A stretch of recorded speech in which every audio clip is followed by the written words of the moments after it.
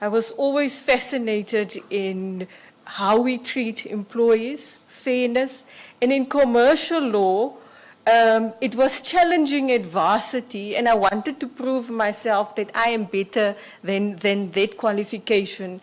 I studied at part-time LLB through UNISA, while I was a senior state advocate in the Director Public Prosecutions Johannesburg office. So at the time, it was challenging to be in court every day and to study subjects that you're not dealing with on a daily basis.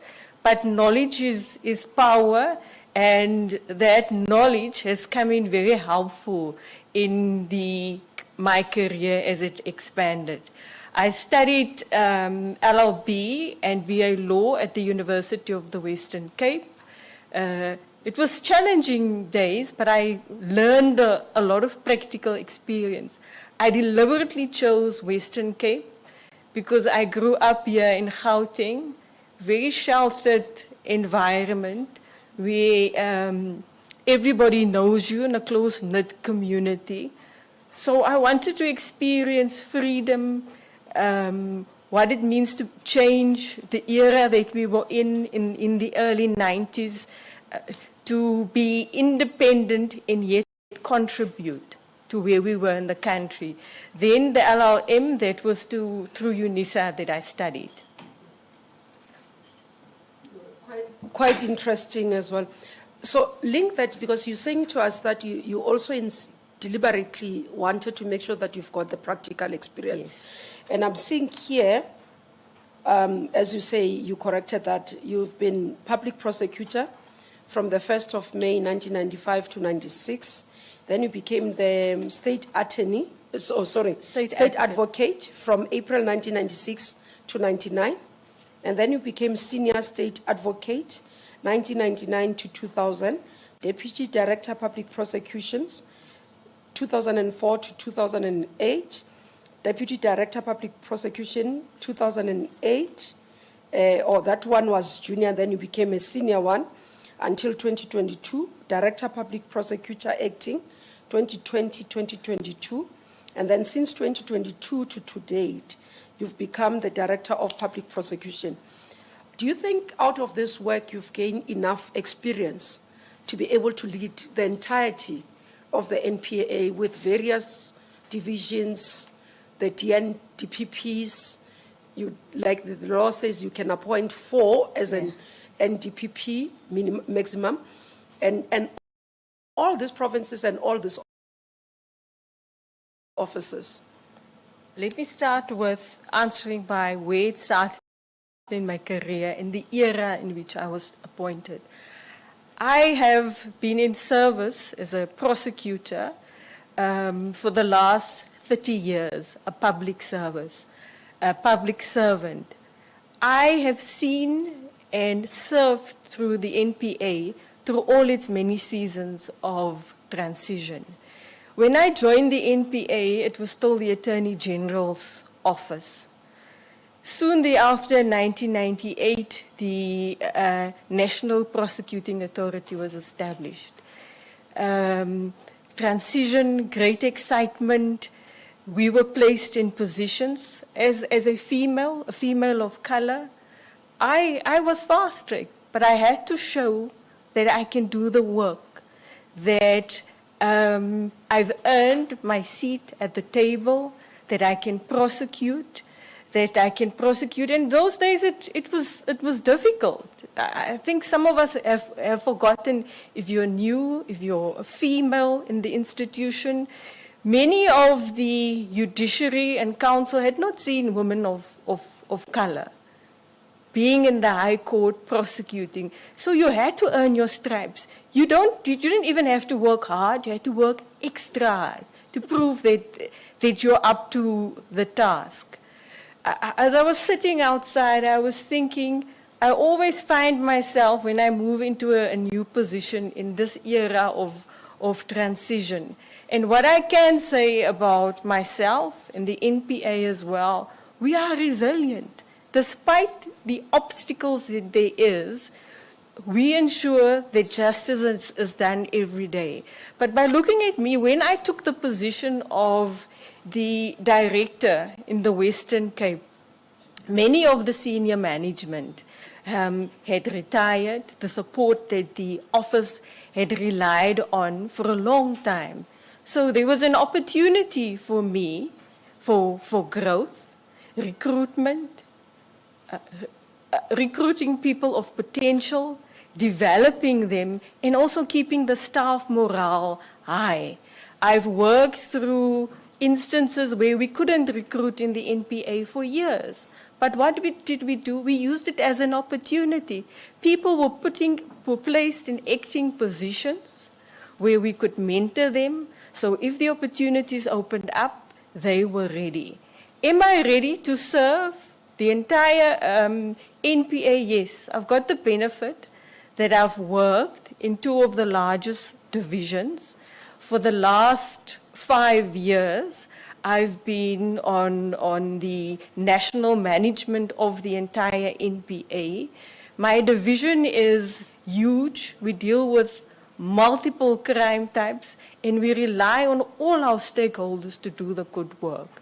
Crime is high in the Western Cape, but we haven't given up hope. We're innovative every day as to how we tackle crime and instill confidence in the public. So yes, I am ready to serve. Will there be challenges? Definitely. Will I be able to overcome it? Yes, Minister, with the help of good partners and a good support team. Thank you very much. I think the other areas will be explored as we go in. I'm just getting so that the panel and all of us get to know you.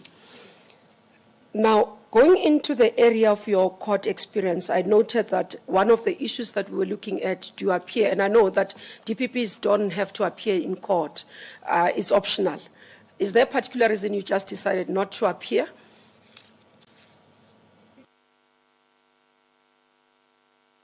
It's not a question of deciding not to appear. Litigation is my passion. That is where I prefer to be. But if you are the strategic leader in the province, you must lead, you must have vision, you must have support and provide the necessary structures. As a deputy, I was in charge of the High Court role.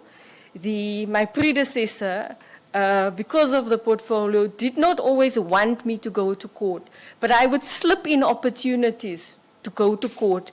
If our advocates are not ready, if it's a particularly tricky case, then I would go to court. I am at ease in court. That is where I'm skilled in. Thank you. Thank you. I noted earlier on you spoke about your work and passion in labor law. But the questionnaire as well asked you about other areas of law that you actually would say. For example, quite a lot of work as well would go into criminal law, constitutional law. Maybe take us through. You've highlighted even administrative law. Just leave it open. Yes. As a prosecutor, you don't only work with the criminal procedure law. You work with the Constitution is your Bible. You have to know procedure, you have to know civil procedure, and also administrative law. That is what governs the NPA and how we work. So yes, there's been constitutional challenges in my office where I've guided, where we've submitted affidavits. So I have experience therein, but my bulk of experience is in criminal law. But you have to have knowledge of, it's not just a one way, of how it all fits in together. Then we're moving to the next section in terms of management experience. I noticed that you started having substantive number of employees reporting to you from 1st March 2020. The previous years, for example, you'd have had about 4 to 6 advocates reporting to you when you were deputy director, and when you were junior. When you were senior, you had about 20 maximum reporting to you. It's only in terms of 2020 that you had about 693 when you were acting, and currently Do you think this experience have given you sufficient understanding, noting that it's the Western Cape at the whole, between 2020 and 2025 is 5 years? You've built enough experience. Maybe just take us through. Maybe I can give context to why I've given those numbers. As a direct supervisor where you sign the performance contract with the advocate, those were 5 and more. But even as a senior state advocate in the Johannesburg office, when the national office at VGM was created, I was appointed as a senior state advocate. I had to take charge of the appeal role. There, many of the advocates report to you, where you guide them, where you enroll the matter. So you're not their direct supervisor, but you are in charge of that. Even so when I was appointed as deputy, for most of the 20 years, I was in charge of the High Court role. So that is not just mentoring the 5 people that have signed a performance contract with me. It is training all the advocates in the division. On a daily basis, prosecutors would call you for guidance where you need to give assistance as the deputy director. So that is the content. So it's not just in the last 5 years that I've been managing people. Throughout my career, mentoring and managing others have been part of my work. Okay, thank you. Then one of the areas you talk about is that your management skills or your style of management is primarily consultative and inclusive. And other people can argue that that type of sometimes that consultative can be something that you end up with a person who's indecisive because they're consulting forever. I'm not going to switch off again. Sit on my hands.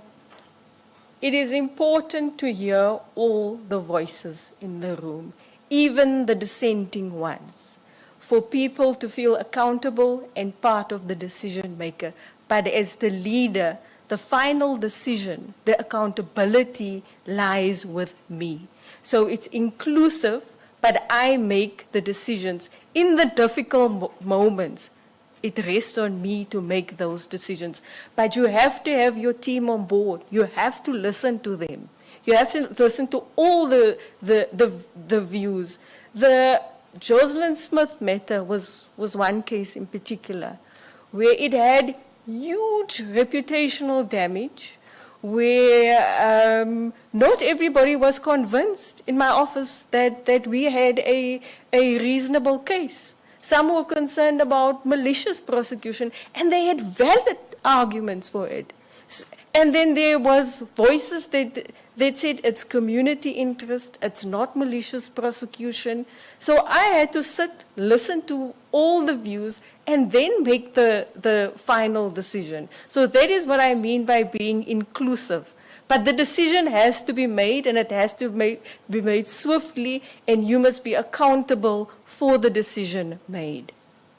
Maybe let's venture into that. I see as part of your leadership and organizational development, you are reflecting that a good leadership means being mindful, ethical, decisive, transparent, and accountable of your own decision. What does that mean as an NDPP? When a person is an NDPP, what would that transparency mean? What would be that accountability? Because the public currently cries for accountability and transparency in what is happening. Regular accountability and transparency is being able to give explanations for your decisions, entrust the public to know what the process is, but also protecting the integrity of the investigation as well. Public relies on information. We're living in an advanced digital era where information spreads very quickly. So you need to be on the pulse of what is happening. You need to explain. Not everybody knows how the law processes work. That needs to be explained. You need to be accountable for it. And some of the decisions are going to be difficult. It's going to be unpopular. But you have to explain it, and your guidance should be the rule of law, adhering to the values that are enshrined in the Constitution. And do you think that an NDPP should appear before Parliament, which is politicians, to account for the Definitely. decisions that they have made in prosecution? Parliament represents the people. We represent the people. We need to explain, to be accountable for the work that we do, the decisions that we are making, and the trust that has been given to us. Absolutely. Thank you. I think other members will come to some of the issues later. Let's go to the ethics area and integrity. Just to confirm, the questionnaire asked you if you've ever been suspended in your position or other previous one. Have you gone through disciplinary process? Currently, NPA, we have the ethics office. Have you been referred to that? Any of those that we need to be aware of? I have not been referred to the ethics, Office of Ethics and Accountability, but a complainant has laid a complaint with the LPC, the institution guiding the governance of practitioners, yes. That complaint was dismissed because it was based on a prosecutorial decision that I have made. I've submitted a letter from the LPC admitting or showing same. Was it dismissed because it was lodged at the wrong place, or there were no merits? There were no merits in it, and it was lodged at the wrong place. I checked our file. The complaint was never further pursued by the complainant. The next area, it's around your contribution. As we know, our country is that we're looking at mostly the contribution of individuals within the society, but also in terms of the pursuit for justice. And I noted that you concluded some of the high-profile, you listed some of the high-profile trials that you've been. Do you want to share one of them that you think is significant for us to note in terms of your contribution to law and access to justice? I believe, Minister, that all the work that I do on a daily basis contributes. But a highlight would be the Jocelyn Smith matter, although I didn't prosecute in it. It called for decisive decision-making. It impacted that community. And redressing and being victim-centric, it was important that justice be served to that community. I asked my role planner, go out with SAPS, go and try and find a venue where we can have the trial there before I approach the judge president, because circuit courts is very expensive because the entire court personnel has to move. I said, go and speak, but be mindful, we are a party to the proceeding. We can guide the High Court where to go. At one stage, the invoice for the center where the trial were to be held was in the name of my deputy. I had to intervene and ask the deputy, remind the city that it's the public that they serve. There should be no account. We're not in charge of it, but speak to the High Court, and we handed it over to the High Court to take the negotiations further. That case demonstrates that if we all work together, collaboration, justice can be victim-centric and it can be swift as well. It was also a groundbreaker because we were testing the law. We were expanding the law. A child being sold for sale and the victim not being found was a first. Yes, in matters where there was death before, we've been able to prosecute, but this was developing the law. Another one that was quite challenging in my career is a previous political figure, a minister that was charged for corruption in the High Court. He was acquitted. the judge presiding over the matter was a very senior judge. In fact, he was a former judge president of the matter. I studied the record and was of the view that all the issues were not ventilated in open court. It is not an easy decision or process to have a decision of the High Court reversed. We were able to do that because the grip of corruption on the country is rife. We need not just to show, but the merits of that case showed that we must act decisively and swiftly against the scourge of corruption in the country. Thank you very much. As I come towards the end of the questionnaire, can I confirm that you do not hold any directorship or interest in business as listed here? Correctly so, Minister. And can I confirm there are no health issues that will impact on your work? No health issues, Minister. That concludes the questionnaire, and I'll move to commencing the second part of the interview. And my first issue there, perhaps just share with us, one of the interesting things I noticed is that in the Western Cape office, there was cross-nomination. I'm not so sure if you're aware. You had somebody that nominated you, themselves nominated, and supported within the same office. And none of the stakeholders were coming through or any. Can you share with us, was the team sitting, deciding that we're going to nominate, one of us going to make it? What had happened in that regard? Not at all, Minister. Both the candidate, Advocate Mob, and myself were nominated by senior management. Two more, actually. The people who nominated you actually also got nominated from your office. Indeed, Minister.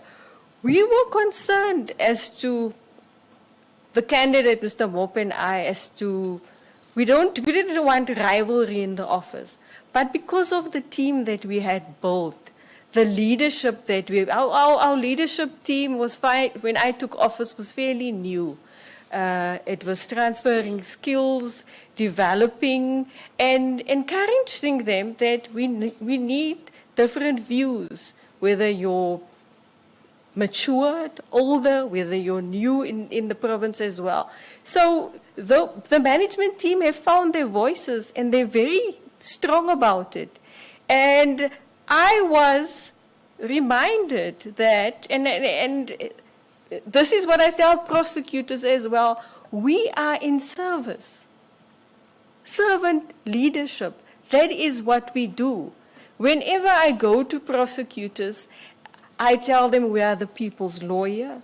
We work in very difficult circumstances, but communities look up to us. So when the call came, I was reminded, you were saying that to all of us, now is the time for you to prove that servant leadership.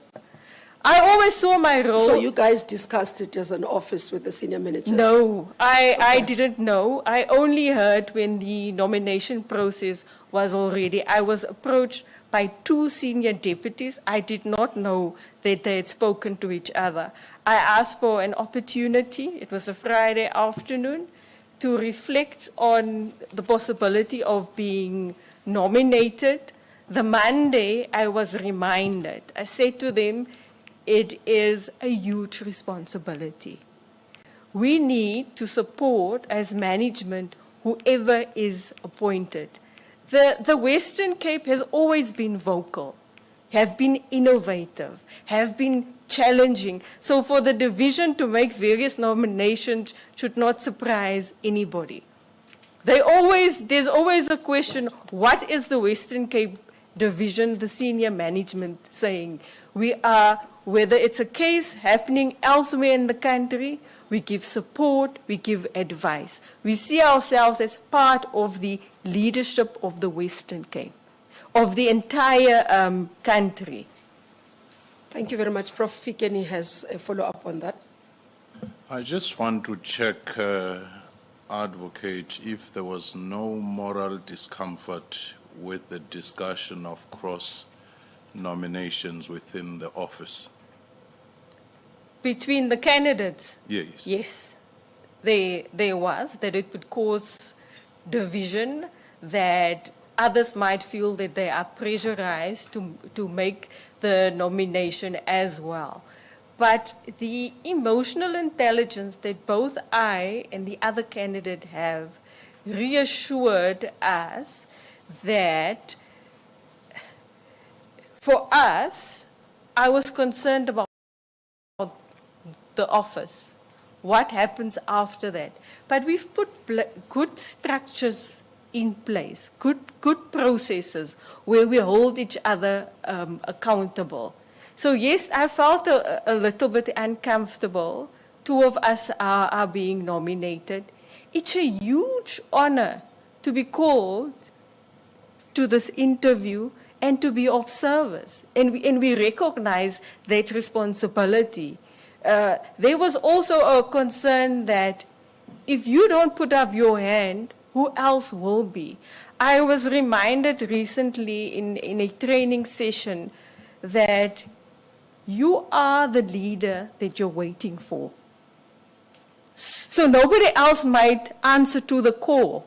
And as we've seen with the nomination process, very few answer to the call because of how difficult and challenging this position can be. And I think both of us are acutely aware of that.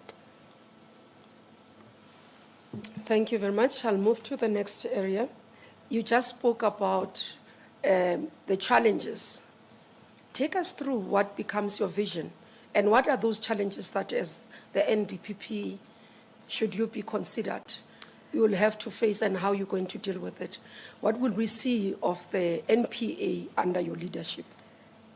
The Advocate Batoy has built a foundation. And now it would be my vision or under my leadership to accelerate that. The distrust in the MPA and the services that we provide to address that is by having an ethical leadership team, by being accountable. I previously explained what accountability is, but adhering to the values as in Section 195 of the Constitution, the administration of justice based on being accountable, being professional, using resources effectively. How would that NPA look like? That NPA would be principled, would be accountable, would be ethical. Work-wise, how will it look? It will be looking at the IDEC, accelerating the work that they're doing, insulating them. They already have appointments, but to attract skilled professionals to deal with corruption. In the Glenister 2 constitutional matter, the STIRS principle was applied for an independent corruption body to be insulated. It has to be operationally and also financially independent. It has to have specialized skill, independent. The staff needs to be trained professionally. There needs to be a security of tenure. You don't want to appoint skilled persons and then you lose them through other appointments because there are better offers elsewhere. You lose that skill, you use time spent on that, and also to follow a clear prosecution plan in every matter, especially in high court, in high-profile matters, where we have a prosecutor-guided approach, applying project management principles, where you have timelines, outcomes, risks that you consider, but there needs to be an end date. You can't investigate forever, and updating the public constantly. A victim-centric approach, the scourge of gender-based violence. is not an add-on for a prosecution service. It should be at the heart of what we do on a daily basis, where we give comfort to the victim, to survivor would, where we respond swiftly and compassionately. The work, and if we think of the Western Cape in particular, organized crime, the MPA has established an organized crime strategy. It's now fully implementing that, using the legislation that's available to POCA, racketeering, money laundering, but more importantly, taking the benefits out of crime. Asset forfeiture should be at the center of all the work that we do. Some call it disruption. I prefer to call it strategic, impactful prosecutions where it instills confidence and the community that we provide the service to feels safer. Economic development is important. How do you track investment? We've shown through the latest set of recommendations, this country is resilient. If we put all our resources together, coordinate, and deal with money laundering, terror financing, then we can attract investments, we can build the rule of law, have principled institutions that community can rely on. Maybe just going into that as my last segment of justice. You spoke about, when you talk about the vision, and you flagged gender-based violence, organized crime, and all that. But if we look at the annual report of NPA that just been released, recently tabled before Parliament, Western Cape is one of the lowest performing on sexual offences conviction. Also sitting at 68% below the target. You look at murder rates, it's sitting with 3 other provinces below, around 76%, which is one of the issues that we are seeing in terms of organized. I think the other one, you are in almost 3 areas, Western Cape is performing at the bottom, including the infrastructure, essential infrastructure. Yes. And we've seen 8.1% of postponement of cases out of prosecutorial residence. Now, link that of the performance of the Western Cape with what you are saying. If we flag sexual offences, gender-based violence as one of the crises we have in the country, but we look at the performance of the Western Cape, how do we get convinced that this will not be following you to the national level? I can assure you that it won't follow me. If we look at the latest performance of the Western Cape, it was a concern for us. We flagged essential infrastructure, murder rate, as well as sexual offences. And we looked in particular which courts are not performing and where it is that they're not performing and what interventions we can put in place. I recently, 2 months ago, met with the prosecutors in charge of sexual offences to say the number has gone up. We have reached the target. It looks like our interventions have worked, but we mustn't, the plan mustn't just be to meet the target. Justice must be felt, victims must be seeing it. So we looked at best practices. For instance, on the West Coast, there is no Tutuzela Care Center. There is, of course, no excuse for not performing. We reinforced by sending the case manager of our sexual offences and community affairs to give training, to do screening, to support the prosecutor there. Their performance has been the best since it's ever been. Everybody is now following that best practice. In our Peru court, we had a victim support room that didn't instill dignity, confidence in the process. We are interviewed, when you do cases well, by the TV producers, they come out, they ask. So we ask them, we don't want donor funding, Go to Pero Court. After you've been there, then we'll speak to you again. Go help us restore dignity to those victims. Sexual offences cases are difficult by nature. Very often, the complainant wants to withdraw. But we need to ensure that that withdrawal is an informed decision, that we have taken you to the processes, you know you've been prepared by a court preparation officer. Just last month, I received, or 2 weeks ago, an email from a mother who had received services of that Pero court. She thanked the court, all the staff. She said it was the most harrowing experience what had happened to her child. But just by going to the court, having the security greeting her, taking her to that room that is so comforting, the court preparation officer preparing her and the child for what is to come, taking them to court, the guidance, the counseling that they receive, that is justice to the people. So, Minister, we are constantly improving. We are looking at the data. Essential infrastructure, in particular, when we looked, it was our Cape Town court, that area that was not successful.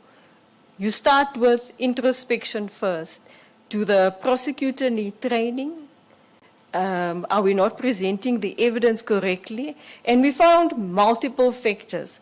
So we sent one of the deputies out. He's given training to the officials who do the arrest, what must be in the statement. He's also taken the prosecutors to how the evidence must be led. That statistic has also improved. Murder in the Western Cape. Minister, the murder figures in the Western Cape is the highest in the country. It is a concern for myself as well as the provincial commissioner.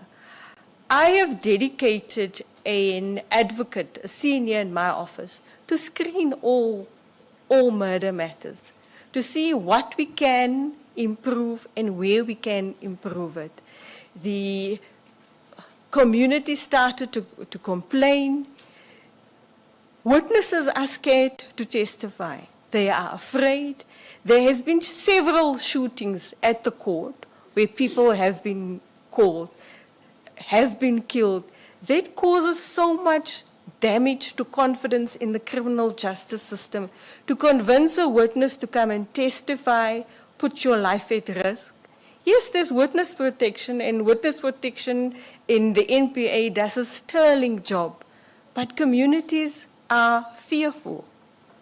They are reluctant to testify.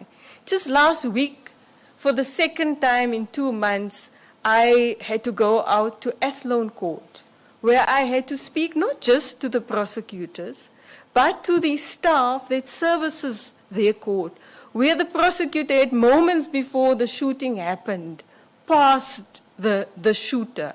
So our people work under very difficult circumstances. It's no excuse. The following day, they had to be in court. So we have the screening murder project, and when I looked at what drives murders, what is the driver of murders in the Western Cape, it's firearms. It's whether we are addressing a possession of a firearm at the first instance properly so that it doesn't escalate to a racketeering matter. We have made good progress on that. We've got a project on firearms. The stabilization project has been established in the Western Cape to deal with murders, deal with safety at courts, and how we address gang violence. Thank you very much, Advocate Bell. I actually wanted to check your stats over 5 years or since you've been. And if I look at the statistics, just on sexual offenses, there's been a consistent decline. and we are concerned about Let it. me Yes, finish. yes. Yeah, there's been consistent decline. And I'm trying to understand what you gave. I would have ended. You gave as a reason that you are now intervening, and the issue of other areas not having Tutuzela centers. At the time you were appointed, sexual offences conviction rate in the Western Cape was at 80.4%. It has been dropping until we reach at 68%. Now, with this drop, these interventions over years, have you been able to do them, or it's only after No. the last financial report, the last annual report that you started intervening? No, but that will be my last one, I promise. No, Minister, I have monthly meetings with senior management where we look at the stats, where we interrogate it, where we ask what can we do to improve, why are victims withdrawing matters. So it wasn't just a quick fix to get Okay, this. Bell, these ones are the ones that have gone to court, so it's conviction rate. It's not Yes. withdrawals. These are conviction rates. Yes, Minister, I hear what you say.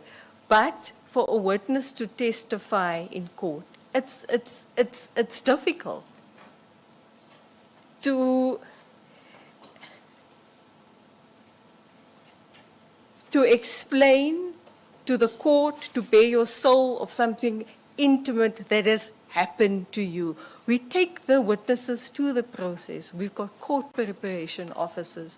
We've got dedicated courts that provide these services every day on a daily basis.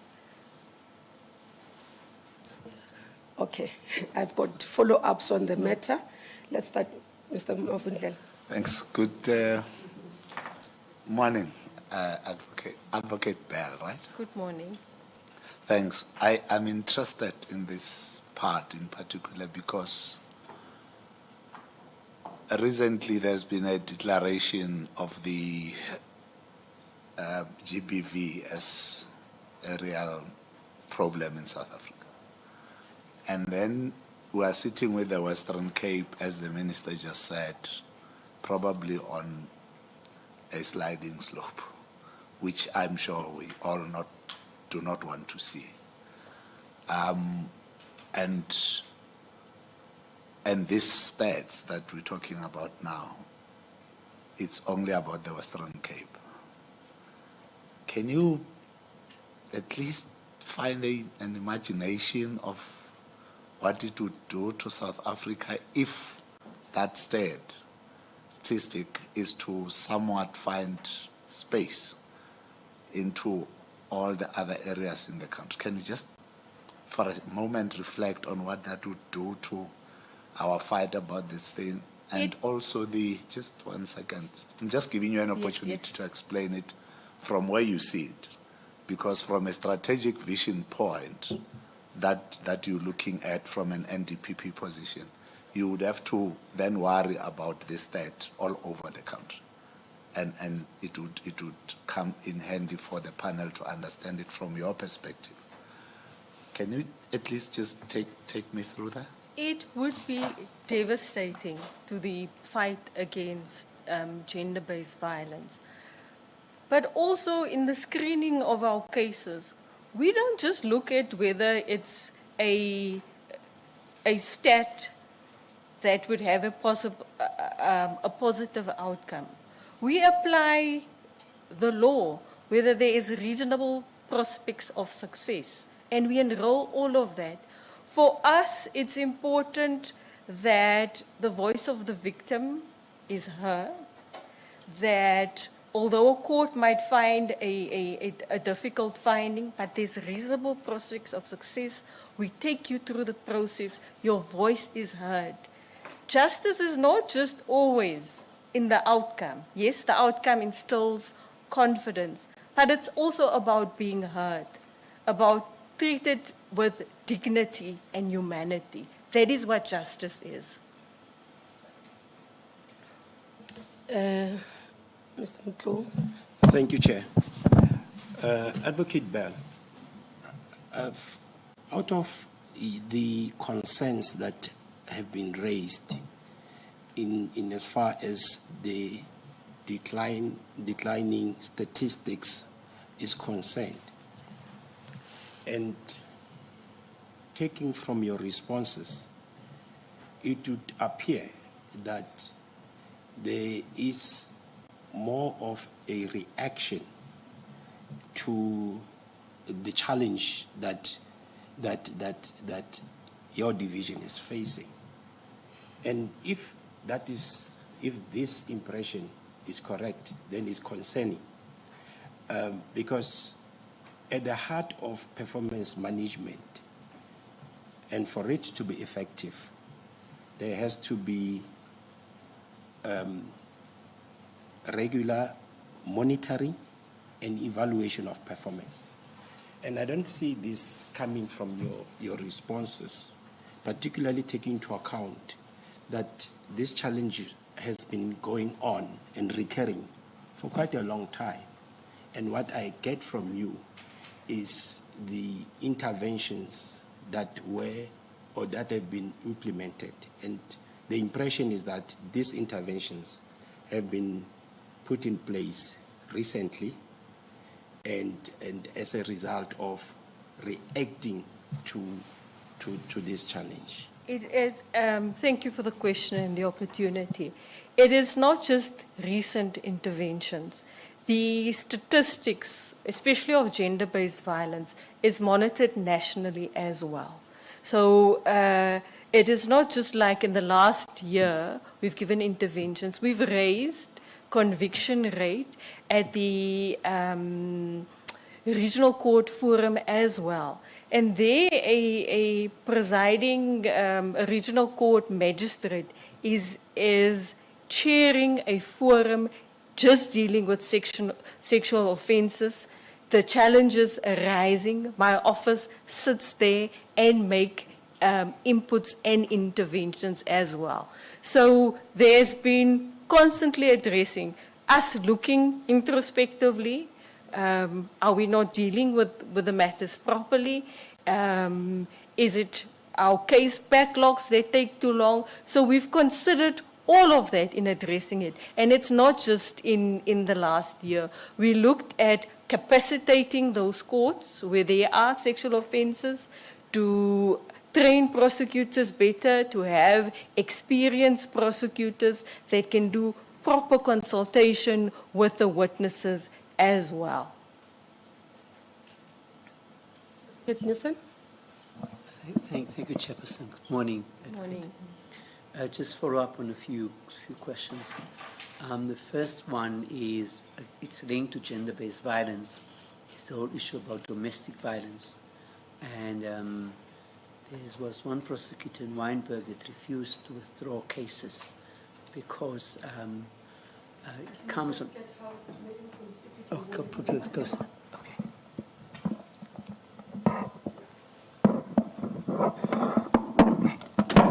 Thank you, Chairperson. Yeah, it's that I don't know if we have to believe statistics, but Mitchell's Plain has got the highest record of domestic violence, which is linked to gender-based violence. And there was a prosecutor in the Wynberg court that has refused to withdraw cases when a person wants to come. And we see this throughout the country that, cases are withdrawn. What would your vision be? What would your view be? What would your protocol or policies be to ensure that we have, there are economic considerations why people are withdrawing it, but at least because the constant waste of money, making a case and then withdraw it, and then, it doesn't send a good message. But that's the first one. The second one is that perhaps you could explain the issue about the POCA Act, because as far as my knowledge is that the provincial government has passed a law in which is making gangsters, being a member of a gang, illegal. But I haven't seen any statistics of anybody being arrested and being sent on that. And how, if we are going to take that with you should you be successful in your leadership, take it to other areas where crime is like in the different areas. I take Motherwell in Kabeja and so on. But also the issue, and the third one is the last one from my side, you say that, you start off by saying that, crime, that is, you're passionate to combat crime, and that's where but the murder rates on the Cape Flats, for example, and the prosecution rates are like kind of chalk and cheese. It is like, okay, thanks. It's like chalk and cheese. Just some statistics is like anything from Nyanga, Kailicha to Menenberg to Hanover Park, you'll find anything between 30 and 40 murders per month. But the prosecution rate, now my question is how your interaction with the police, and if it happens there, and should you be successful, how it's going to be, whether it's Motherwell, whether it's other places where it happens, Deep Split or Colorado, El Dorado Park. How is that going to happen? You do blame the issue about guns and so on, but it's the organized crime and so on that is there. So those are the issues that are of concern, that that you have a province there, you say that you have good infrastructure, you've got good policies, you've got good programs and so on, yet that issue about crime still is really, not, we don't see cases. Yes, I understand that, the intimidation, and we need to look at the policy, and the minister spoke earlier sometime about how we, on the whistleblowers, but also the witnesses, because witnesses get gunned down, and the question is, how did the gun get into Weinberg Court? Let's avoid too many multiple questions, otherwise the candidate might battle to respond. Thank you, Chair. Please. My apologies. Okay, I'll stop there. Thank you, Minister. I've made notes. Let me start with gender-based violence and Mitchell's Plain being the highest, and how we're dealing with it and a plan for that. Yes, your stats is correct. We've also picked it up in our stats. The senior public prosecutor there was very concerned, also our stakeholders. They have developed an excellent pathway referral program, where if a victim of gender-based violence wants to withdraw a matter, she is counseled on where to find shelter, to make an informed decision, and what the impact of that withdrawal would be. It has shown excellent results, because it's not just the NPA working with the complainant, the victim, and you're right. Often it is because it is a family member who is responsible for the family. So it's although you're being abused, your income, your security, that of your family, you rely thereon. So that is why that referral pathway is important. So if you make that decision, you know the options that are available to you. There's counseling, there's an interdict that you can get, there's a shelter that you can go to.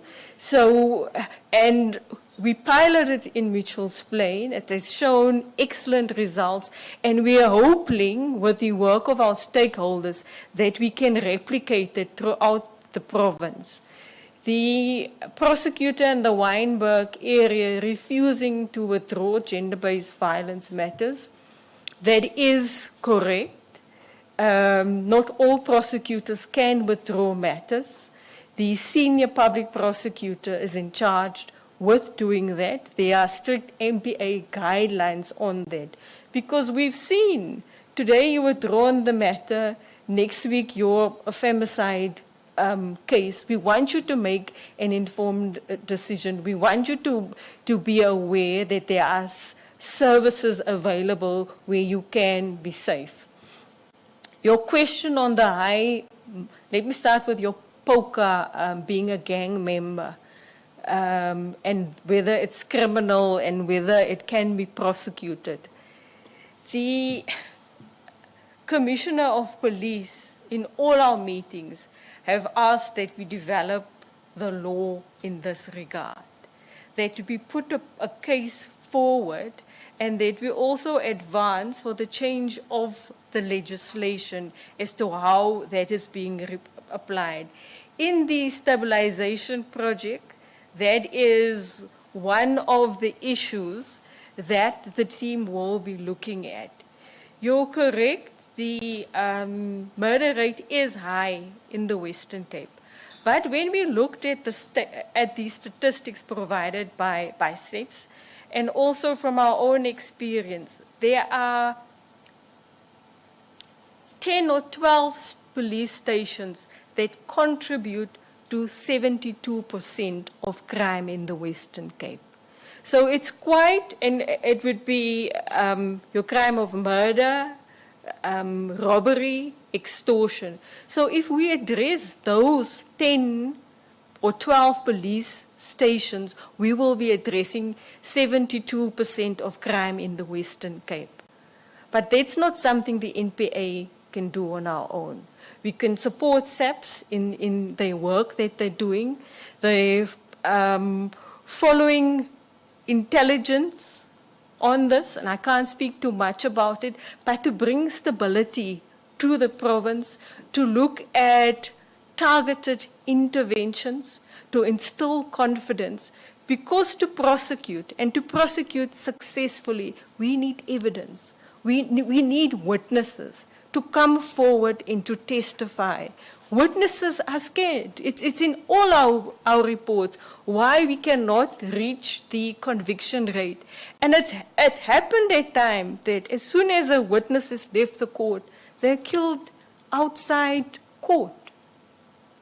So it's difficult to prosecute those cases. It's heartbreaking for prosecutors as well. But do you force the witness and put their lives at risk, or do you withdraw the matter? And it often happens halfway through. The matter is enrolled, court preparation officer has prepared the witness testifies brilliantly, but as soon as cross-examination starts, the witness changes its stance, and there your case goes.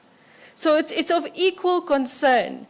But we found that with organized crime in the Western Cape, we have got most of the gang leaders on trial. But yet their reach is still out there. They're still benefiting. And we've cleared the vacuum for others. That's why there's fighting amongst the other, for them to be up-and-coming gang leaders as well. The stabilization plan is designed to address this.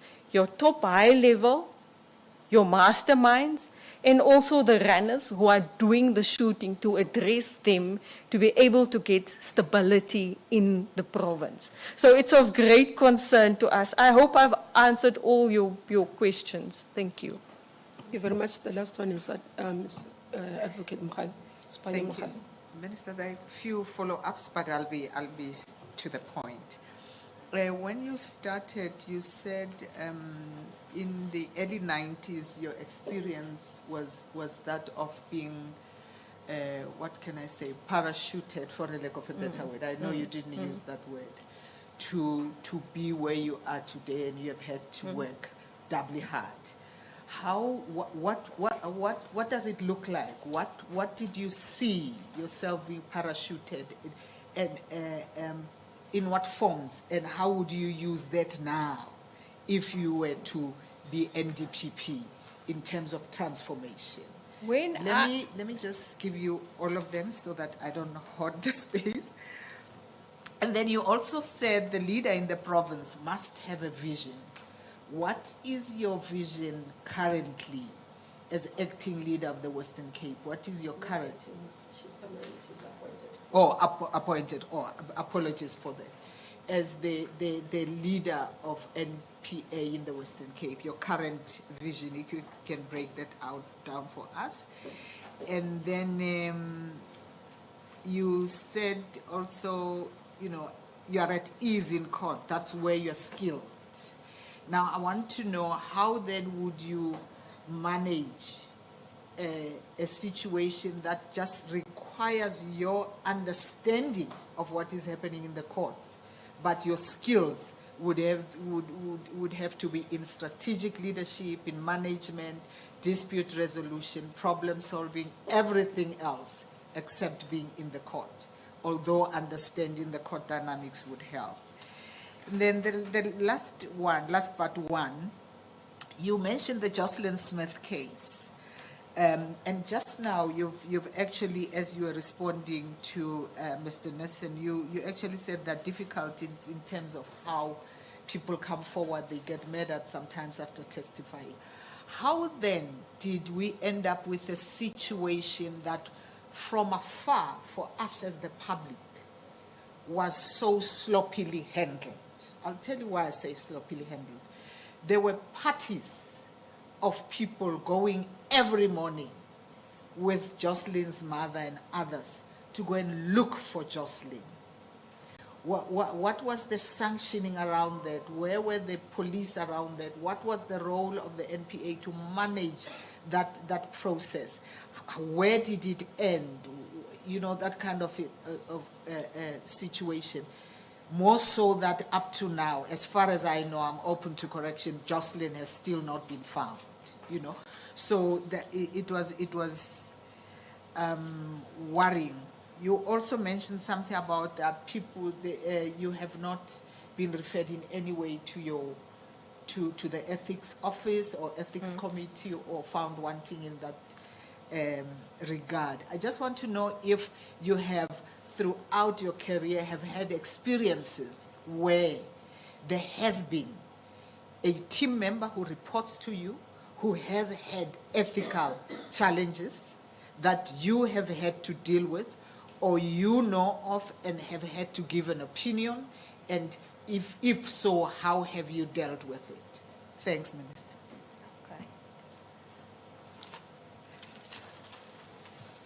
Okay, let's start with also a lot of questions, but with my vision for the Western Cape. My vision at the moment is to stabilize the Western Cape, to instill trust in victims, the public, that courts are safe spaces, that we still, despite the challenges, deliver an excellent service. For me, the biggest challenge is the backlog in cases. And that is also where we lose cases if a matter takes too long to be prosecuted. Memory fades. I have been advocating for a continuous role in the regional court, especially in sexual offences matters, where when the complainant, the victim testifies today, the matter is finalized at the end of the week. That you're not expected in 3 months' time, 4 months' time to be cross-examined on it. That's also where we lose cases, and it's unfair to victims and to family members and even the rights of the accused if matters take so long to be finalized. So reducing those backlogs, and that is also what the judicial officer, the regional court magistrate in charge of sexual offences, is working towards, to reduce that backlog so that witnesses testify, matter finish to end. My vision is to instill trust, to create a safer Western Cape where we can charge, deliver a speedy, just outcome to the community. And also based on principles and ethical decision-making, bringing matters to a finality. We live in a fast-paced era. People want answers almost immediately. We need to keep up with modern technology. What we've done in the Western Cape is we have moved to create a safer environment. We've moved towards virtual platforms, modernizing. We have, in dealing with our organized crime matters, and especially matters where there are use risk, where we use other accommodation. We've got facilities at the correctional services where trials are being heard. We're also using spaces in the regional court where there's adequate facility to drive those cases, so that to reduce backlog and that those high impact cases are finalized.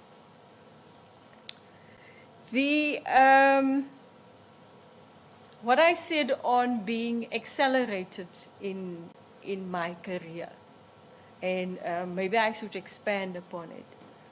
In 1995, I'm a woman of color, I'm educated, I meet the criteria to be in the High Court. I didn't immediately have the experience, but I was mentored.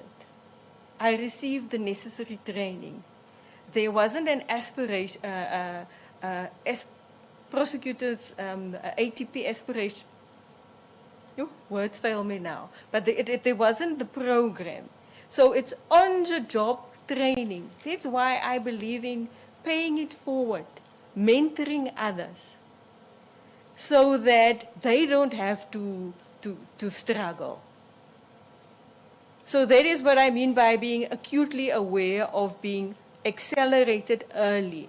But you also need to prove your skills and work very hard. You can't always rely on being a woman and a woman of color to be appointed. You need to do a good job. And our work is important because it affects the lives of at least two families, that of the accused as that of the victim.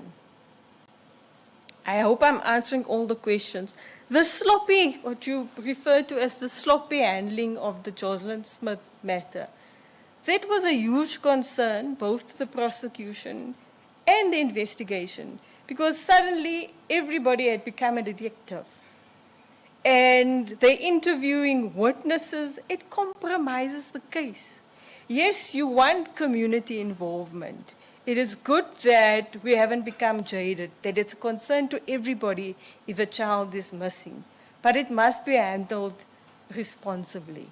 So I share your concerns, and we did share it, and we, in guiding the investigation, try to shield the integrity of our case and our witnesses as well, to protect the case, the interest of the case. Thank you very much. I think we'll move away from this segment. As I said, I concluded my question with that, unless if there's a follow-up. I didn't answer the ethical, whether I'd been confronted. I'm not sure if it's needed. Okay. You want to go? I have always, throughout my career, my ethical principles is known. Certain things are a no-go for me. But I have been called upon my profession to make difficult decisions and to lead in disciplinary matters where there was corruption by an employee, a co-worker, at senior management. And it's difficult if that person is well-liked, it's well-respected, but that's part of being ethical, showing that there is a zero tolerance for corruption. So yes, I've had to make those difficult decisions in disciplinary hearings where I led the evidence, and the senior manager on senior management was dismissed. Kenny, I think it might link with this. Well, thank you very much. Again, I think much focus has been on the Western Cape, but the job is on the whole nation. If you say, according to stats and indicators of the performance of your organization, it has taken that long to start seeing results. If you are a successful candidate nationally, what would you do differently to yield results, not over the years, but almost immediately? Because there is an anticipation that the new head of the NPA will start changing things on a more faster pace with greater impact than to say we're still working on the systems. You said that the current leader has laid the foundation. So what would you do differently so that we begin to see dramatic differences, and also understanding that other 8 provinces may have different kinds of patterns and challenges and demographic profiles? Can I just start off by saying there are prosecutors who work hard, committed, daily, and produce excellent results. There are challenging areas, and I think your question speaks to those challenging areas where communities have lost trust in the NPA's ability to deal with that. Ministers already pointed out gender-based violence. The NPA has already embarked on compulsory training for all prosecutors on gender-based violence as well as sexual offences. And as I've said, it has already yielded results in the Western Cape where these statistics have improved, where prosecutors are keenly aware of the victim-centric approach, and that is, as I've said, at the heart that we do. For us to make impact, principled decisions needs to be made. Operational independence and financial independence of the NPA is key at heart. There's been, and we've seen at the commissions, allegations of corruption. So corruption has to be addressed decisively, with urgency and with impact. And then the NPA, throughout, we not only have the IDEC, they will deal with the high-profile, highly complex matters. There you would have a dedicated team, skilled, knowledgeable in the law, that has to work. And how I would insulate them is through by protecting them from interference, making sure that there are systems in place, that those systems are monitored, that especially those cases, the prosecution plan, as I've said earlier on, is monitored with clear timelines, the risk assessed to it, the risk to prosecutors, the risk to witnesses, and importantly as well, engaging the judiciary, because we might be ready with those cases, but we will need courts for those matters to be heard and adjudicated with urgency, as well as getting our stakeholders on board. For corruption, DPSI, Intelligence Center, SIU, SARS, to take the profit out of crime so that those in charge of cartels are not making money while being prosecuting. So we will be attacking from all fronts, whether it's asset forfeiture, whether it's prosecution. We'll be, as soon as the matter is enrolled, ready to a plan to oppose bail, discussions with the judiciary when the matter will be heard. Thank you very much. Ms. Mmamoloko. Thank you very much. I'm curious about what you would do differently, because the matters about ensuring that there's good collaboration with all the different institutions that you've mentioned, that's, I think, well accepted as a principle. What would you do differently, and how would we know that you're doing a good job in that regard? I would, if I were to be appointed, I would get an audit of the cases currently on the roll, manage those cases, have a clear plan, receive regular reports and monitoring upon it. In the Jocelyn Smith case and all our big racketeering cases in the High Court, that is what has worked. That there's a project, there's a team leader, that we get all the stakeholders involved, and there's regular monitoring of the progress that is being done, that the risks identified are being mitigated, so that when confronting with risk, we have a plan how to deal with it, to be always ahead of and anticipate what could be happening. I'm thinking now of the point that I've made of being a strong litigator.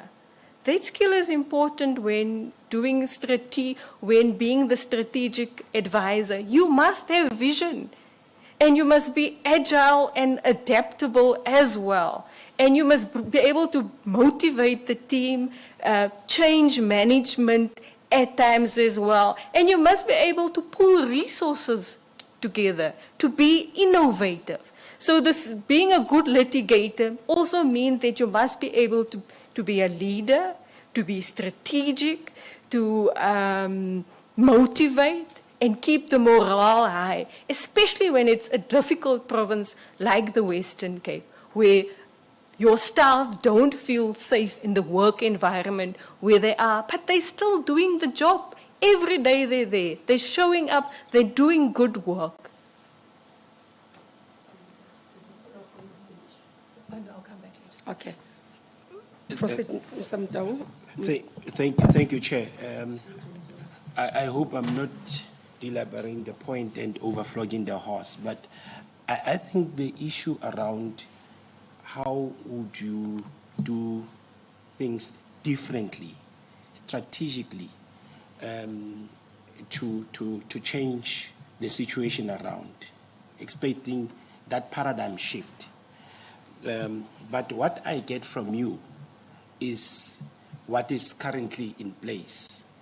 Your specialization units, you've got specialized commercial crime unit that deals with commercial crimes. You've got sexual offenses courts or unit that deals with those types of crimes. But what I would want to hear from you is a strategic vision and a strategic shift from what we have, because what we have appears to be inadequate in dealing with these mammoth issues and tasks at hand. What would you come up, what type of strategy would you implement over and above what is currently in place? I hear and I understand your difficulty with my explanation. One of the priorities of government in the medium-term development plan is building an ethical and capable state. That is having institutions that we can trust, that are accountable, modernizing as well. I've already explained in the Western Cape how we are modernizing, how are we being innovative in mitigating the risk to staff, to witnesses by having virtual courts as well. Drastically changing the strategy of the MPA is not going to assist. What is going to assist is accelerating that. Yes, we've got the IDEC. Yes, we've got the appointments. How are we going to take it forward? By making sure that they have got the necessary resources, by being disciplined in how we execute our prosecutorial mandate. Yes, in sexual offences courts, there's development. We've got additional courts. We've trained prosecutors, and we've seen the results. So I wouldn't necessarily temper that, but it's now about constant monitoring and evaluation if we're making impact. And if we're not making impact, change the strategy. Be agile. be flexible about that. It's about rapid implementation so that we have that accountable, capable, ethical institution that the community can rely upon. By modernizing, keeping up with the pace of crime and criminals. That is what we're doing. It's not same old same. It's being innovative, trying different projects in different areas to have positive results. And that in the Western Cape has assisted, and it has yielded results in both our essential infrastructure and sexual offences. There has been an increase in the conviction rate. Maybe let me just ask, I just want to hop on this one. You are saying if you are to intervene, for example, you'd put in place monitoring and evaluation to track the cases, to track the case backlog. Does that mean it does not happen currently? And I'm raising this in reference because you keep on going to Western Cape, but there isn't a sense you are giving us as a panel that, for example, as we work in NPA, head office will ask for us as the Western Cape that these are statistics that we have, there's intervention that we need to see, and therefore I will build on that. It's almost like it doesn't exist. I'm going to have to put in place, but if it does exist, why is not yielding the results? And what is different? I think the panel is trying to understand, Advocate Bell, what is different? Because the issue, as I stated, the statistics, and I can go to the statistics of national in terms of either the convictions and all that, because that is produced for the last 5 years. One can do average, and that's the public outcry that we need to see improvement. It's not only in IDEC, in all other areas that we need to see improvement. West coming to complex crime, that has to do with cyber crime and all those things, that now we've got to train and bring the NPO of the future and the prosecutors that are trained in AI. But these basics. High-profile matters, Minister, I can assure you, are being monitored in the Western Cape. Nationally, each province has to give only high-profile cases. and in the province, cases are monitored. There's outcomes. That's why we've got backlog cases at the regional court forum meetings, at the judge president. We have to account for our statistics and why it's not yielding results, whether it's infrastructure at some courts that's causing a delay. Do we move some of those cases? Yes, it is being monitored, and that's why I'm speaking about being EC and PEC are in the provincial level. In REC, but it all fits in nationally as well. I'm not sure if Minister is following me. Yes. Minister, Okay, I just want to, if I can just jump in. So, as provincial head, you fit into the very top echelons of national leadership. Yes. You might not be NDPP, but you fit as part of the key apex leadership of the national prosecuting. Yes, authority. I am a DPP and I do fit in. Yes. Yes. Could you maybe talk us through some of your own contributions at the national level and where they may have been implemented and how they then become a feature in places other than the Western Cape? Perhaps an example? When I was in charge of the High Court role, we piloted pre-trial conferences. We piloted it first in the High Court, then in the regional court, and it was with the success. It was also replicated there. For years, the Western Cape divisions, plea and sentence agreements, receiving a just outcome was also one of the highest. Because of when I was still a deputy, the challenges that we have with sexual offences and making sure victims' voices are heard, with the support of the then director, I established a forum for sexual offences matters, where we discussed the challenges because of the concern with convictions. And that has been replicated throughout the country.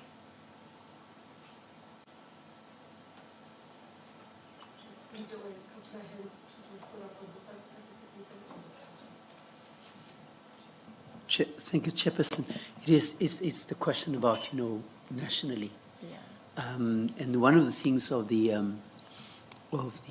NDPP is its independence. Yes. And you have stated your leadership skills and so on. And that you were a leader with regard to the staff, inclusive but also decisive. But there's also another factor externally, and that is influence and political pressure and other pressure, in terms of, do you have not a plan, but do you have a resolve as to how, when it comes to you, that you will maintain your ethical behavior and so on, so not give into that kind of, and protect the sacrosanct nature of the NDPP? As NDPP, as public servant, my allegiance is to the Constitution and the rule of law. I account only to Parliament, who serves the people of the country, who represents the people of the country, nobody else. I have been at times questioned where I felt my independence was a bit questioned. And maybe I can expand on this a little bit. The Constitution and also the NPA Act makes it clear that the NPA decides on prosecution and the forum of prosecution. After COVID, the backlog in the High Court was exceptionally high. Because during COVID, and we could foresee this in our forecasting, we were only dealing with single accused matters. We had multiple accused matters on the trial.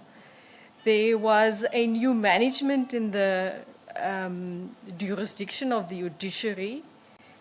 My advocates were questioned in open court as to why this matter is on the High Court roll.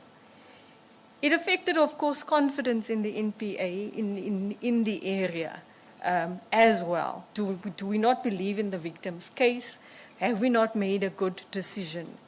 I addressed this with the judiciary. My concerns at the time were not well received, but I felt that my discretion and my constitutional mandate was being questioned, and it would have serious consequences. Section 179 of the Constitution and the NPA Act is clear. I had to convince the staff that we are in discussions with the judiciary and we are addressing it. The judiciary had valid concerns. Theirs is to effectively serve justice, ours as well. So we had robust discussions. For several months, we were almost at loggerheads, and that doesn't instill confidence in the justice system. But we were able, through working through it, to working through the stats, to breach that impasse. But I made it clear that certain questioning is not open for the discussion. Prosecuting is the mandate of the NPA. I'm pleased to say we're working very well with the judiciary in how cases are managed. They are responsible for case flow. That my office respects, and I am also respected for the decisions I made and at what forum to bring those cases. Because we view the High Court as a court of high impact cases. Bringing those Section 9 being a gang member, to expand the law on that, to expand the law on a child being sold. And if a child murder in the Western Cape or sexual offenses is what is impacting the safety of the community, it's at that forum that it must be held. Thank you.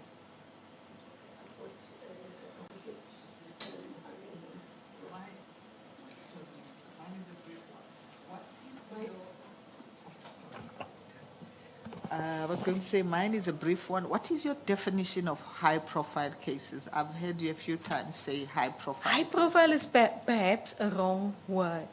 It is at the heart of what impacts the community. What would drive a community to feel safer and to instill confidence in the justice system? A high-profile matter might mean different things in different communities. In some communities, dealing with drugs effectively is a high-profile impact matter that affects the community.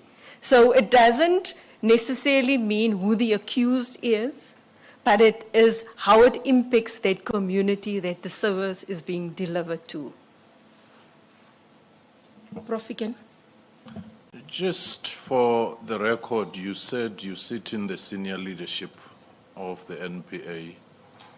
How regular are such meetings where you all sit as the leadership? Do you hold them regularly so that you find expression and bring in your vision? If you can just take us through whether that has been functioning normally, regularly, at all times. Since my appointment as acting DPP and DPP, and even when I know there has been at times monthly national operations meetings, but when the strategy is settled and we know what the work needs to be done, those meetings are held monthly. The meeting with the entire NPA, with all the divisions, where it's not just NPS, National Prosecuting Services, that is held once a quarterly, where those issues are discussed. And if there's an urgent need for an issue to be addressed or finalized, a meeting will be called with the senior management to address that issue. For instance, when just before the strategy on dealing with organized crime were to be adopted, not all DPPs felt comfortable with the strategy and they wanted it to be more ventilated. So a special meeting was called to address the concerns that the DPPs had on that as well. So meetings are held regularly, yes.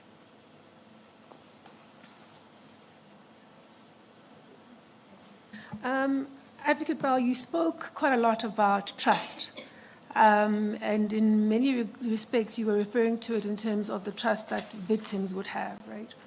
But if you kind of zoom out a little bit and consider your own perceptions about the current levels of public trust in the NPA, what are those perceptions? It is concerningly low, if you read what is there. And perhaps it's also because of the past, the MPA didn't communicate fully the excellent work that we're doing. I've picked that up in my interactions with community. We invite students to do job shadowing at my office, where I regularly interact with them. And often, early in discussion, I would ask, come and work for the MPA. We do this, we do that. And they're like, why would we be doing that? But once you unpack the services that we provide, the skills there are in the MPA, what an honor it is to serve, and what a noble profession it is, and the good work that we do. Beyond on just working in those court hours, but working with communities, doing outreach, perceptions change immediately, and there's trust that they see that we're human beings we work very hard, and that we are a caring NPA. So also communicating what it is that we do and why it is important and why certain reasons. It will and provide detailed reasons, accurate, and also not because of technology. It must happen almost as soon as there's an incident. We must be ready to communicate on that. And maybe whilst we're talking about that, beyond communication, what else would you do to enhance the levels of public trust in the NPA? Performance is key. Minister has pointed out sexual offences, the lag that there was in the Western Cape for quite some time, that it has improved. If you don't show results, you won't be trusted. You can bring a good news story, but you need to prove swift results where people feel it, to instill confidence. Now, I think that's helpful. The other thing you talked about is accountability as part of the narrative on trust. What would you do if you had to be appointed as the NDPP? What would you do to enhance the accountability of the NPA as an institution? Accountability starts with good leadership, making sure that there are systems in place, that it's properly monitored, that there is, where there are transgressions, that it's executed upon quickly, but also lifting your staff morale, knowing that you would support them, that decisions have to be good decisions, and that we have to account for what it is that we're doing. And if you're not pulling your weight, that there will be consequences. So it's dealing with consequence management as well. One of the criticisms, especially from civil society, of the NPA is how you deal with performance and accountability, transparency and accountability for performance. I'm not sure if you're aware of the criticism, especially around how you look at the statistics and how you communicate on that. What are your thoughts about that criticism, and is there something you would change?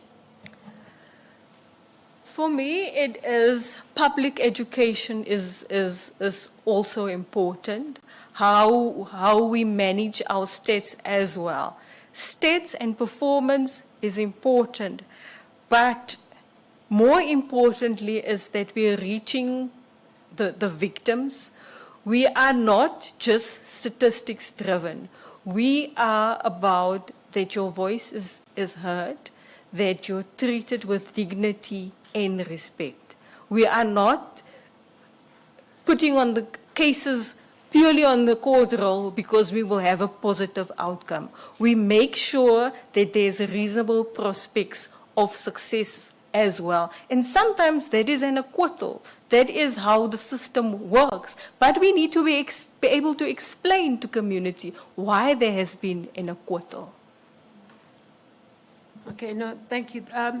One of the things around accountability, and especially around performance and perhaps other matters, is about being clear on to whom you account and when.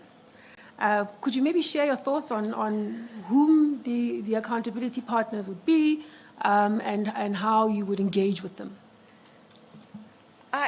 The balance between accountability, protecting privacy, and the integrity of a case, it's a very fine balance.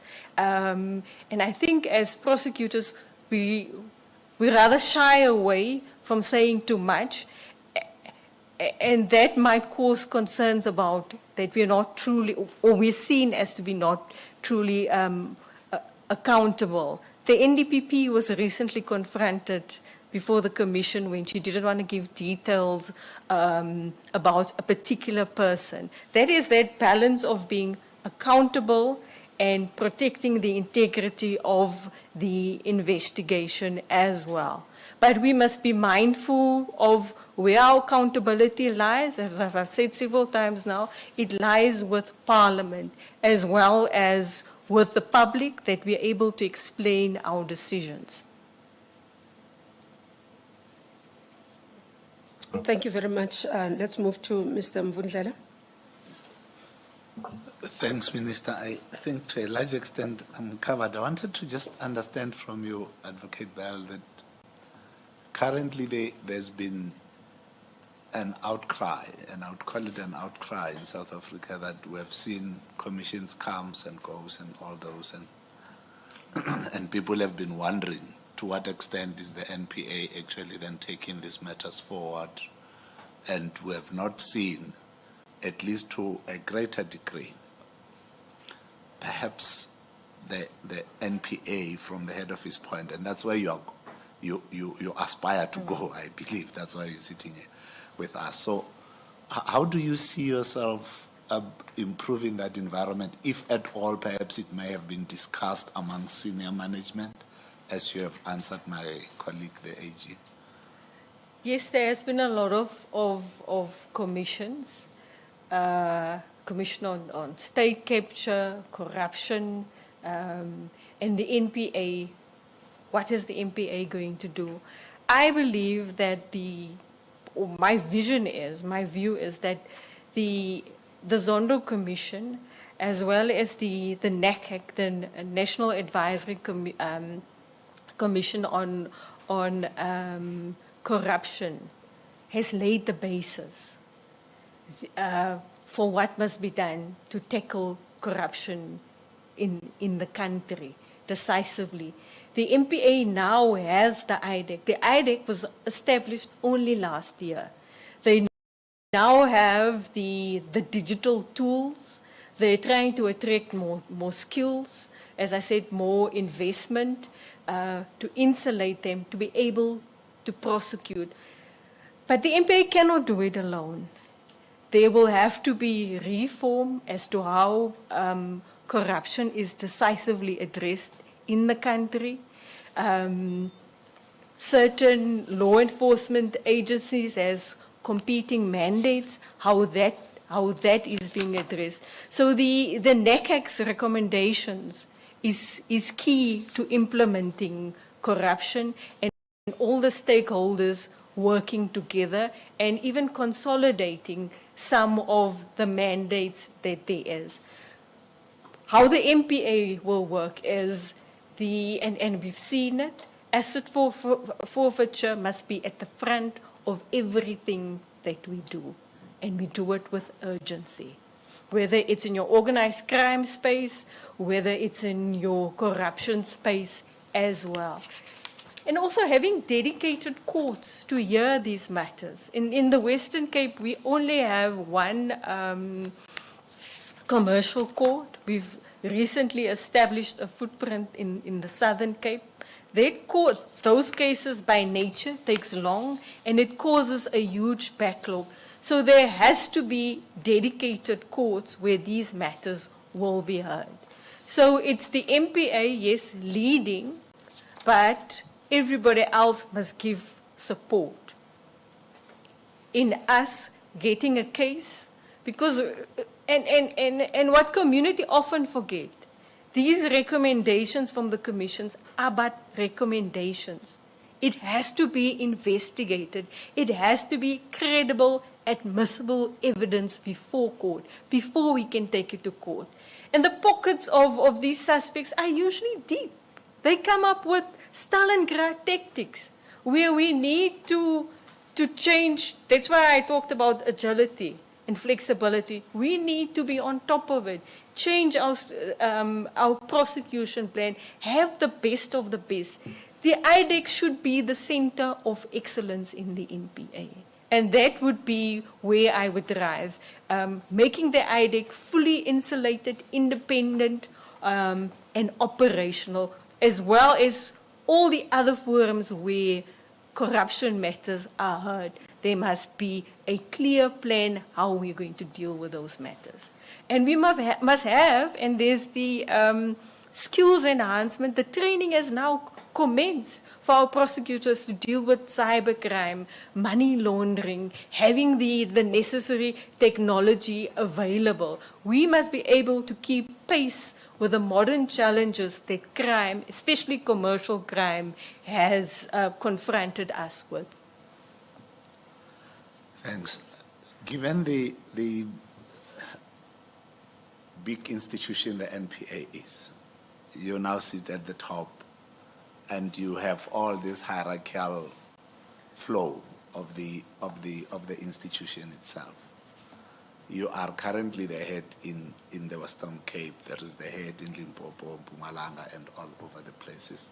How do you see yourself making sure that there is some kind of a uniform way of working throughout all these hierarchical layers of the NPA, because it can easily create a conflicting That is why environment. the prosecution policy of the MPA is key. It creates a standard of how prosecution decisions are made. That is where you have that standard, the norm. If you are arrested for drunken driving in the Western Cape, the same processes must be followed in Gauteng as well, where we have a standard. If there's a zero tolerance towards withdrawing a domestic violence cases, it must be replicated across the country. Thank you. Thanks, Minister. Okay. Let's move to, I'm managing time now. Advocate Sipanya Mohale, your turn. Okay. Thank you, Minister. Your follow-up, you can wait and then you deal with your follow-up. Okay. I was just going to say, you know, as you're saying that uniformity, setting norms and standards, I would finish it off by saying, despite all that, or however, we still see poor performance. What would you do if you were to come in to deal with those, with the challenges around poor performance? I would look at specifically where those poor performances are. Whether it's at a certain office, like we did with essential infrastructure. Why is that court not performing, but Wynberg is carrying the province in reaching it? What is happening there is, and we always start with ourselves. Is it the service that we deliver? Do we need to speak to SEPS and the other law enforcement agencies and have a clear plan there? It's about prioritizing the priority. Having focused, dedicated areas. We can't prioritize everything. And that's why the prosecution priority strategy of the MPA is important. In the Western Cape, murders are rife. We're struggling with sexual offences. Firearms is a problem. In Gauteng, mining, zamazamas, that is a problem. That is how you address it. And that is how you're being responsive to the crime in the area so that that community that we serve there feels safer. Advocate Nissan, do you still have questions from your side? Thank you. Mr. Mutlo. Thank you, Chair.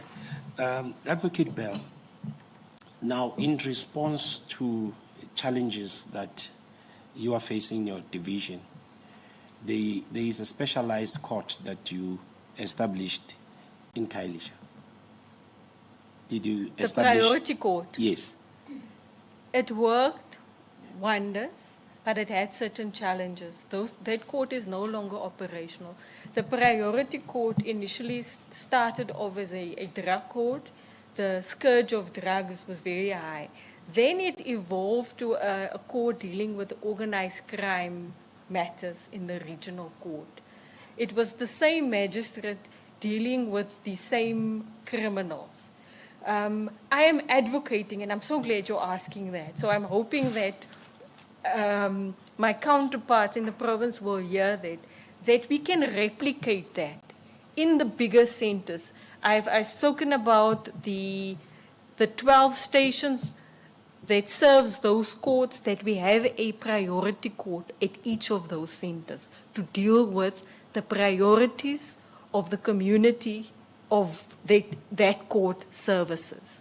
But you're saying there were challenges that led to that court The discontinuing? challenges is that the same presiding officer, if I appeared in front of him today, I'm arrested for drugs, I appear before him because it's a gang case. Tomorrow I'm arrested again, I appear again before you. So it's best to replicate it so that he doesn't know all the criminals in the organized crime area. And it's unrealistic to expect one court just to be dealing with all the organized crime in that division. We needed to spread that, and it's also, there were safety concerns attached to that. But it yielded excellent results. But those concerns and challenges that you faced, didn't you foresee those challenges before you established that court? It evolved. As I said, it started off as a drug court. It did brilliantly, and slowly it morphed into an organized crime, a court that basically just dealt with organized crime matters. I've had discussions with the regional court president to try and see, and she has made suggestions where we've placed cases elsewhere to try and address that. And when she looked at the establishment, she was fairly new in the province, that court wasn't an established court on the establishment of the division. It was a gentleman's handshake, and it worked well for everybody. But that is why it's important that systems not be dependent on who the leaders are at the current time, but that there are clear protocols in place for good practices like that to sustain. Prof. Fiken. Thank you very much. You took us through your almost 3 decades of career in the public service and also within the NPA. How would you characterize the institutional culture over that period of the organization itself? With all the changes that have been taking place? There was the era of the dawn of democracy. And maybe and it's not just because I was young and hopeful, but we were all excited and proud to be prosecutors, and we still are. I'm wearing my badge proudly. So on the lower levels of prosecution, nothing has changed. Yes, the morale is low. There's concerns about safety, and let me not say it, about salary, it has improved. So that morale is good. But as you move up higher, and we've seen at the previous interviews, there were concerns about the independency of the MP8. But there is a culture of working hard, of being committed. And I really want to pay homage to those prosecutors that work hard on a daily basis in very difficult circumstances. And that is where the face of justice is. It's not at national office. It's when you go into any magistrate's court, the prosecutors that serves you there, whether you receive justice. So there's a culture of working hard and dedication. There's some areas where you're correct, where there are concerns, and that needs to be addressed by principled leadership, accountability, and consequence management. If you were the leader of the organization, how would you instill that ethical conduct across the organization in repositioning the organization? The fact that we have the accountability structure of the Office of Ethics and Accountability is already assisting. I've looked at the stats that has been given. People are complaining, they're trusting the system as well, that their complaints will be addressed. It is also to show staff that this is our principles. We are the people's lawyer. Being the people's lawyer means serving with integrity, serving the people, and sometimes serving the people is even serving the accused, because we are officers of the court. By instilling that, and where that culture, that ethics is not followed, that there be reminders, that everybody knows what the strategy is, what we're working towards, and if there's transgressions, that there's swift consequence management, and that there's reporting about those transgressions and how we've acted upon it. We need to build a more resilient prosecution team, is one that trusts management, they trust the direction that we are going in. In all those years, as a follow-up, have there been any divisions within the NPA that you have observed? Divisions as to disagreement. Not just disagreements where you deliberate, but where you say now there are divisions because there are blocks which take different positions at different moments. There are robust discussions in the MPA where we feel, are we ready to move in their directions? And that's why I say I am consultative. I rather hear the robust discussion from you. I am concerned about the ones that are quiet. Why are we not hearing from you?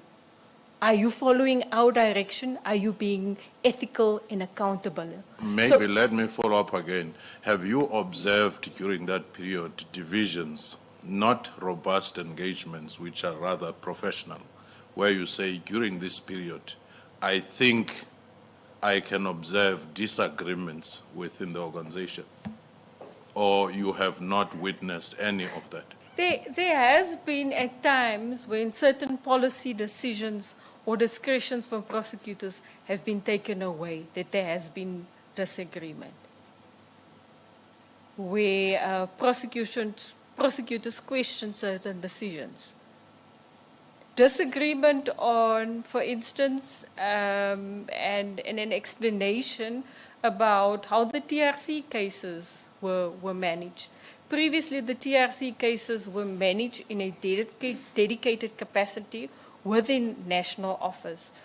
But since the NDPPs are coming to office, that was given to the regions, and it's been actioned and it's been worked upon. So yes, it was being questioned, and I'm sure that there was disagreement as well, and it's important work that the MPA is now accelerating upon. Maybe as I conclude, there's just one thing that I can't leave without asking. You spoke about the issue of ethics and public trust, but also the perception. I listened quite interestingly. Now, you're saying that since the Office of Ethics and Accountability has been there are complaints that are going there, and therefore they're being dealt with. But also, we all know there's Code of Conduct of NPA that has been there. And do you think those are sufficient to deal with, for example, allegations and public assumptions or public perception that some of the prosecutors are corrupt? And that is why the hearing, the concerns, and it's we don't know who is making that complaint. There's an anonymity in the complaints. It helps in addressing those concerns where there is, and I, even under the regulations, where I hear of allegations, I can now refer it to that unit to investigate that. Okay, last point on that one. Do you think that all public prosecutors should go through lifestyle audit? Definitely, Minister. And somebody told me that don't forget to say about the vetting and the lifestyle audits. That is key. That is where you will see the red flags, Minister. So we fully support that should be happening.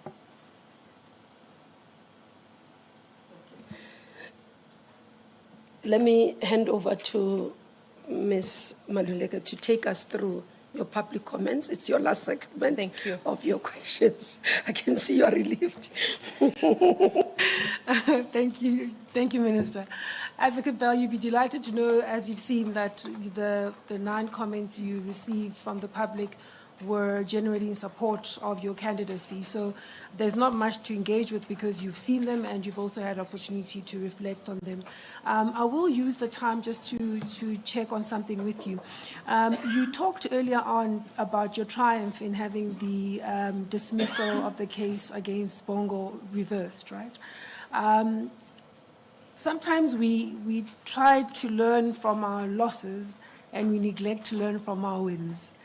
In an era where we are facing many more cases relating to corruption, many more cases that are sensitive and high profile, what have you learned from that particular case that you might want to bring forward in preparing for the future? What I've learned from that case is prosecution must have a plan. We must present the court with all the evidence. So if we, and the courts must know, the educators, that we will challenge the outcomes if we are not happy. We've learned from that because previously, and it's very stringent procedure to follow to challenge a case. But it shows that, and it instills confidence that we're all equal before the law. It doesn't matter what the profile of the accused is. We will follow the letter of the law. We will take the matter on appeal. It doesn't necessarily, we're not influenced by who the presiding judge is. The issue is for us is addressing corruption and addressing it at all levels and instilling confidence that we will deal with corruption. We will not be defined by corruption in the country. It is unacceptable. It influences negatively the growth and the potential of our country.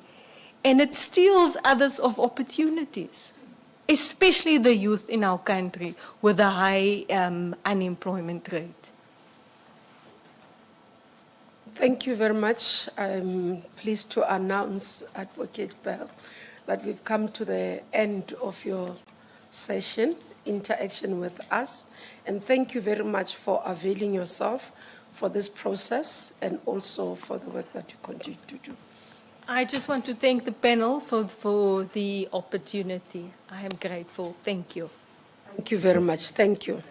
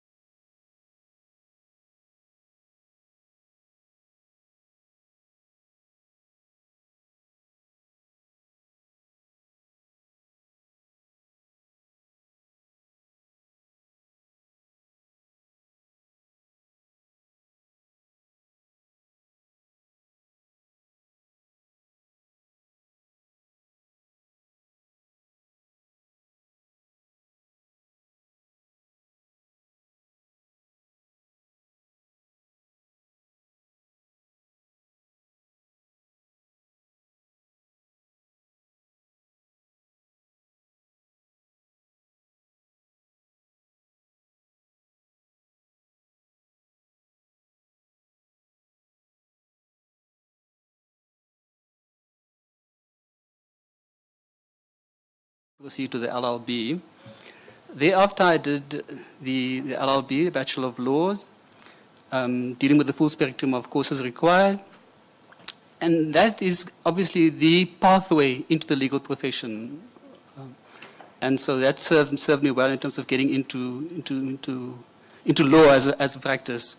You would notice, Minister, that I have international studies as part of my studies.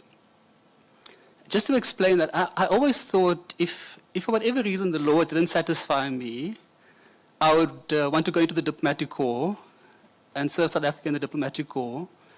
And so I was fortunate enough to be able to do the postgraduate diploma and thereafter the MA in international studies. And although not relevant to law, it does, in my view, build the candidature that I present.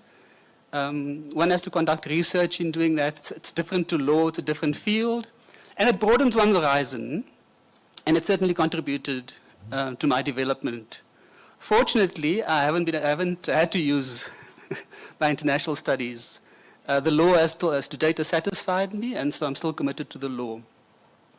Maybe, Minister, just to alert you to you notice that I had 2 degrees in 1 year, and I'm sure that would have intrigued the panel. Just to explain, and not many people know this about me, in my final year law, I failed 2 subjects. And I thank the Lord for that. It's an unusual statement to make. I was about to say that's quite interesting. I thank the Lord for that because the next year, a lady came into my life.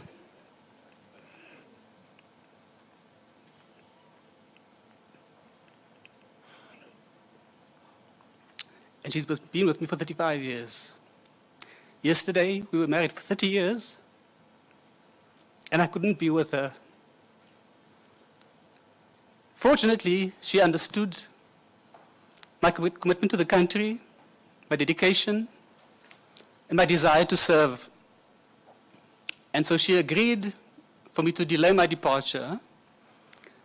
So my wife and my son has departed on our vacation. We had planned to celebrate our anniversary, and I will join them tomorrow. So I did share with the panel that we had to adjust your scheduled date of interviews so that you can be able to talk. So I really thought wish it was to still coming, the anniversary. I wish to thank you for that, Minister. And then, after international studies, I started working. Whilst employed, I had the desire to still advance myself and continue my studies. And so you'll notice that I did two master's degrees. The first one in criminal justice and criminology, once again, gave me a very, very broad range of skills. The focus on criminology in particular gives one understanding of the environment one operates in, the criminal mind to an extent, and it really served me well, and it serves me well in the discipline of law. My thesis for that particular master's degree, I did it on correctional supervision as a sentencing option, and I did my research at the Cape Town Corrections Office. The MPhil, everyone always asks me why an MPhil. To be honest with you, I didn't want to have a second LLM, and so I chose to do the Master of Philosophy in Law, and there I did my thesis on the asset forfeiture provisions and doing a comparison with the United States in terms of what we have available in South Africa. And I was fortunate enough to have someone who had assisted the asset forfeiture unit in South Africa with the development of our processes to act as a reference point. And so I did that. I'm not going to specify the MA International Studies, Minister, unless you wish me to say what the thesis was on. Maybe I should say what it was.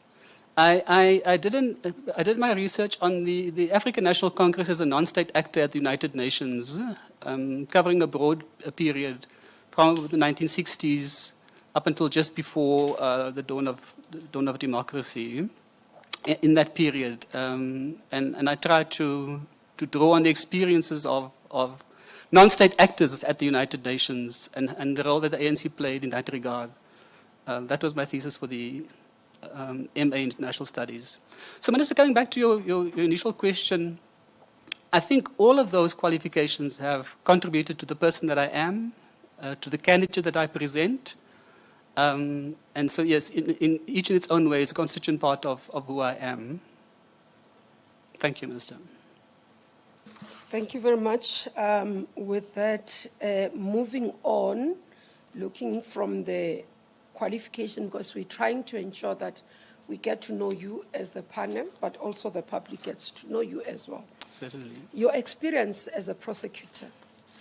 I'm noticing that you started as a public prosecutor, both in Kimberley and Makhanda, from 1992 until 95, becoming a state advocate under the Office of the Attorney General, Western Cape, 95 to 1998, senior state advocate, Office of the Attorney General, Western Cape, 98 to 90, or 1998 as well.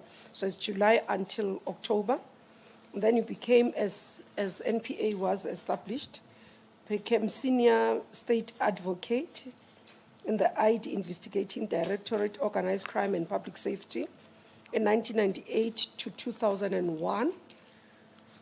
Deputy Director of Public Prosecution Asset Forfeiture, 2001 to 2003. Deputy Director of Public Prosecutions, Directorate of Special Operations, 2003 to April to October. Deputy Director of Public Prosecution, Directorate of Special Operations. The other one was regional, this one head office. November 2003 to March 2004. Senior Deputy Director of Public Prosecution, Regional Head, Directorate of Special Operations, 2004 to 2009. Senior Deputy Director of Public Prosecution, Western Cape, from 2009 to date. So your experience in terms of prosecution is vast. But tell us, how many people have you been managing in these areas? I'm looking at the others, looks quite junior. But as you go in terms of being the senior deputy and others, how many have you been managing people? So the highlight, Minister, for me in terms of that managerial experience, in terms of numbers and volume, was when I was the head of the DSO, the Scorpions. And there, our staff complement in the Western Cape were 101. And it comprised of different disciplines. Obviously, there were prosecutors, because that was a main component, investigators, junior and senior investigators, analysts, crime analysts. We had a crime analysis division. And so we had junior and senior analysts, and of course the traditional administration that supported the work that we did within the DSO. When the DSO was dissolved, the prosecutors that were part of the DSO were integrated into the Office of the Director of Public Prosecutions. And so my role changed fundamentally. So from having been responsible for 101 people, all of a sudden I was responsible for 5, 6 people, 7 people, 8 people a year. So the role of the deputy director is different from regional head minister, and it's a strange construct because you are a manager, but you're also a lawyer. So it's a unique role. It's not a manager in the typical sense of the public administration.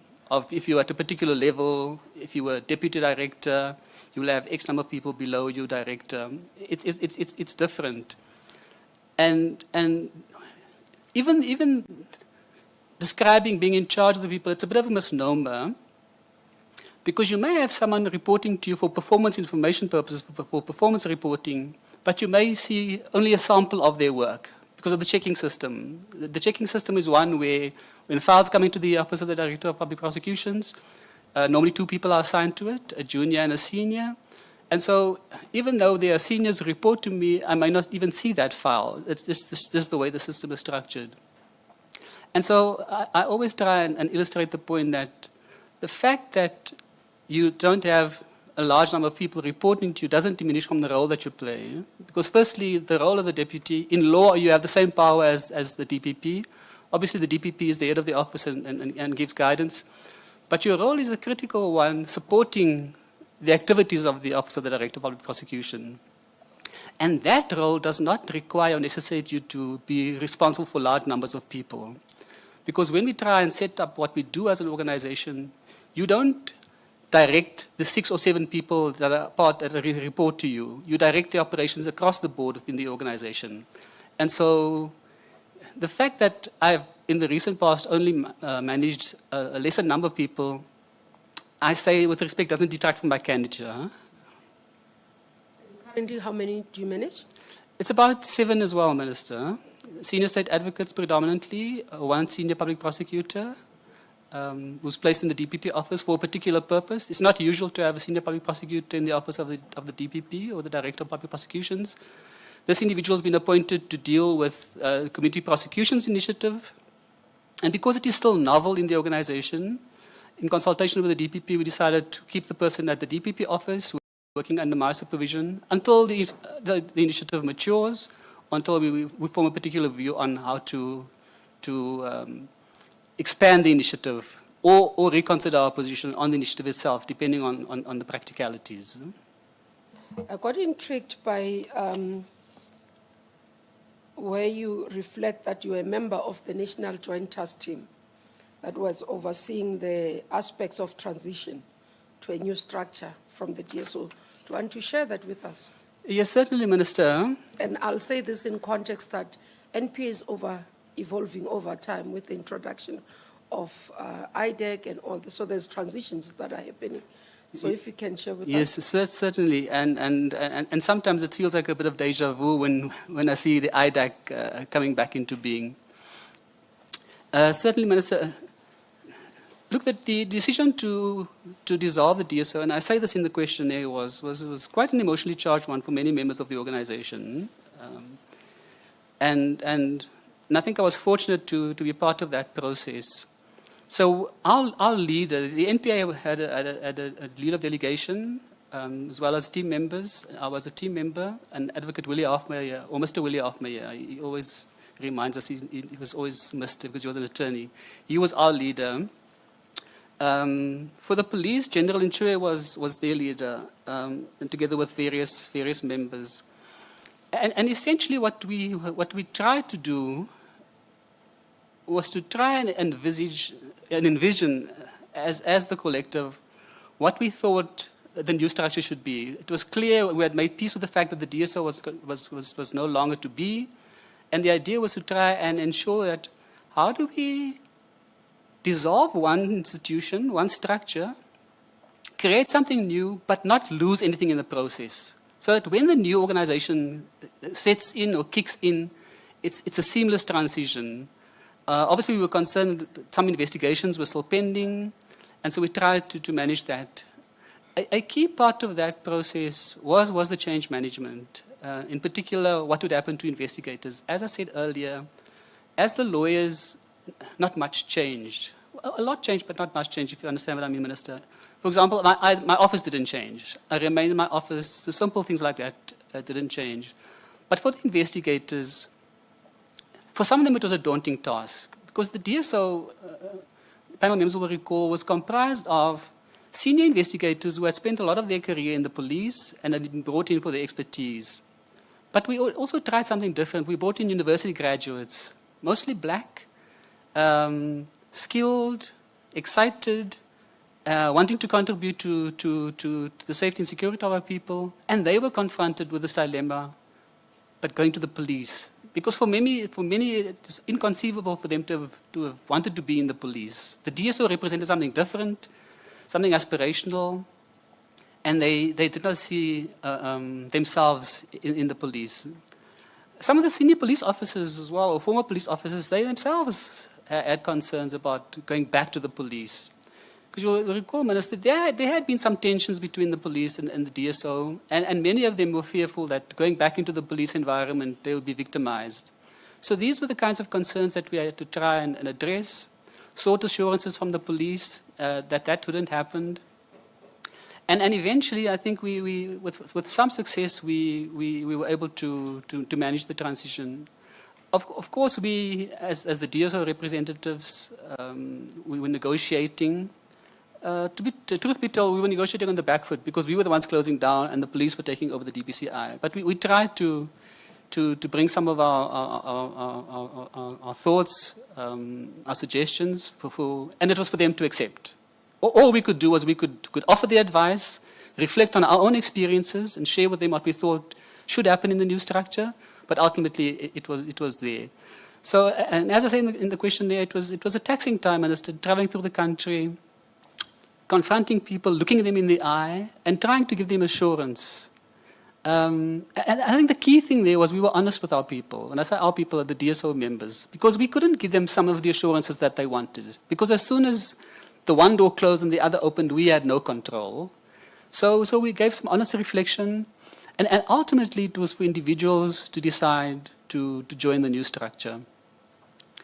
Many chose to go, and I'm proud to say, Minister, some of the very best in the DPCI in the Western Cape now came from the ranks of the DSO, and I'm not diminishing the contribution of other members. I'm merely reflecting on, fortunately, there were some of the good people who remained, who stayed true to the cause, wanted to work, wanted to make a change, and they decided, despite all of their concerns and the fears that they had at an individual level, they continued with the journey, they joined the DPCI, and many of them are making a tremendous contribution to the safety and security of our people.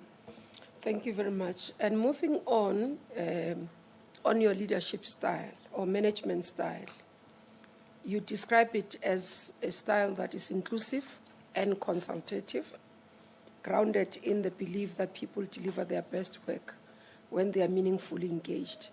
I found it quite interesting because I think that's what Advocate Bell as well said.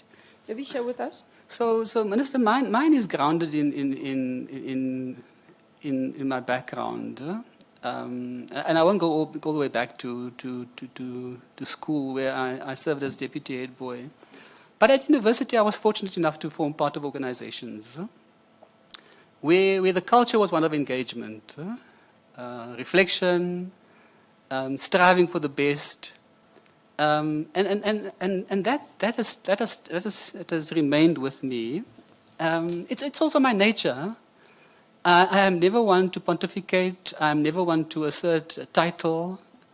I always try and use influence. And so from those formative years as individuals at university, in various structures that I served in, that's been the culture, and that's been my culture. And it's innate. And sometimes I'll sit in a meeting and I'll observe someone, and I can immediately tell that that person doesn't share the background that I share because of the manner in which the person is conducting him or herself.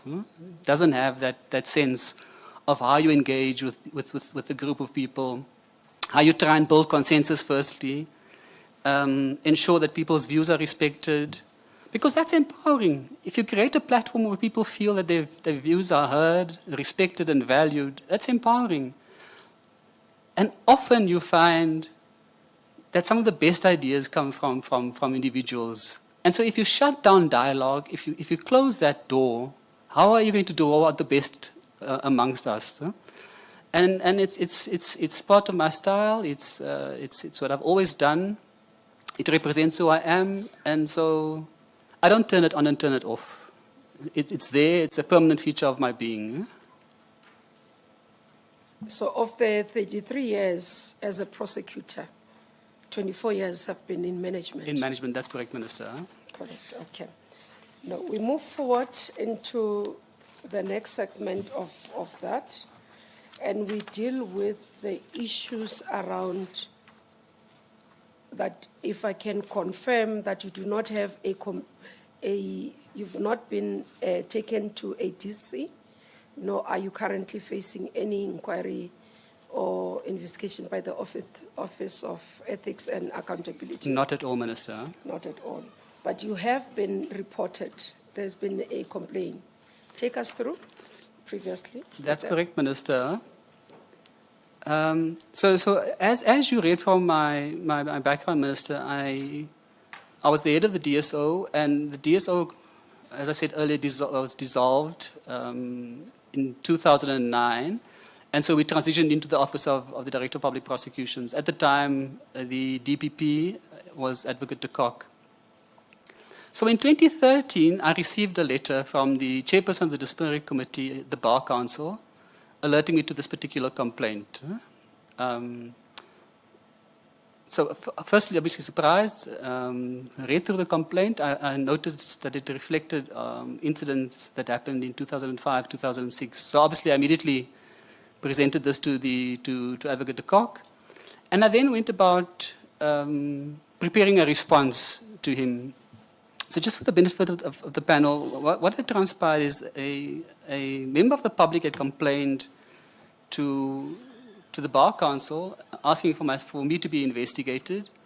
And the allegation was the complainant felt that I had not dealt with a complaint that she had made against a member of the DSO. She felt that I hadn't dealt with it with the necessary, as I should have, that I was dismissive. And the essence really turned around how I dealt with it. And she felt that, firstly, I didn't do enough, in her view. And she felt I should be censured by the Bar Council for that. And so I wrote a very detailed note to Advocate de Kock explaining exactly what had transpired. And what had happened, dear Minister, and of course I've refreshed my memory from the historical documents as well. I recall receiving a letter from the head of the DSO at the time was Advocate Linda McCarthy, and the letter to me was basically an instruction to me to ensure that the letter, together with the complaint form, and the complaint form was a pro forma form which forms part of the NPA policy, that the complaint form be served on the complainant, and that the complainant be requested to transmit the complaint to head office. And so I arranged with one of the senior investigators, Mr. Haywood. I see Mr. Haywood's signature was on the document. Mr. Haywood then went and served the document on the complainant. So that would have been in January 2006. We heard nothing from the complainant. And then in February of that same year, I saw an article in the Son. I must say I don't read the Son much, but I still read the Voice. The local tabloids gives you a sense of what's happening on the Cape Flats, and so it's a good source to get a temperature gauge of what's happening. And I was surprised when I saw the story, and I recognized the name of the journalist. And then I reached out to the journalist and asked her to facilitate a meeting. And unfortunately, the journalist is late now, Ms. Mendes. She did that. She arranged a meeting. The complainant, together with the mother, and Ms. Mendes came. And my thinking there, Minister, was, so our initial approach didn't work. We sent out the questionnaire and there was no response. Clearly, the complainant had built up a rapport with the journalist. They'd been able to share her experience with the journalist, and I thought that would be a gateway. And the request was for the journalist to facilitate obtaining the form so that the form could be dispatched to VGM. In terms of the policy, Minister, I had no role, and in fact the policy was quite clear. The letter said to me, serve the document on the complainant, and as the supervisor, you're not to be involved in the matter. And so my role was not involving myself in the matter. My role was facilitation to try and ensure that the complainant filled in the form so that the process could unfold. Nothing happened so far as the journalist was concerned. I sent a follow-up email. Nothing came from the journalist. Thereafter, I recall that it was maybe I shouldn't mention the name, but the public representative at the Office of the Public Protector had written to me. And the complainant had written to his office to complain about the service delivery aspect of what she described as an investigation. And I thought, here's another opportunity now. In my own mind, I thought the complainant clearly is not engaging with us. My own endeavors to engage with her, to build a rapport and to unlock, clearly hadn't worked. And so I requested the Office of the Public Protector to facilitate that, for them to engage with the complainant, get her to fill in the form, and then for them to transmit it to the DSO head office. Unfortunately, that also did not yield any results.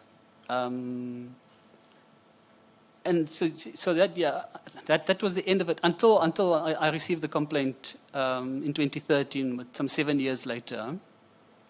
Of course, Advocate de Kock had considered my explanation. He wrote to the Bar Council saying he found that there was nothing in my conduct that warranted disciplinary action, and communicated same to the Bar Council. The Bar Council, I know, wrote back to the complainant, basically saying they're not doing anything, and I'm paraphrasing now, Minister, and that was the end of it. Yes. No, thank you very much. We did receive the attached documents and the letters that relates to the matter. Going through again to the next segment is your contribution as per the questionnaire that speaks to your role in the work that you do, contribution in terms of law, but also in terms of access to justice or justice in pursuit of justice in South Africa.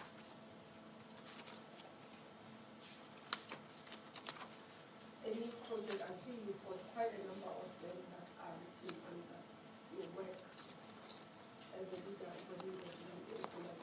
Yeah. Anyone can pick anyone specific just to share. As I said, we're getting to know you. Yes, to Minister. understand your leadership style, to understand your management style. Could I go to the one on page 19, Project Mir, Minister? And in the bigger scheme of things, it was not a national story. It wasn't as big as LeisureNet. It wasn't as big as Pedentia. But when I was approached to consider authorizing the investigation, what struck me was here is a small municipality, a limited budget, and yet the officials there, political office bearers and officials, are dipping into money that could serve a community. And so it's not a typical DSO case. It's probably considered low value if one has regard to the value. But in my own mind, Minister, I thought, if we are able to effect change and to demonstrate to that community that it is not acceptable for officials and office bearers to have access to the money, it would send a powerful message. At the time, Minister, I say this in the questionnaire, I was responsible for the Northern Cape and the Western Cape as the head of the DSO. And so we did several investigations in the Northern Cape. And so that to me was a significant matter. As I say, not necessarily front page news. It may have made the Diamond Fields Advertiser in the Northern Cape. But I felt that the contribution and the impact we could make in such a small community would instill confidence in our people that law enforcement, that as the state, we care for them, and that we share their concerns, and to demonstrate that people must be held accountable.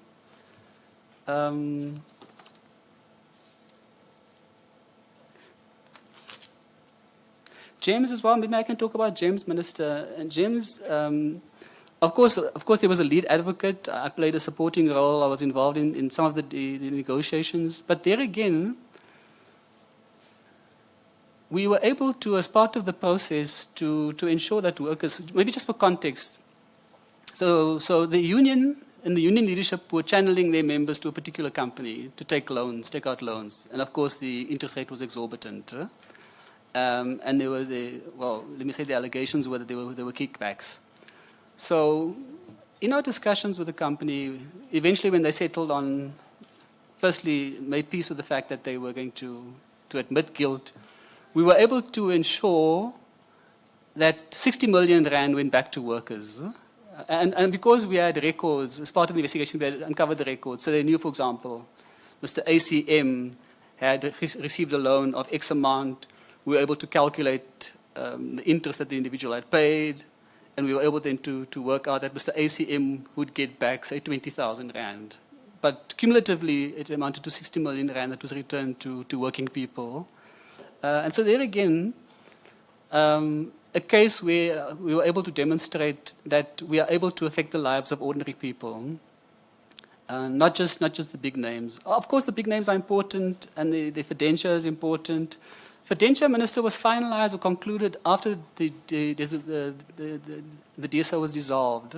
And so J. Arthur Brown was eventually sentenced on appeal from the state to the SCA. But that had happened afterwards. But a lot of the initial work we had done as well. And you'll recall, Minister, there as well, it was the money of orphans that were basically looted. So yeah, I'm very proud of that history and what we were able to achieve as the DSO Minister. I think we were able to try and achieve at a high level, deal with white-collar criminals. I wasn't in charge when we dealt with some of the other phenomena, some of the violent phenomena, so I don't lay claim to that. But these are the ones when I was heading up the organization, and I think it contributed to the kind of impact that we made as an organization. Okay, moving to the next segment, can I confirm that you currently have no directorship, hold no directorship, nor any business interests? No, Minister. Not at all. Okay. We're conservative by nature, and it's always been my view that I work, I earn a salary, and I spend what I earn. And also, can we confirm in terms of health-wise that nothing precludes you or will be impede Indeed, Minister, you holding nothing. the office? Okay. But just take you back. I mean, it's not a directorship, but I did disclose my involvement in a bursary fund. I think I did disclose that in the bursary fund, the Rhodes University Black Students Alumni Fund. I'm not a director. I'm a committee member. No, it's not in the disclosure. It's not a directorship. It's not a directorship. What is it? It's a bursary fund. In my character reference, Lincoln Mali refers to it. Lincoln and myself, and together with another friend, we serve on that. It's not a directorship. It's a committee. We raise funds. We support black students who study law at Rhodes University, but it's not a directorship. So that's why I didn't disclose it as a directorship. Okay, what is it? It's a Section 18 vehicle that we've created so that we source funds from the few of us. So you fundraise? We fundraise amongst outside, ourselves. Or amongst yourselves? Amongst ourselves. Okay. We have, each one is meant to give a particular amount every year. Some are generous, they give a bit more. Sometimes one struggles, including myself, and you give a bit less. But yeah, it's an initiative we've run, and we've been fairly successful. It's been, I think Lincoln reminds me, we've been doing it for 19 years, Minister. Wow, that's impressive. Thank you. I think that's clear. I'm done with the questionnaire, and we'll move to the next segment, which I will start leading, and members of the panel will follow on that one. Okay. Just one follow-up. Advocate Pomp, how are you? I'm well, thank you. Yourself, sir? I'm good, thanks. Between you and Advocate Bell, Yes. who is senior in, Well, in the ranking of work? Interesting question. At some point in the past, I was a senior, but now she's my senior. I report to her, and I support her in her endeavors. As matter stands, she is your boss. Yes, if you want to characterize it as that, she's the head of the organization, and One she accounts to the leads. other, so- I account to her, yes. I signed a performance agreement with her, and yeah, she's the head of the office, and I'm in that office. And you are recommending each other for this position. Well, it's interesting that you asked that, because when, I'm not sure how much I should disclose now of what she said, but when About that statement. when That statement. no, I'm going to clarify now, Minister. Take your time, just be No, calm. so the context is important. We had a senior management conference a while back, and I pride myself when I go to. I may be based in the Western Cape, but I see myself as a leader of the organization. So the fact that I'm based in the Western Cape doesn't deter me when I get to a national platform to express myself and tell people what I think. That everyone in the organization knows me. Some may think I'm too opinionated, but if you don't speak, no one will know what you think. And so I do that. And at the conference, and it's no reflection on my colleagues and my peers, but I came to the realization that I have something to offer the organization. and that if the opportunity arose, I would avail myself. And I had a conversation with her. When the announcement was made that nominations and applications had to be made, I went to her and I went to see her. And I didn't ask what she was going to do. I came to tell her, or I went to tell her that I'm going to avail myself. She reflected on it, and I mean, eventually she's here, she agreed to it. But from the word go, I thought, given my contribution to the organization over the years, given what I see as a need for leadership, confident in my own ability, that I can lead the organization, I've presented myself. So that's the context. I didn't need to ask for permission. We had a very good conversation about it, and she knows I support her unconditionally, because it's not about me and the title or her and the title. It's about the work that we do and what we can do to achieve and meaningful differences in the lives of our people. And so that's what motivates me. And yeah. No, thanks, Advocate Mop. I just wanted to get that out there because earlier we asked Advocate Bell about it, and I just thought perhaps we should also get it from you. From there is that a follow-up on it. perspective. Don't close it. Thanks. Prof. Fikeni, I can hear you want to close it. Yes. Is it something common that you would recommend each other for any other role? And as such, can you share with us the discussions and the motivations that we should motivate for each other? Well, maybe I should characterize. So I am here presenting my candidature. I'm not here recommending Advocate Bell. let me clarify that first and foremost, in case there's a misconception. Yes. So I think maybe where the not misconception, but maybe where the need for clarity is, the managers in the office, they got together and they had a discussion. Myself and Advocate Bell weren't part of that. They had a discussion, and amongst them, they've decided they're going to support both of us. Each individual made their own decision. In fact, I didn't even try until very late to see who signed it, because to me, whether someone had signed or not, it would not be a reflection of my interaction with that individual and the work that we do as a collective. So it was not a strategy between Advocate Bell and myself to say, okay, let's position ourselves. You do this and I do that. No. We had a discussion one-on-one because I wanted it to be clear. I wanted her to understand the fact that I'm presenting myself doesn't mean that I'm disregarding her. She's still the DPP, and that's why I say, and she knows unconditional support. And whatever the outcome here, I've said to her as well, if nothing comes of this for me, she knows I'll be back there doing exactly what I do every day, supporting her, because supporting her is not supporting her as Advocate Nicolette Bell, it is supporting the work that we do as the prosecution. So that was the discussion. So it's not... we're not trying to lobby here saying, okay, if there are two of us and there's six altogether, then what are our chances together? No. I want to clarify that. It's none of that. It's the managers who had independent discussions and who decided to support both of us.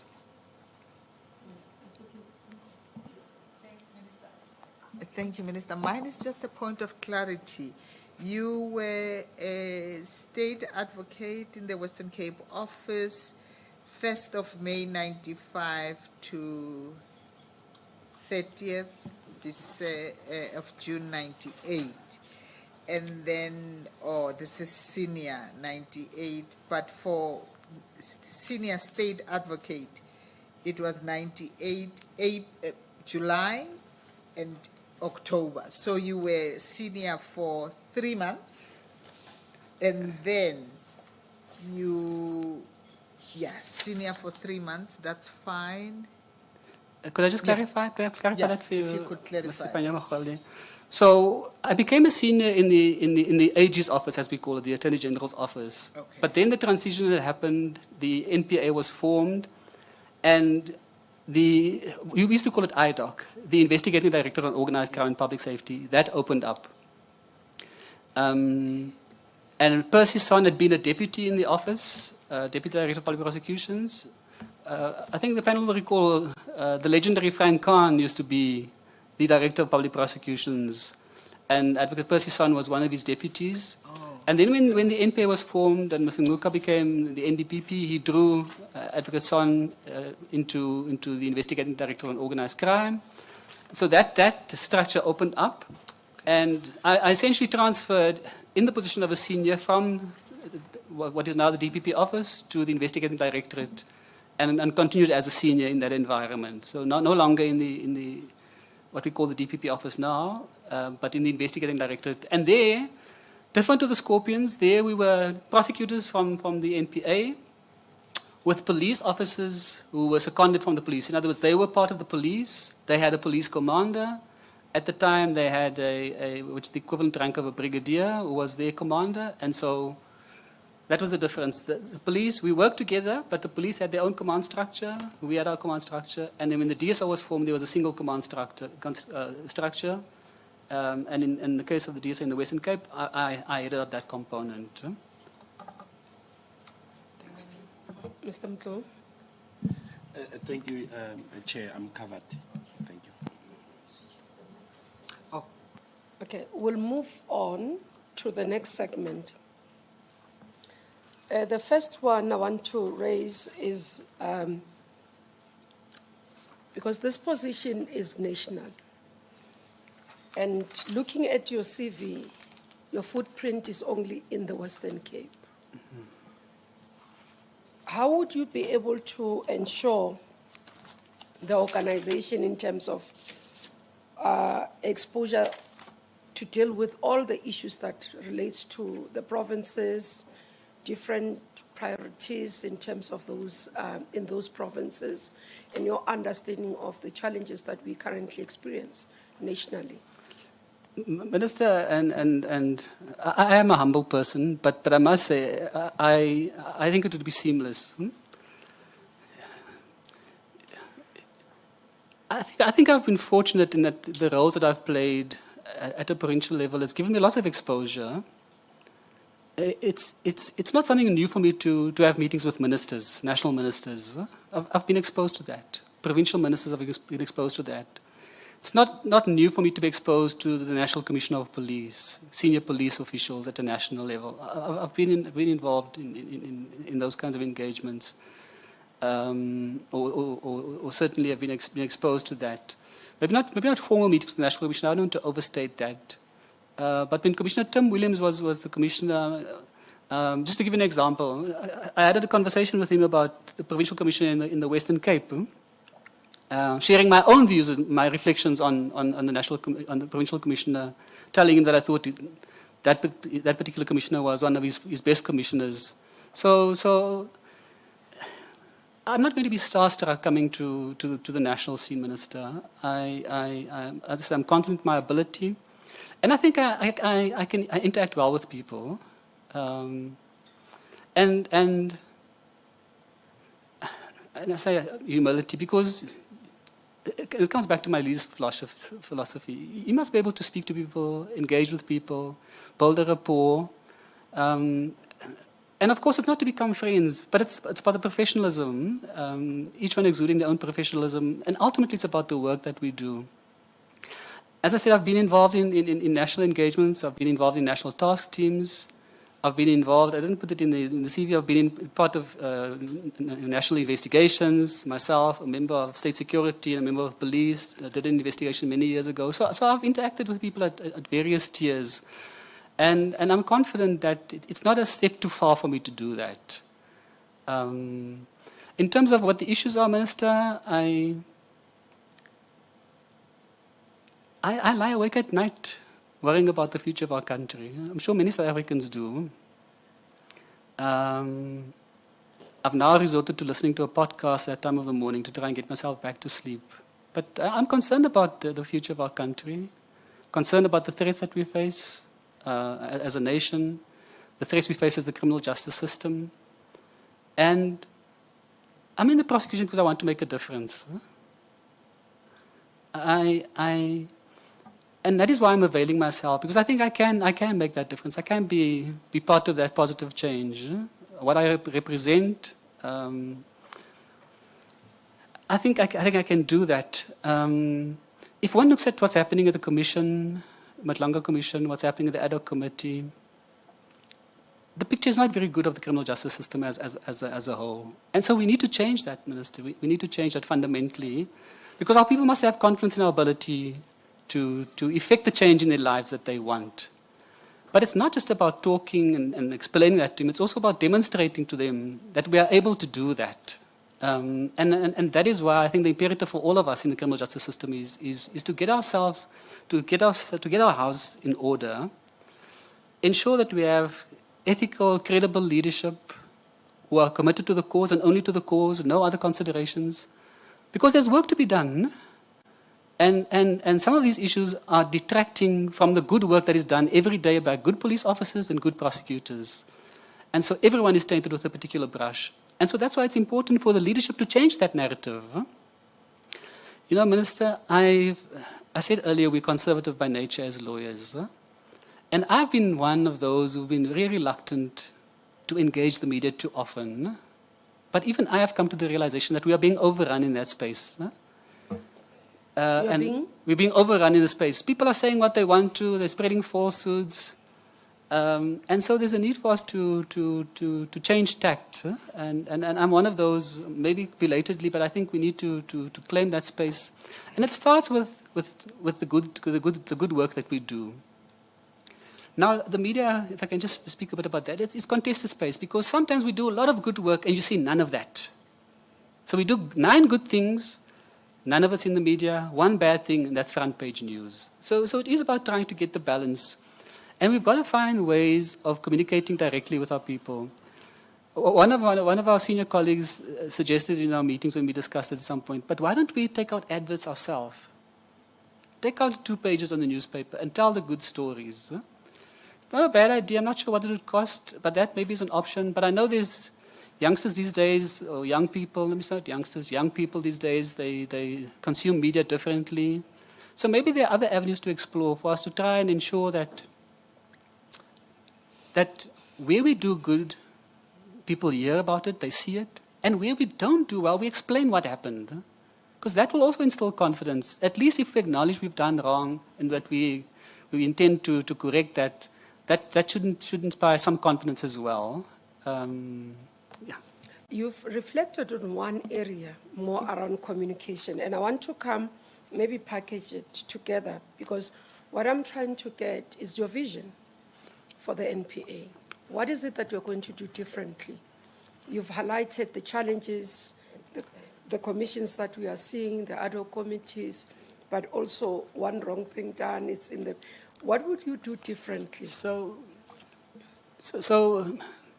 let me start by saying, Minister, so without giving you a long convoluted sentence of what I see, what are the anchors that must underpin that? One is the starting point is obviously independence. And to demonstrate, because there is the narrative still that the NPA is captured and the NPA is this and the NPA is that, is to demonstrate that our decisions are only informed by 2 things. It's the law and the facts. And that communicating those decisions is one way of doing it. And so there must be a clear understanding that those are the only considerations. Anything extraneous to that is ultra virus. So firstly, that's the first thing. It may not be different, Minister, but it's a question of reinforcing. Once again, in the context of some of the noise, and let me not say noise because it may sound demeaning, but of the concern. Let me say the concern that people have that the NPA is not independent. And I'm talking about decision making when I talk about independence, Minister. The second one is I've touched on this, the question of ethical leadership. And it's interesting that one of the critiques against me by a member of the public was that have I been subjected to a lifestyle audit? So that's an initiative that I welcome and endorse. Because if the view is that a person who has been subjected to a lifestyle audit is more credible than one that is not, then we must embrace that. Because that's part of instilling the confidence that we want to have. But it's more than just that document saying that you're fine. It's also your conduct, how you conduct yourself to ensure that we are an ethical organization. Then the coming part of that is being a capable organization, Minister. And so there, I have some ideas about how I think we can change things. Firstly, before we develop the NPA to be capable, there are a couple of prerequisites in my view, Minister. The first is we need to stabilize the leadership tier. To stabilize the leadership tier. Because the NDPP is leaving now, the Cox post is still vacant, Sis Omar has left, her post is vacant, someone is acting, and I believe there may be other changes as well at that senior leadership level. So we need to stabilize that. The second thing that I would want us to settle is, what is our operating model as the organization? What is our delivery model?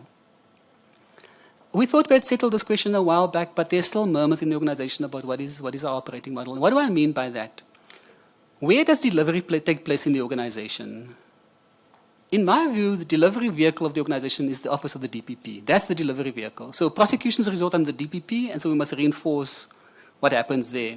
So why is that important? If we agree, of course, this is my view, Minister. We'll have to engage internally about whether my view prevails, but I have a very strong view that that is the model. The DPP office is the delivery vehicle of the organization. If we agree on that as an organization, then the question is, what role does head office play to support the DPP? Because the NDPP must play that role. Because if we disagree on the delivery vehicle, we need to have a different capability at head office compared to the one that I have in mind. And so we need to settle that. Once we settle that, then it's a question of how do we ensure we have the capabilities to deliver then as an organization. So let's start at the DPP office. Firstly, we need to ensure that we not only are able to deliver in specialist environments, we also need to deliver within what we call general prosecutions. The normal prosecutor in the regional court, that's the bulk of us. And why is that important, Minister? My concern, and it's not only my concern, there are others who share the concern as well, is that the congestion in the court system at the moment is of such a nature that prosecutors in the district court are hardly litigating. So what happens there? People pay admission of guilt, there may be a plea, and so you don't have a prosecutor being exposed to litigation leading evidence. So what's the consequence of that? Now that individual must learn to litigate in the regional court. And we can't afford that because the regional court is where we deal with serious matters. You must have the basics as a prosecutor when you get to the regional court. Yes, you can refine your skill there, but you can't learn to prosecute in the regional court. It has an ancillary effect, Minister, which I'm just going to mention and park there because it's not part of what I need to do as someone who aspires to be the NDPP.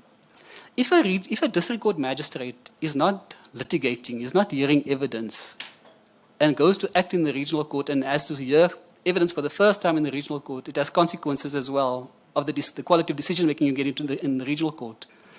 And as we know, the regional court is a very important forum.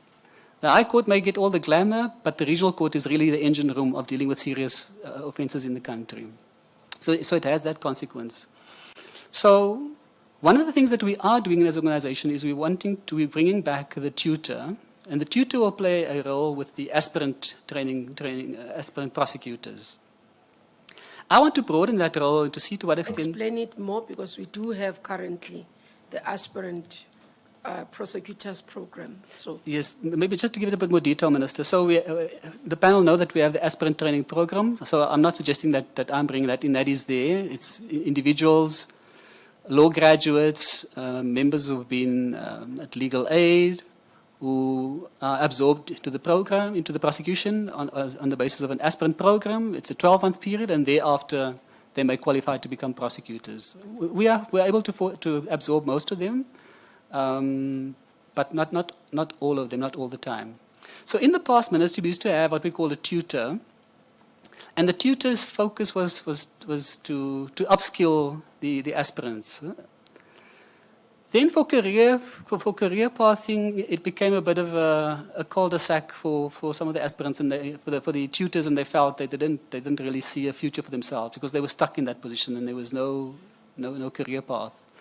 So most of them were absorbed into senior public prosecutor roles, and so the tutors fell away.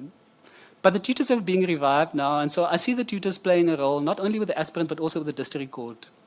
But then, Minister, insofar as the regional court is concerned, and I'm dealing still with the general prosecutions, I would like to see retired, experienced prosecutors being brought in to mentor regional court prosecutors, because we know there's a deficiency now, and it is not one that the manager can cure, because the manager in the regional court is an extremely busy individual, managing the engagement with the police, the quality of the dockets.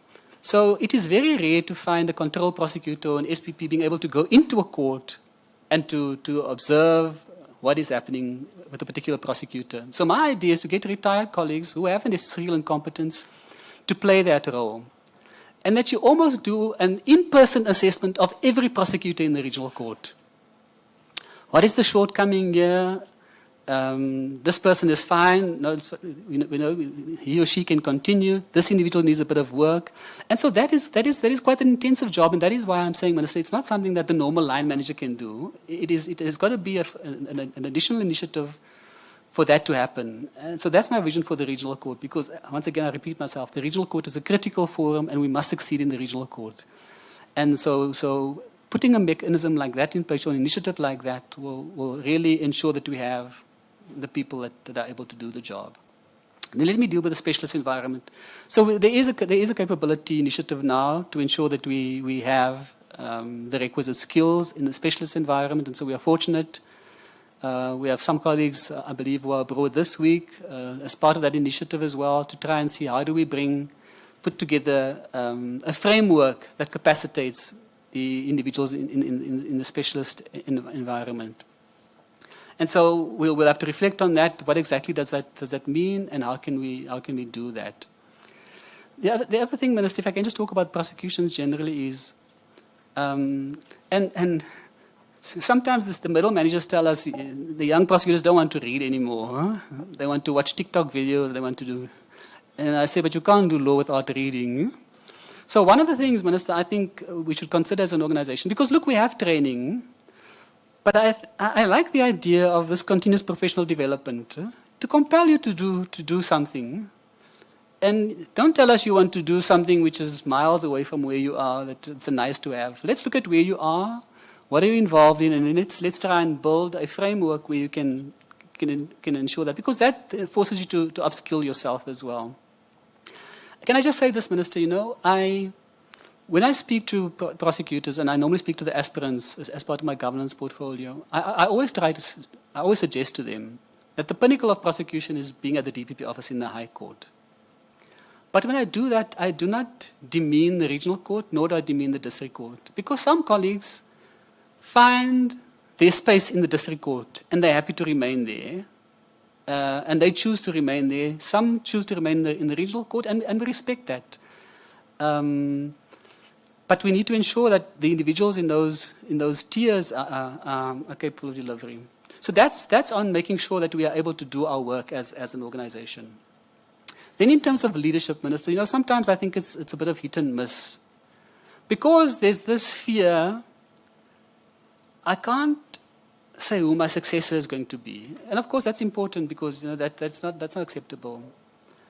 But it shouldn't be a mystery in the organization about who the contenders are.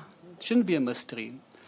And so what I would like to see is for us to look at individuals who potentially could be, and I'm starting at the lowest tier of leadership, a control prosecutor. What must you be able to do to be a control prosecutor? Let's identify people, let's give them the exposure, so that when the control prosecutor retires or leaves, we have 4 or 5 candidates. We're not scrambling now to say, who's going to do this job? Same with senior public prosecutor. The same with chief prosecutor. I can go through the tiers. Same with deputy director of public prosecution. And Minister, one of the critical things that we're going to be confronted with as an organization is at the DPP level. That DPPs are going to be leaving now over the next few years. And so why should we wait for my colleague in a particular province to leave, and then we start saying, okay, now who's going to be that? Why can we not have a group of individuals that we put through a process so that they are capable of filling that role? And I've seen the commentary, Minister, about the appointment process, and of course it's a presidential prerogative in terms of the NDPP, deputy nationals, and as well as DPPs. But I like the idea of this process. Huh? I like the idea of a process where people come and present themselves.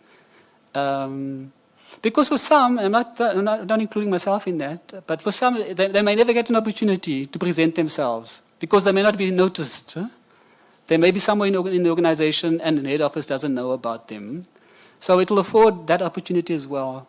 But more coming back to the point, internally, how do we build that base so that we have a cohort who are equally capable of taking over that responsibility? So I'm still busy with capability, Minister. Then if we come to modernization,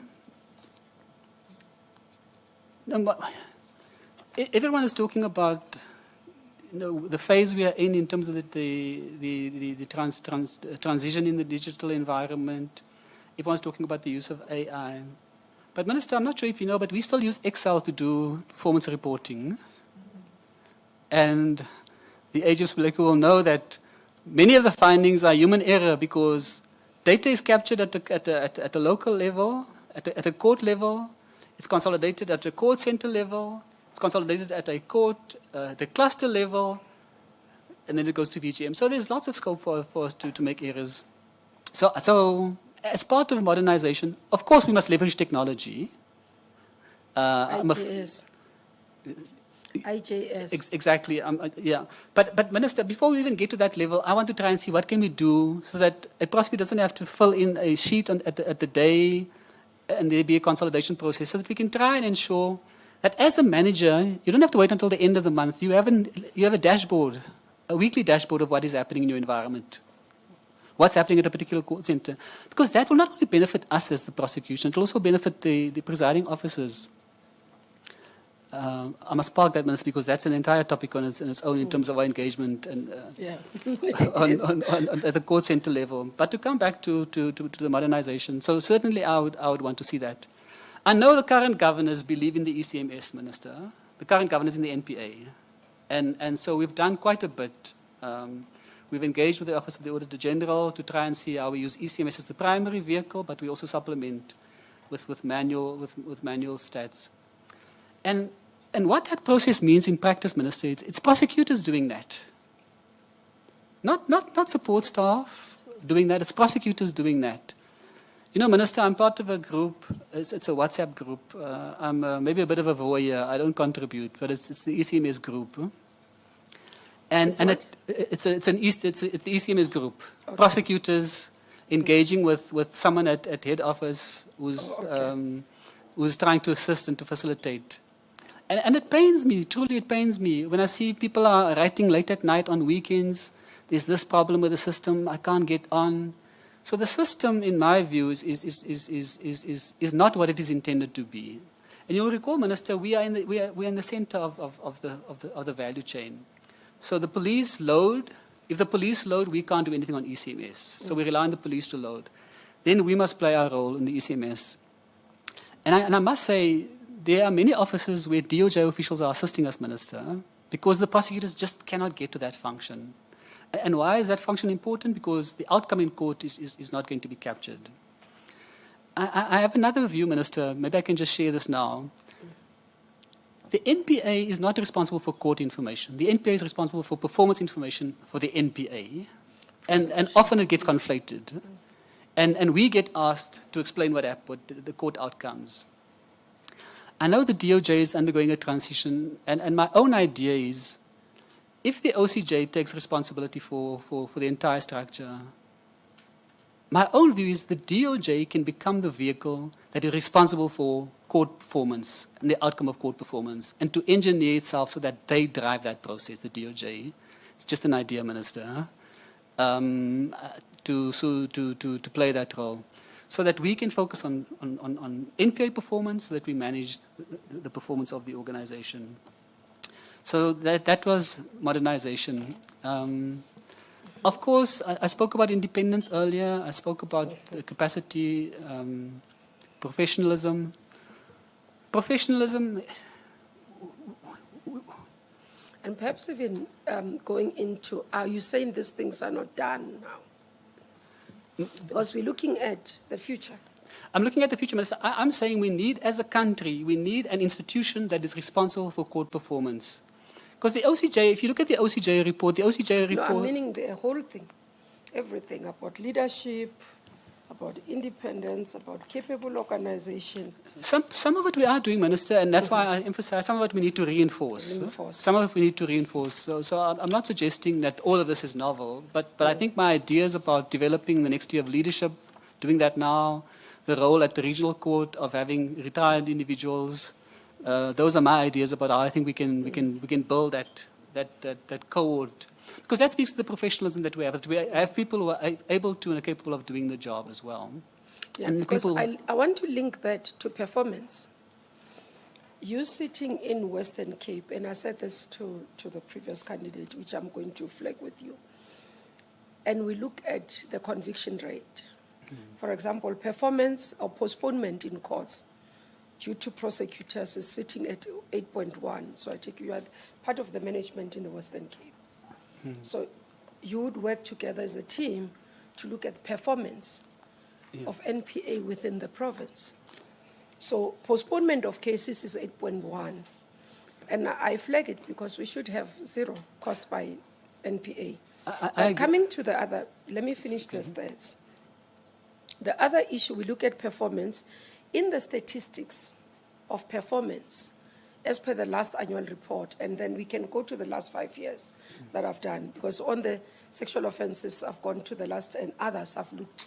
But the worrying when I looked at the last 5 years, because that's what I do, to evaluate performance of the institutions and the organization.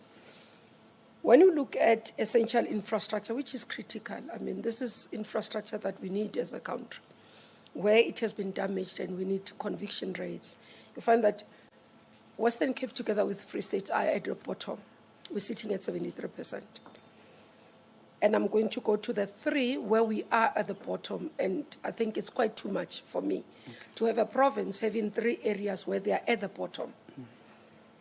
And areas which are critical. Murder, we are at the bottom, hovering together with Free State, Johannesburg, and Limpopo. We're sitting at 78, while others are sitting at 80 and 90%. Worse is sexual offenses. Sexual offenses, we're hovering there with Johannesburg and Northwest, but also we are at the bottom there.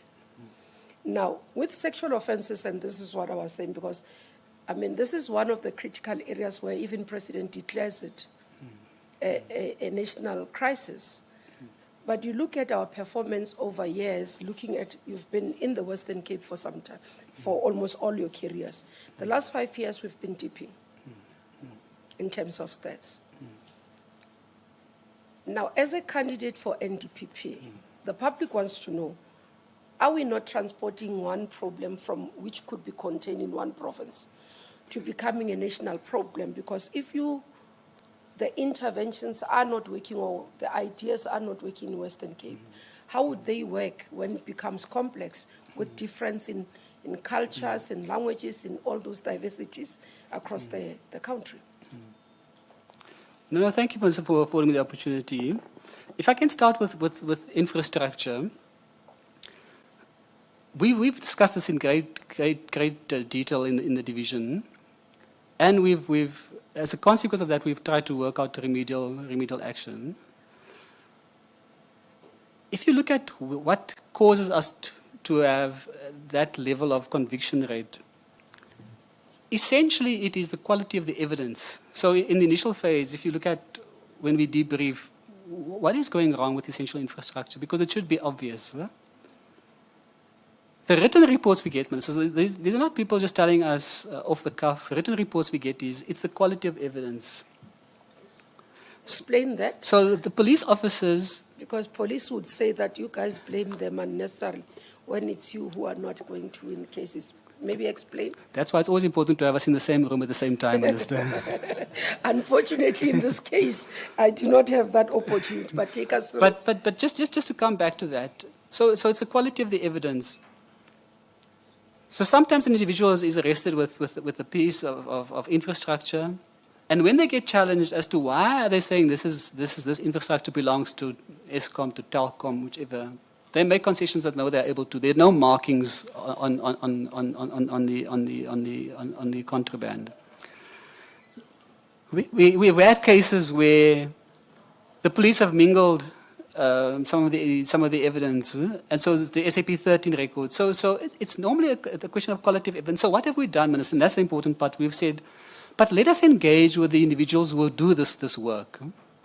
Whether it's at the Metro Police level, whether it's the SAPS members, so that we can explain to them what exactly is required. What is the evidential chain that's required, and what is required when you identify a particular item? Describe it. And so that work happens not only with detectives, but also with the frontline staff, because they are the individuals normally. If you talk to a detective, he or she will say, no, but the uniformed people did this arrest, the shift was changing, they didn't do the affidavits, they'll do the affidavits tomorrow. So we've tried to suggest, but we need a different approach. The affidavits, because that is what the case is based on, the affidavit is critical. You can't come and tell me 6 months later what you recall of the incident if it hasn't been documented. We're going to have difficulty. So what we've tried to do, Minister, insofar as infrastructure is concerned, is to focus on that in particular, to show that the quality of what is required in the docket. If I can come to murder, Minister, and so I acknowledge the fact that you say we're at the lower end and that we are at 78, and the performance standard that we expect is 74%. So we meet the targets. Can I just say this, and I say this to all managers, in the main, Minister, if you look at our performance, we by and large meet our performance indicators. But that doesn't mean, and I'm known to say this, and I'll repeat it here, it doesn't mean you can go to Kailicha or to Mitchell's Plain on a Monday morning and tell our people that the NPA in the Western Cape is achieving all of its targets, because it means nothing to our people. Performance indicators are just that. It doesn't impact on the lived reality. So That's why? not correct. Sorry, Minister. The target for sexual offences is not 68. No, I said I'm at murder. I said 74 for murder, 78. I'm coming to sexual offences. The expected performance standard there is 70%, but I'll deal with sexual offences now. Just insofar as the murder is concerned, Minister, we have not a unique phenomena, but a lot of the murders that we have in the Western Cape is gang-related. Gangs are involved. And so we have a very, very real problem. We have a very real problem. Because in many of those cases, we are not able to put the charges to the accused. Because witnesses may observe something, they'll file an affidavit, but when it comes time for us to lead that evidence, they're reluctant.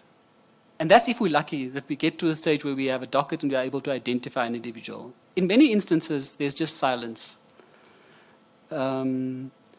We don't even know who the perpetrator is. We may have a sense, but we don't know. But turning to the ones where we actually litigate, the other phenomenon you have is a witness testifies in chief, everything is fine. As soon as the cross-examination starts, all sorts of concessions are made. And that is our reality. So Minister, with respect, I think for us to achieve 78% in that environment where it's very challenging, we are meeting the expected standard, but it is not having the desired impact in our communities, because that is where the violence is still prevalent. So how do we remedy that? If you look at some of the big cases that we're doing at the moment in the division, dedicated teams of investigators, dedicated prosecutors. I'm sure you would have heard, Minister, that on the bigger organized crime cases now, we put 3 prosecutors on a case. So that's resource intensive. Huh? But why do we do that? One, we demonstrate the importance of the case to show that you can't intimidate all 3 prosecutors. You may try to. If something happens, there's someone else who will pick up the spear and continue. But that kind of dedication has given us the platform where we have now many of the big gang leaders in the Western Cape before the High Court. Many of them at an advanced stage. So coming back to the issue of what do we do with murders? Minister, one of the issues that's been bothering me is what can we do better in terms of witness protection? I mean, I know of the recent incident of witness D who died, and I heard your comment in the media on that.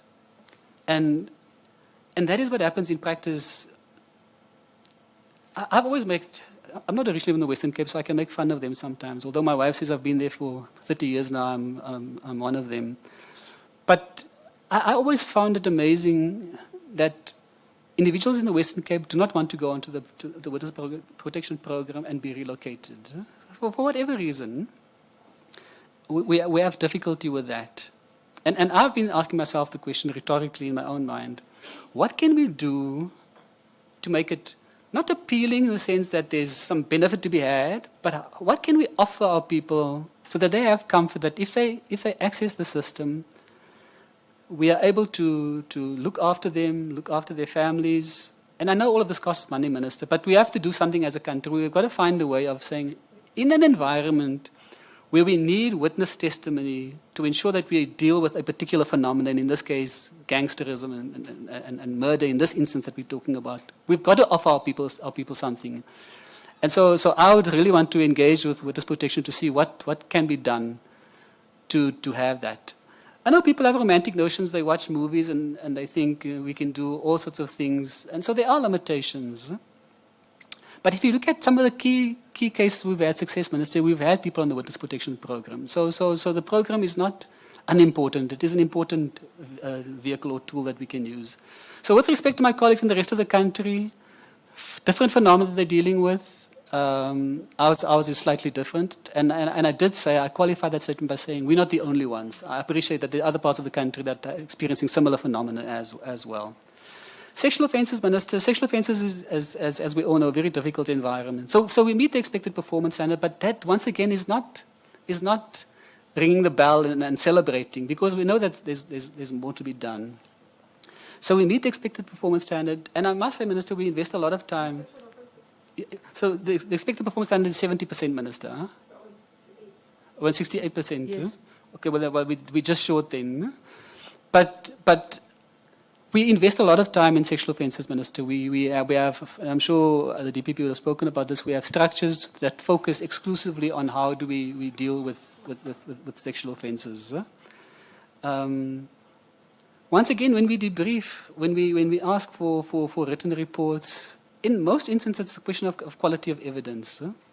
So to me the important part is how do we as the collective ensure that when the complainants engage with the system, that the system is of such a nature, whether it's at the TCC or with the detectives directly, that we create the environment that gives the individual confidence to firstly to enter the system, because that's one of our main challenges, as we all know, is that many complainants don't want to enter the system.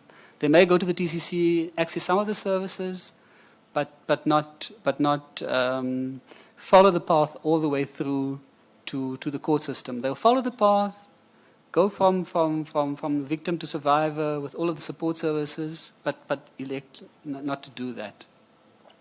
So in terms of sexual offences, Minister, we have a very strong regime, as I say. And I actually think that is the model that I would want to replicate elsewhere, despite the fact that we may be a bit short now. Because what we have with sexual offences is we have dedicated prosecutors in the regional courts in particular, where most of these are heard. And those individuals... Can you explain that? Because I'm battling to understand what you are referring to. We do have, in all the courts where the sexual offences courts are, we've got dedicated prosecutors for sexual offences. So but the issue here, which I'm referring to your performance and statistics, and I'm trying to understand when you say you're not as bad, it's almost like you're brushing. But this is a performance, I've said, over 5 years, that has been dipping. From 1920 financial year, if you look at those annual reports, it's 5 years consistent going down on a critical matter like this. I don't know if, because the issue when you say we've looked at it, the courts we do have, I mean, where we've designated sexual offences courts, we've got specialized prosecutors focusing on that across the country, not only in Western Cape. Firstly, Mr., can I assure you that what are we dealing with? And what intervention there? Firstly, can I assure you, I'm not demeaning the performance. I take it very seriously. And I've always said it's a difficult environment. Not every prosecutor can do that. So we have dedicated courts, Minister, but not all of them are pure sexual offences courts. And that's part of the challenge that we have. So when we talk about the model of ensuring that the prosecutors there have the necessary training, have the necessary expertise and the capacity, and there we rely on the SOCA unit to play that role, which is a very important role, because we recognize it's a specialist area that we need to focus on. So it's really ensuring that the individuals, because that is what we need to do as the prosecution, is to ensure that the individuals who are there are capable and are able to do the work that's required of them. I accept that we may not be meeting the performance standard. That will be a question of evidence, Minister. And as the guarantee I think we need is that the individuals who are in the environment are able to do the work that is required of them. I think that is the guarantee we need. Minister. I just wanted to go back to your framing initially, where you said how media and the perception out there might be distorting the actual performance. Is it the perception or is it the actual problems in the performance of the NPA? And then somewhere you went on to recommend a number of reforms, so I was a bit not sure as to whether you're saying the problem is performance or the problem is perception. No, thank you. Thank you for the question, Professor Kenny. So if I can deal with my suggestion of reforms, that is to reinforce the performance. So in other words, I'm not saying that the performance itself is a problem, because I try to draw a distinction between the work that prosecutors do on a daily basis, the good work that is being done, and a lot of that happens at that particular tier. So that needs to be reinforced. The fact that we're doing well doesn't mean we rest easy. We reinforce that. And the reforms were in the context of my concern that we need to ensure that the people have the requisite skill set to be in that tier. So the distortion, in my view, happens with where things go wrong, and they go horribly wrong, and they have gone horribly wrong. We've seen that in the media. Is that is the theme then that is communicated, and the assertion then is that the entire organization, that particular instance is demonstrative of the entire organization, and that is the perception that we need to correct. That yes, where we've done wrong, firstly we have to acknowledge that we've done wrong, and then tell our people, but what are we going to do differently? But then, in the same breath, not lose sight of the fact that there is a lot of good work that is being done by prosecutors on a daily basis, and that's the distortion I referred to, Professor Kenny. Maybe just a quick follow-up on that. Then you went on to highlight a number of interdependencies which make NPA not to succeed. Can you neatly isolate those things, inherent weaknesses within the NPA, as different from all other interdependencies that may be caused by the judiciary, the environment, and several other things? Certainly, Professor, because the point I was making, maybe emphasize the point. A prosecutor must own the decision to prosecute. Because once you take the decision to prosecute, there's no hiding place.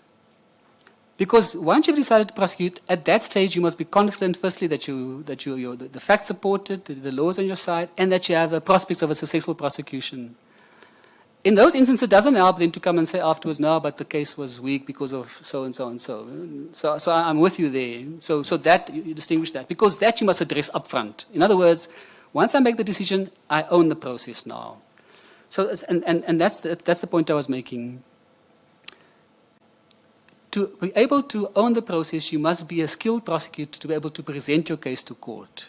Of course, there are no guarantees that every time that you'll have a conviction. But you must have the skill set to do that. And so if things go wrong, in other words, if not achieving a conviction is as a result of your conduct as the prosecutor, that's something we must deal with. That is clearly our responsibility.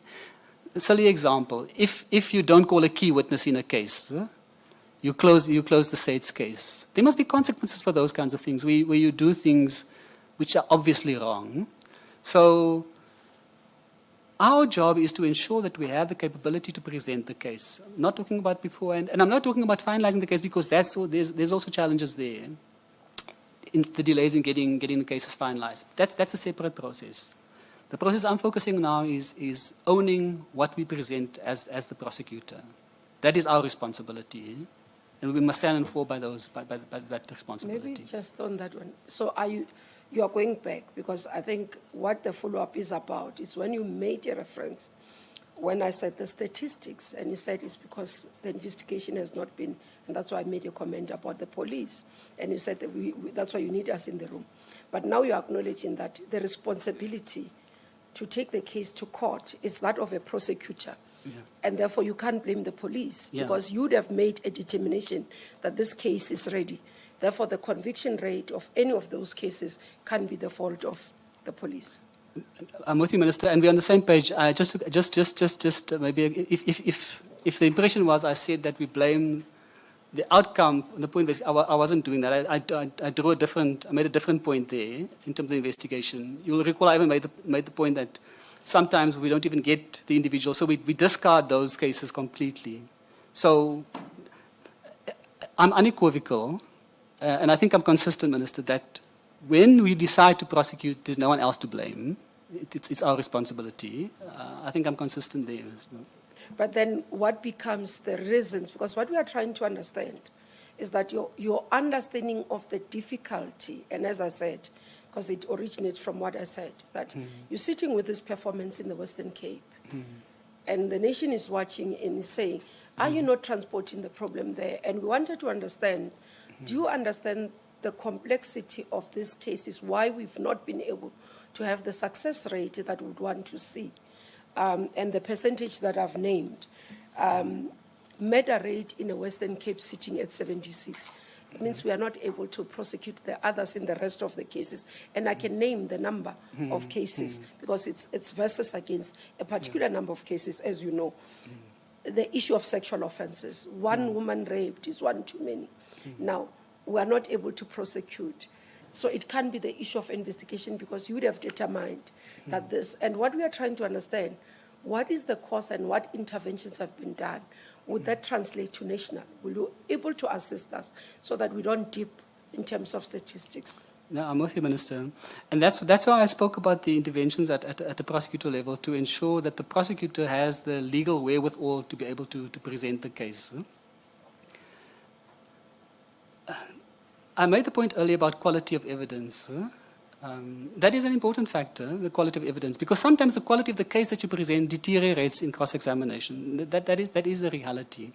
So the assurance I can give you is that the process of ensuring that we have the right people with the right technical abilities to present the case to court, that is the assurance that we need. To be able to evaluate the evidence properly, to make decisions. Some people are conservative, and they say, look, I may not want to go to court. I won't do that. I say there's no need for that discretion. We have a process that we follow. You evaluate the evidence. If you're confident in the evidence, you're confident that it meets the evidential threshold, and that there is a case, and that there's a prospect for success, then you have to prosecute.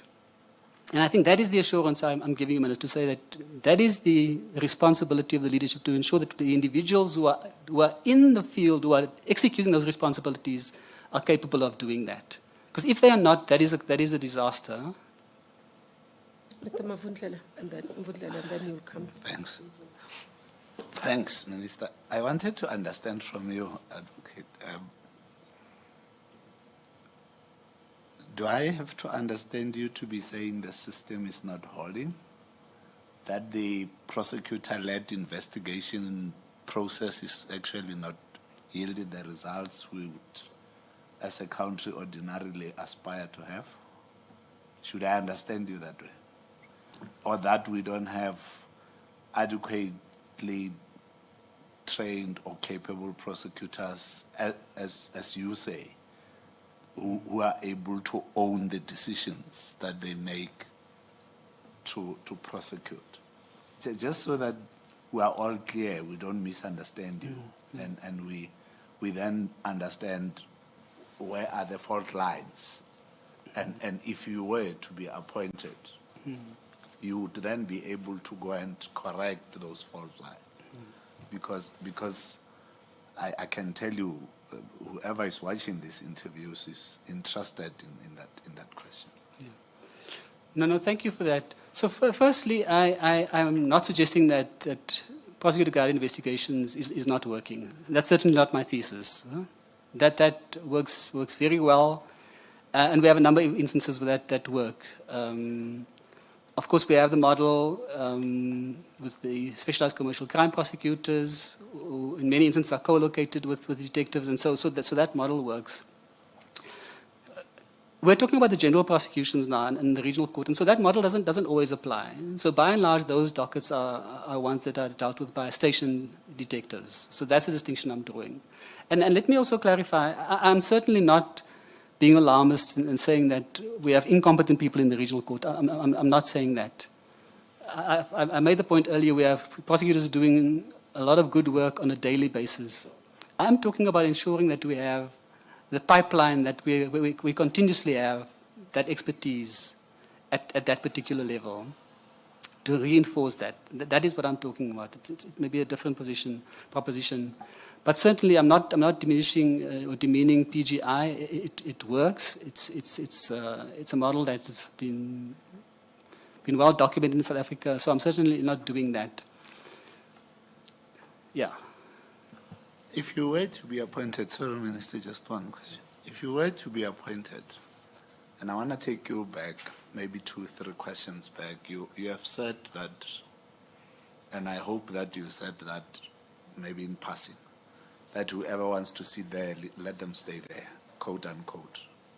And I found that very disturbing, because you were talking about succession planning, as you eloquently put it, that we shouldn't be surprised as to who should then ascend when one person gets to either retire or resign or something, because people will retire and resign.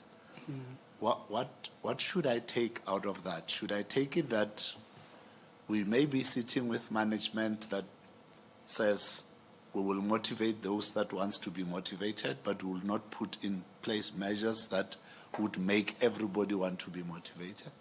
Or is the environment so demotivating itself such that people have become comfortable with being salary earners, because then they don't see any growth out of themselves? Is that how we should understand it?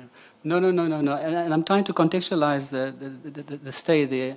I thought I made the point in the context of a process where someone who aspires to be a DPP is able to bring their candidate forth themselves. I thought I made the point in that context. But to touch on whether, because that's mediocrity that you're describing now, where people are just there to earn a salary, do the bare minimum. That is certainly not the place or the prosecution services that I think we are, broadly speaking, or one that I seek to lead. I'm always at pains to say that there are prosecutors doing good work on a daily basis, and we must always acknowledge that. And to the extent that we've gone wrong, it's been in a few matters, and a few of those are too many. I take the point the Minister made earlier. Any one of them is one too many. But to decry or to demean the entire cohort of prosecutors is what I'm deliberately trying to avoid, because that is not accurate. And if you are here for the salary, I think the point I was making, sir, is Mr. Mvundlela, is about people who feel that they are happy in the district court. They find fulfillment. That's the point I was making. You remind me now. Fulfillment in the district court. And I'm saying that should not be demeaning. You shouldn't look down on someone who finds fulfillment in the district court. For whatever reason, that's the point I was making. And thank you for reminding me about it. Same with the regional court. if people find fulfillment in the regional court, because that is difficult work, it's fulfilling work because you're dealing with serious offences, if people are comfortable there, then I respect it. So it's certainly not about, yeah. Okay. Mr. Mtlu. Thanks, Minister. Advocate Mob, I find it a bit problematic. There are certain answers that you gave. And let me give context here. At the heart of the question now is performance management. Now, what I find from you is, and it's an impression, you'll correct me if I'm wrong, it's a belated diagnosis of the problem, of the challenges that has resulted in Western Cape being plunged at the foot of the rankings in as far as those three areas are concerned. And I'm saying this against the backdrop of your response with regard to the 68% specifically in relation to sexual offenses. That you appeared to be taken by surprise that you were, not really meeting the standard, which is at 70%. So then what comes out of you in terms of the proposed interventions? It would mean that these are proposed interventions that you are imagining as being, forward-looking.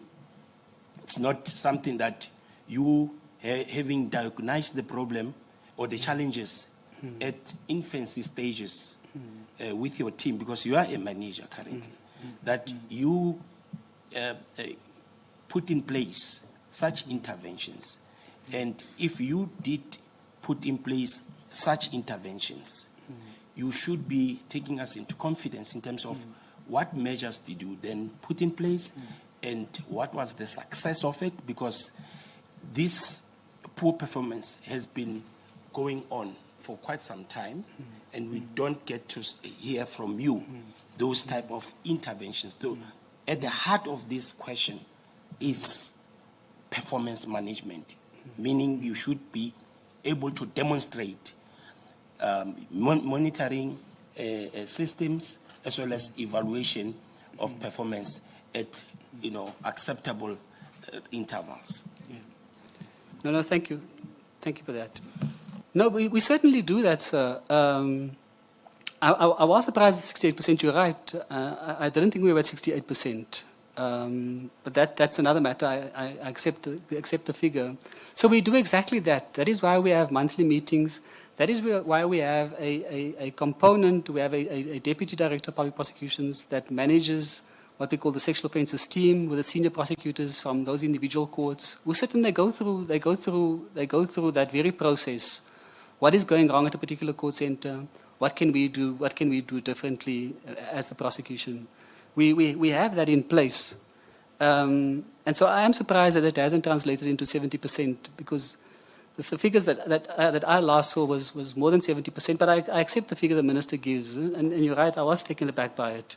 But we do that. So it's not a question of ex post facto analysis. That is exactly why we have the management meetings. We sit there as a collective, and then the individual teams. So we look at it broadly at a leadership level. How are we doing as an organization? Where are the pressure points? Where are the challenges? And then at a theme level, if I can call it that. In other words, the senior prosecutors who are responsible for those courts that we speak about, they then have the more detailed interrogations, feedback to us at a leadership level of the interventions that are being put in place. So I'm with you. It's part of our process. One last one. Maybe just to confirm, the figure used, it's on the published annual performance report of the NPA of 2024-25. No, I accept that, Minister. Proceed. Thank you. Thank you, Minister. And one last question relates to your remark that you always have or engage in a rhetoric in as far as these challenges are concerned. You ask yourself questions. And at some point, you'd have sleepless nights and start having that monologue, if I may call it that way. Yeah. The challenge that I have with that is, as a manager, the moment you identify a performance gap, you need to deal with it at management level, raise it there, so that you come up with workable solutions at that level. And I don't get that from you, except that you engage in rhetoric. No, thank you for giving me the opportunity to clarify that. So the point I was making when I was talking about the sleepless nights is about my concern for the future of the country, and the challenge that we face in the criminal justice system. But to speak directly to your point, sir, that's exactly what I do, sir. And I'm able to do that not only in the area that I'm responsible for, but I do it across the board. Because when you sit at the management level, and this is something I preach to senior public prosecutors, to deputy directors. When we sit as a collective, you're not sitting there representing your particular court. And you mustn't sit there waiting to hear when I mention your court and then you want to speak about it. You're there to share your views as a collective. And so we do that, sir. So if the impression is that I pontificate in my own mind, I have a monologue, dialogue with myself, and I don't do anything insofar as the core responsibilities at work is concerned, then that is not correct, sir, and I need to correct it, because that is exactly what I do.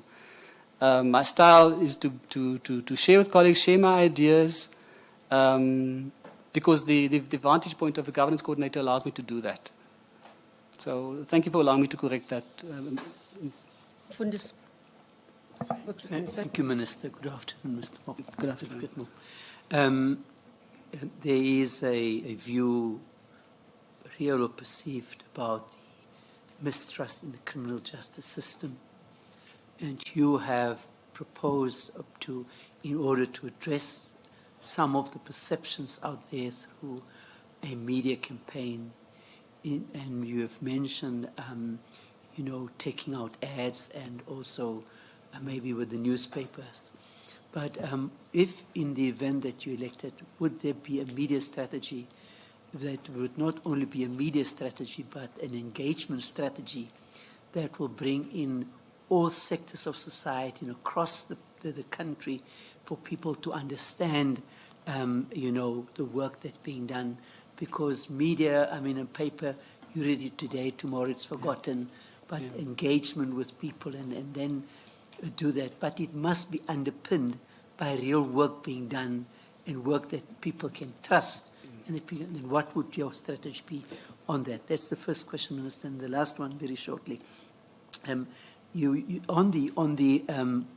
the issue about safe houses and witness program, we know that for a number, not only in your province but also in other provinces, when we do go or do we take people into a witness program, somehow information is leaked because of the issues relating to that, whether it's corruption or whether it's cahooting or whatever, and so on. What would you bring to ensure that the witness program is solid and people can trust it and people will be able to be protected, and so that you can then have your solid evidence and so on, in order to have a solid case and a solid prosecution? Thank you, Anderson. If I can start with the engagement, yes, certainly. The fact that I spoke about communications does not mean that I do not think that is important. In fact, that's critical, that the NPA has that kind of dialogue with civil society, with stakeholders, with communities. And you're right, it's not talking for talking's sake. It must be on the back of some clear deliverables. And I think that is an absolute necessity. I know that we have started doing that as an organization, maybe not as extensively as people would want, maybe not as broad in terms of the engagement, but certainly my idea would be for that to happen. But as I say, on the basis of what has transpired. So it's not just communicating a positive message of we intend to do the following, but also to demonstrate that we have done the following. So certainly, maybe I didn't expand sufficiently on communication, but you cannot just communicate, sit at VGM or sit anywhere and issue press releases. You've got to have that face-to-face engagement with communities, because that is also where you get a sense of the real perception that people have of the work that you do. And a lot of that engagement actually is advocacy work as well. You'll know, Robinson, that there are lots of imbizos in the Western Cape. And at each imbizo, we have to explain bail. And so you can't tire of that responsibility. You've got to explain to our people how the system works. And it's critical that we do that and that we continue doing that. So certainly that is part of it. Insofar as witness protection is concerned, it's a responsibility which is currently located with the NPA. And I must say, if we have regard to witness protection, I'm happy to say that over the last several years, no witnesses have been harmed. I know we went through a bad patch a while back, so things are looking good. It's more about, the point I was trying to make, it's more about that our people understand that witness protection is available to them, and that it will meet with whatever the requirements are. And so the reluctance that I sense is the question of location. So you get taken from Lavender Hill or Site C, and you're taken to Mpumalanga or to Limpopo and Northwest, and I think our people battle with that adjustment. But to the point in terms of what we can offer, I think we have a solid system insofar as what the current offering is, because the point I'm making is that the individuals at witness protection are limited by what the current service offering is. And it's the service offering, I think, where we need to have a discussion about what more can we do to try and be, to have a program that is, and I don't want to use the word enticing, because enticing means that, there's something for me to be had at witness protection, and therefore I avail myself. So it's not a question of that. It's real witnesses who can add value to cases, and to see how do we address the concerns that they have so that they're able to be absorbed into the program. Leaks, it is so that a common refrain is that when individuals say they've reported a matter to the police, everybody hears about it a few minutes later. And so that's where the need for ethical leadership across the board comes in, so that we also have consequence management when those kinds of things happen. Thanks, Minister. I'll just be brief. I think to a large extent we have actually focused on the NPA in relation to the Society of South Africa. But one of the things that has come out both at the Madlanga Commission and ad hoc committee was just the internal turmoil, for a lack of a better phrase, that is inside. Can you take us through some of the key issues in terms of that turmoil? And I'm using that word deliberately because I don't want you to shift away from it. We know there are challenges inside. So if you could tell us about what those challenges are, and if you were to come in, how you would deal with them. Thanks. Just clarify, because are we referring to the turmoil within SAPS or within the criminal justice system in its entirety? No, NPA. At NPA? Yes. So I'm intrigued by your characterization of it as turmoil, and I interpret you to be referring to the question of IDAC having effected the arrest, an arrest of a senior police officer. No, it's everything including that.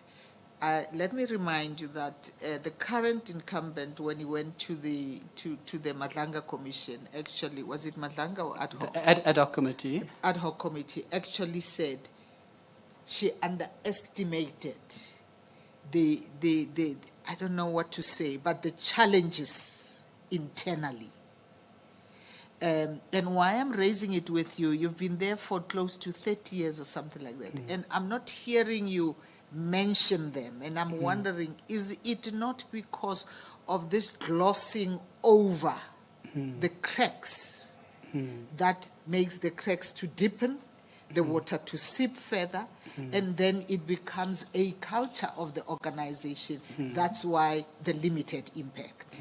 So tell us what those cracks are, if any, and how, if you were to be appointed, you are going to deal with them. NPA cracks. Thank you for the clarification. So, Advocate Batoe has said a number of things. She spoke about underestimating the challenge, and she hasn't always articulated what she means by that. You'll recall when she started off, she was very negative about the state of the organization. And in the recent past, she's tried to walk back some of those comments. When Advocate Batoe was appointed, and I'll mention two things which I'm on record as saying within the organization. When she was appointed, we were convened as the senior management, and the panel can confirm this with her and with others who were there. When the senior management convened, she called us all in to speak about her leadership. I raised with her the issue of the perceptions of the NPA being captured in a public forum. Got up in the plenary and I raised that with her. I said, there's this perception of what has transpired in the organization. Some of us have observed things, but we don't know the context, and so we cannot make definitive findings ourselves. Chair, can I intervene? I would like you to go to your views about the current situation. Oh, okay, all right. Yeah. Thank you, Minister. And I said it's critically important that when you build a team, because she's coming from outside, she's had a view of us, those in the organization. If you want to build a team, then we must know who did what. So that people are afforded an opportunity to explain their conduct, and maybe they are able to give us rational explanations for what they have done.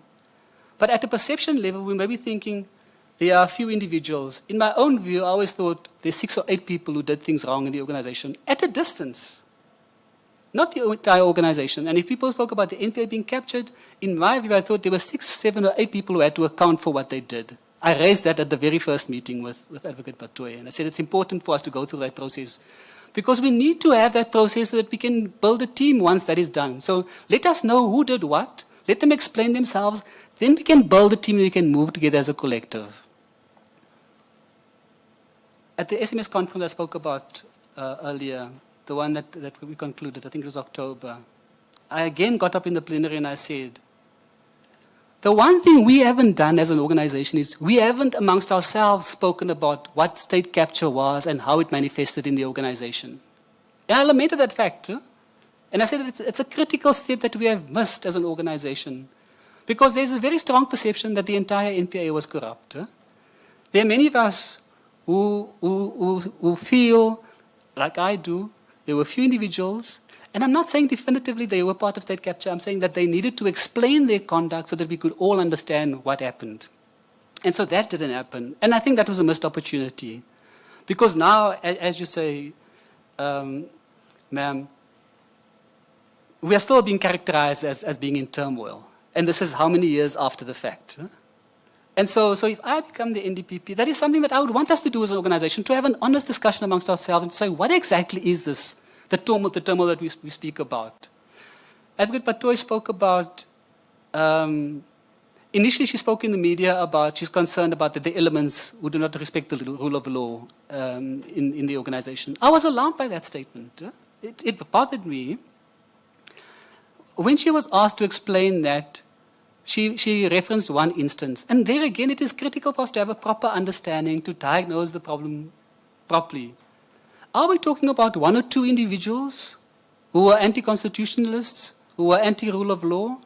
Or are we talking about an organization where this beset by this? My view is that we are not an organization beset by people who are opposed to the rule of law.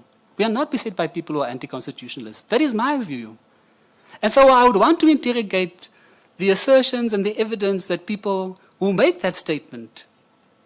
Because once again, good people are being tarnished by referencing the entire organization when we may actually only be talking about individuals. Because if it is an individual or at an individual level, it is easier to deal with. If it is beset the organization, of course, then it is much more fundamental. And that is not my view, that we are an organization beset by those kinds of elements.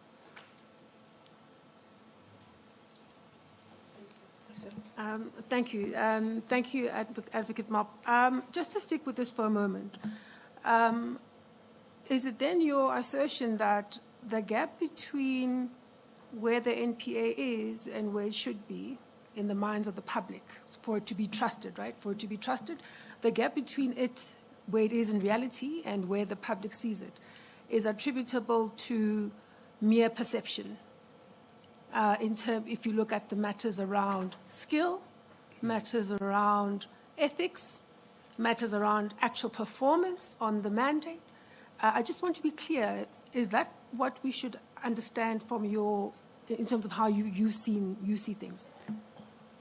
Certainly not. I would be the first to say it's not only at a perception level, because there have been very real failures.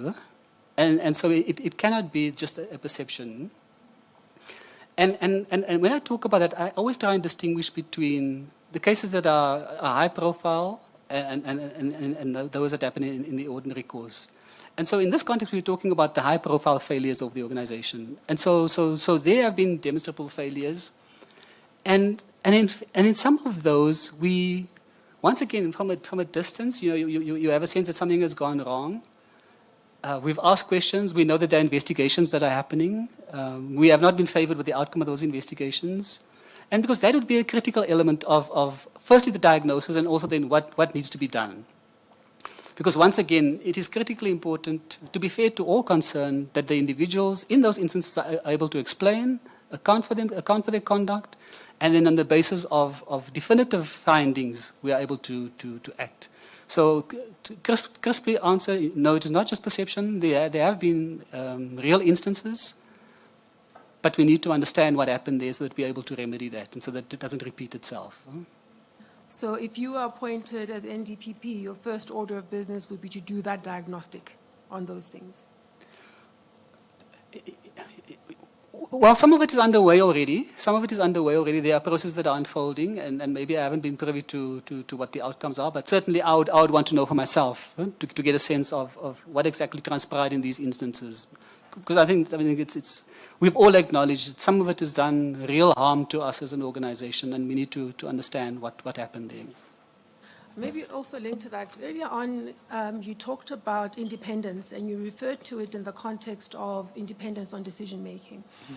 Maybe if you could just take us through your own thinking about what would make for optimal independence by the NPA, and what would that look like? And perhaps how would you get there, given where you are now?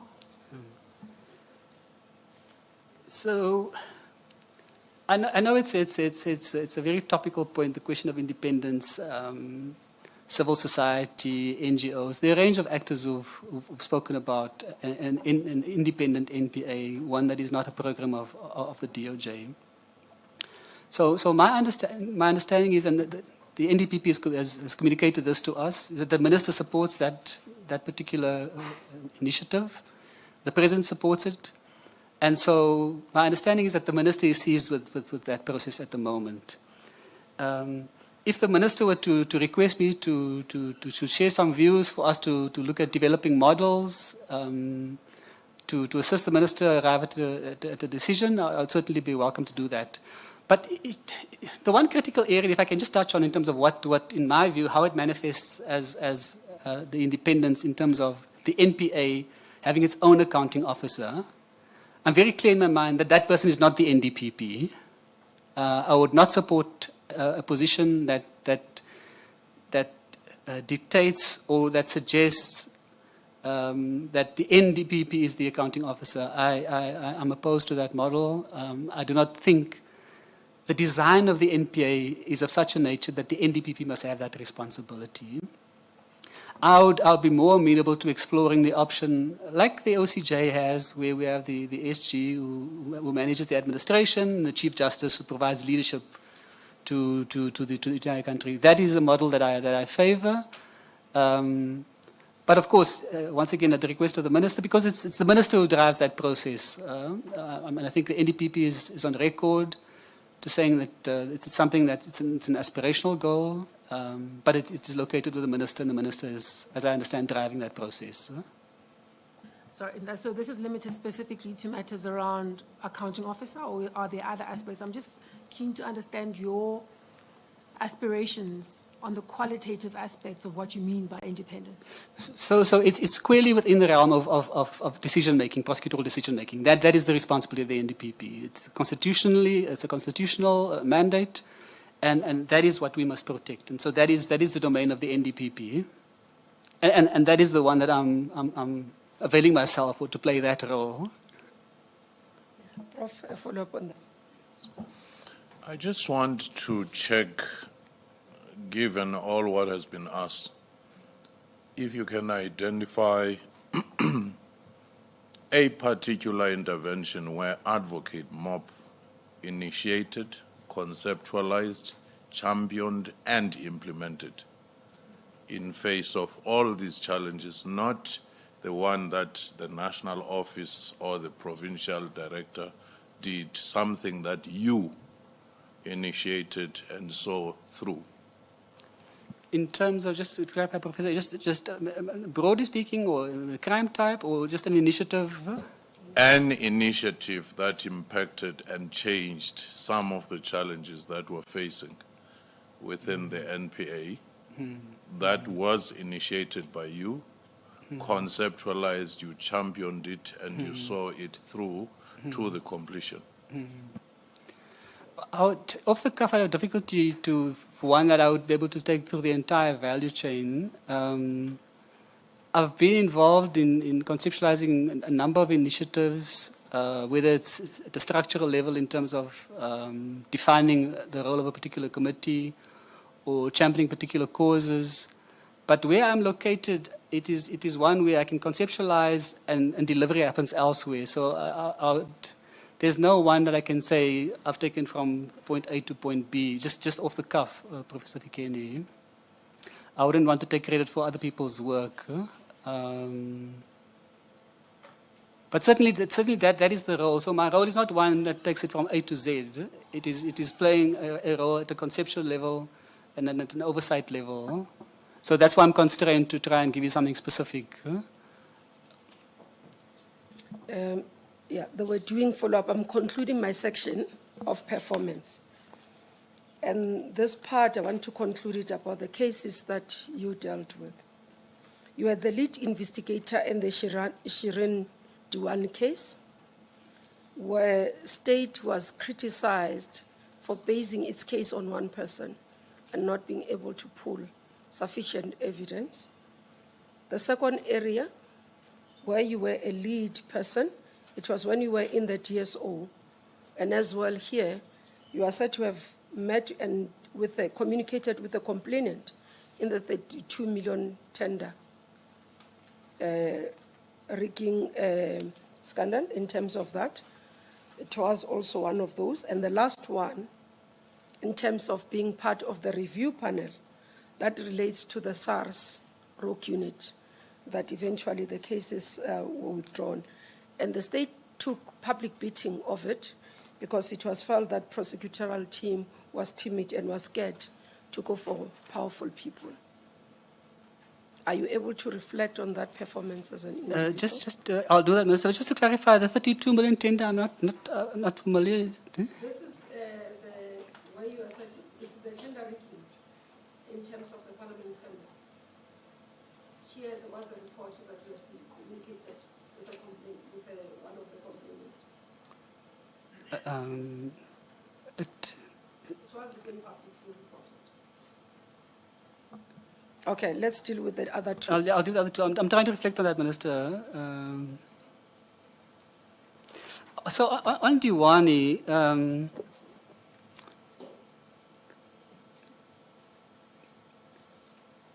so Diwani was a series of events.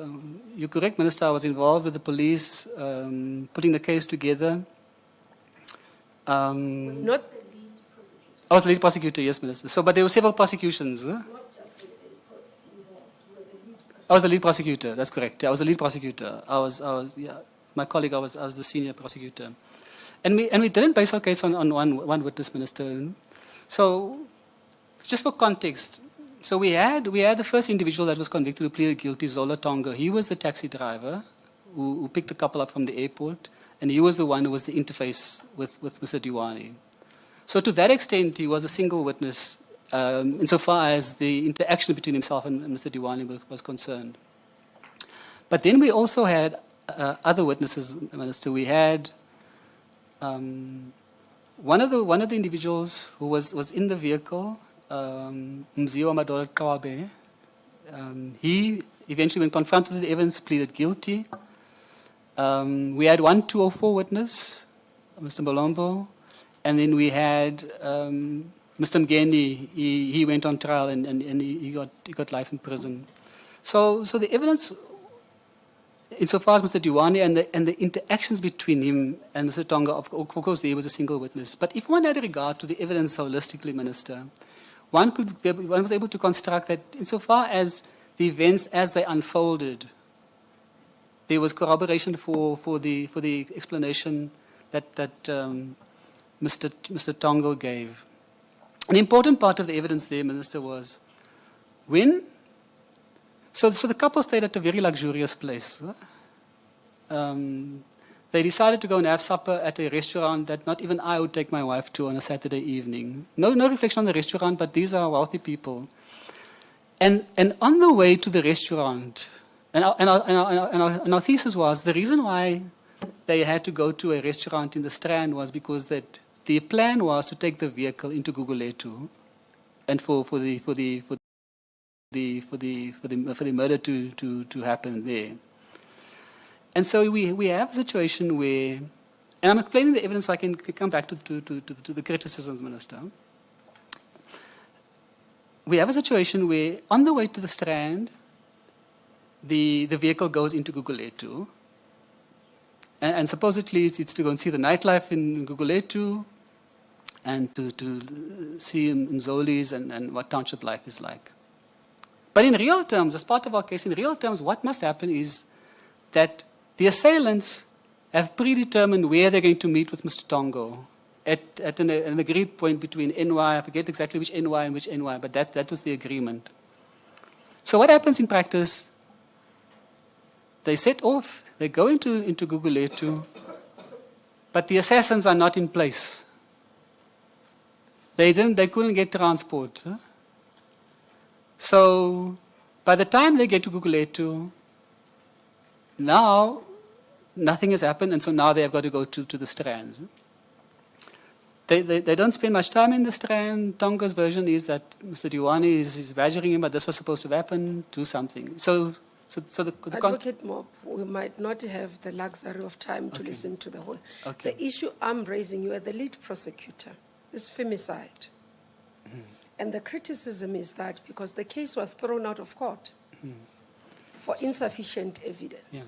So that's why I'm linking it, hence I said it's about performance. Yeah. Now, I moved from the performance of the institution in the Western Cape, and I've moved to your performance. Okay. Let me deal with it more crisply then, Minister.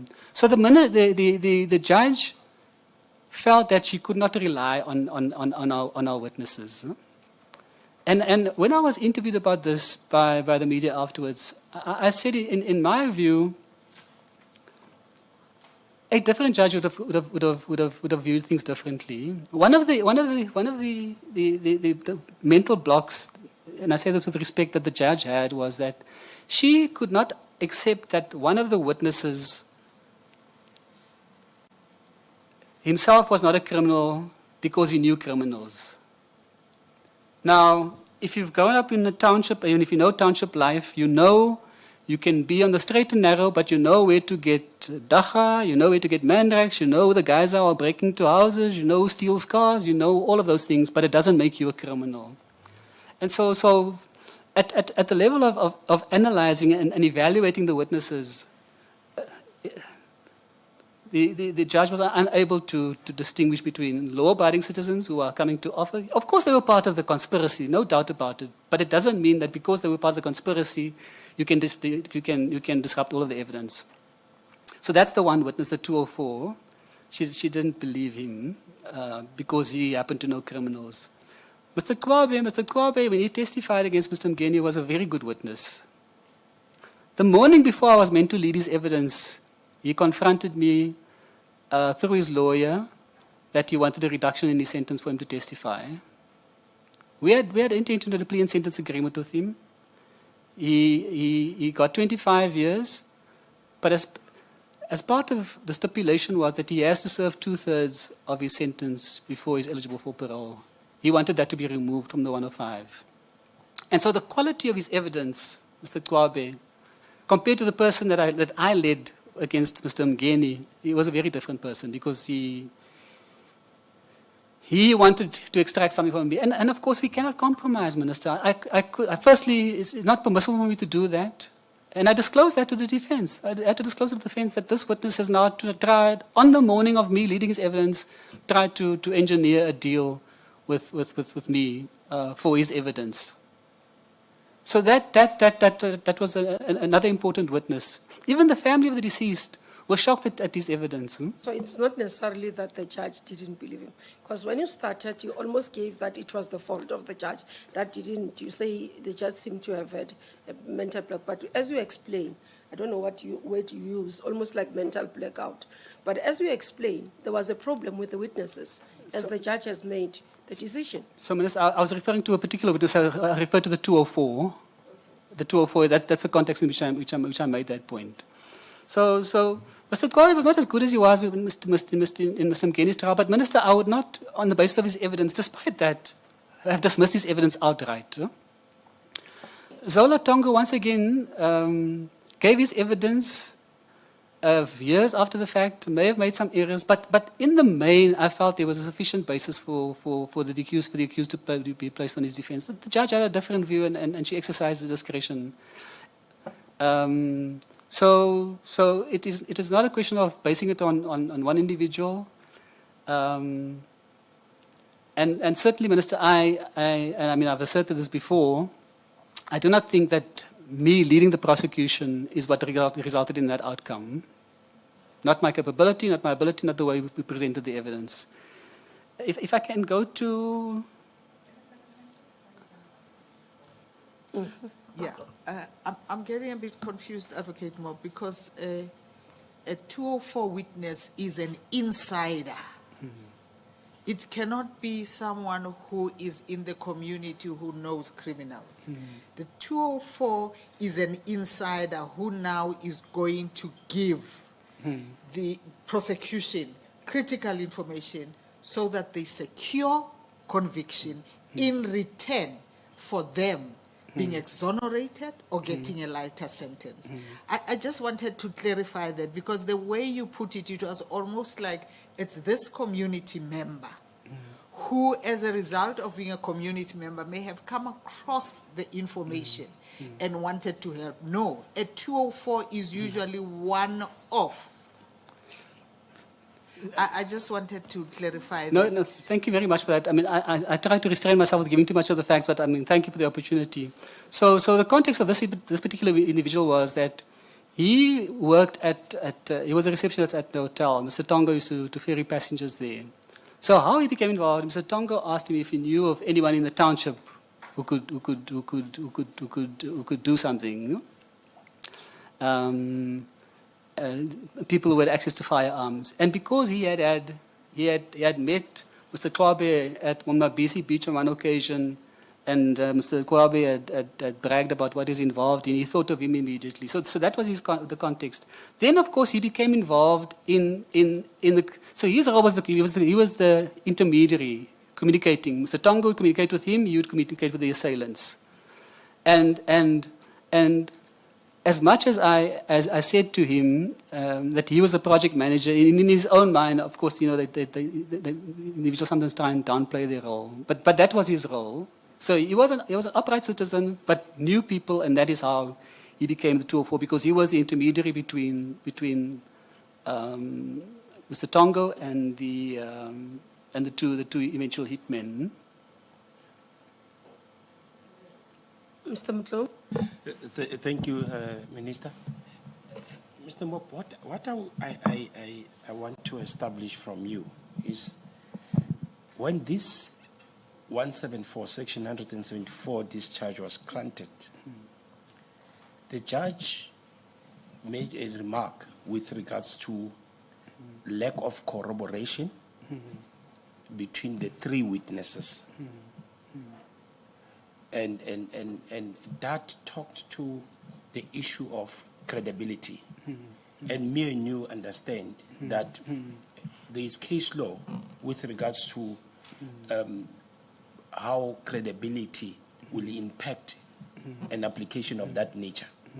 It will be in cases where the evidence is so dilapidated that the credibility of evidence presented is so poor that it cannot be relied on. Now, for the court to arrive at that, the prosecution ought to have foreseen, at a very minimum, in terms of evaluating prospects of success, looking into the merit of the matter, you should have been in a position at that stage to make that call and determination and make a decision whether or not to still pursue prosecution. Don't you think that failure to make such consideration is in an indictment on you, a direct indictment on you, in terms of poor judgment in handling this matter? No, thank you for the opportunity. And no, I do not think it reflects on me, sir. We did exactly that. We knew it was a high-profile matter. We had spent years trying to get the gentleman here with the assistance of the British authorities. So it was certainly not a question of us not having done a proper evaluation of the case. We did exactly that. And that is why I say the judge exercised her discretion to say she was of the view that the evidence was of such poor nature that he shouldn't be placed on his defense. And we had a different view, but she exercised the discretion. So it's certainly not a question of us having done that. The person who prosecuted the case with me is herself a very accomplished and seasoned prosecutor. She heads up the organized crime division in the Western Cape. So certainly, we were not wrong to prosecute. Just a follow-up on it, Minister. Surely there were other avenues at your disposal. There was a legal remedy or recourse at your disposal in the event that you were of the view that the court erred in its findings.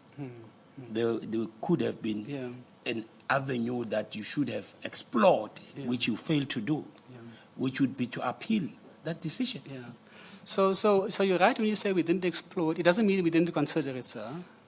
We did consider it, and whether we should get to the point of filing the appeal. And after our analysis, we concluded no, we shouldn't do that. Thank you. Move to the next one.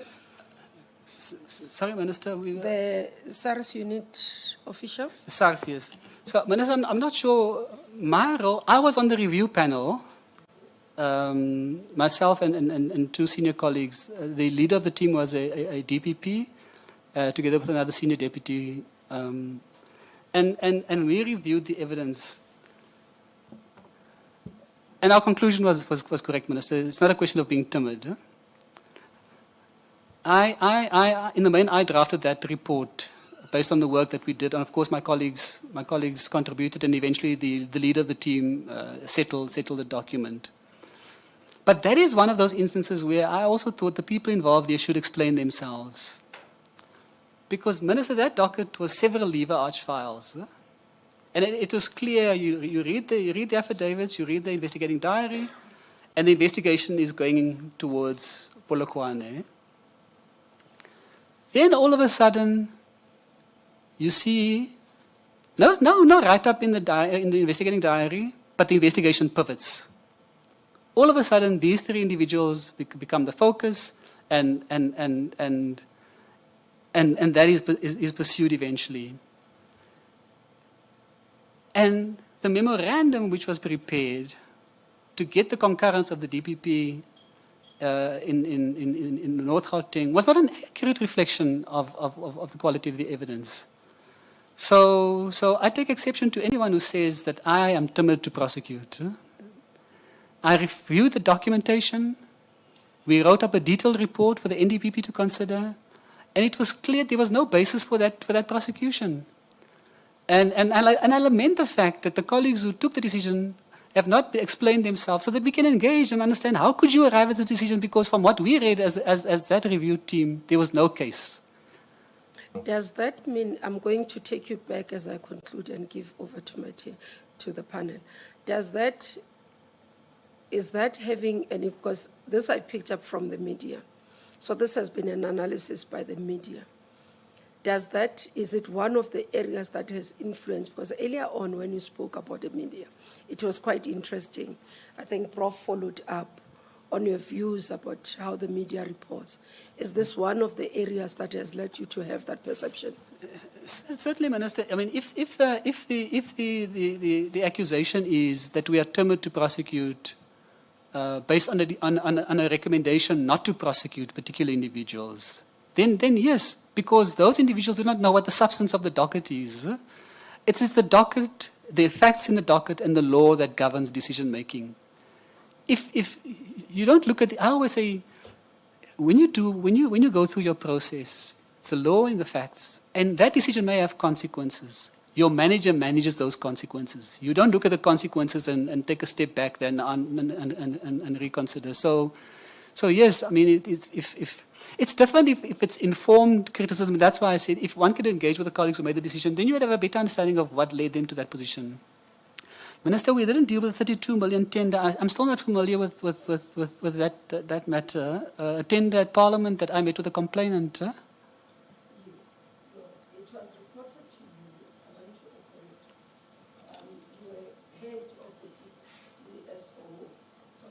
it. You were head of the DSO, and then one of the issues that led to it's a Parliament, and I want to get the full name of the company that was involved in the 32 million tender.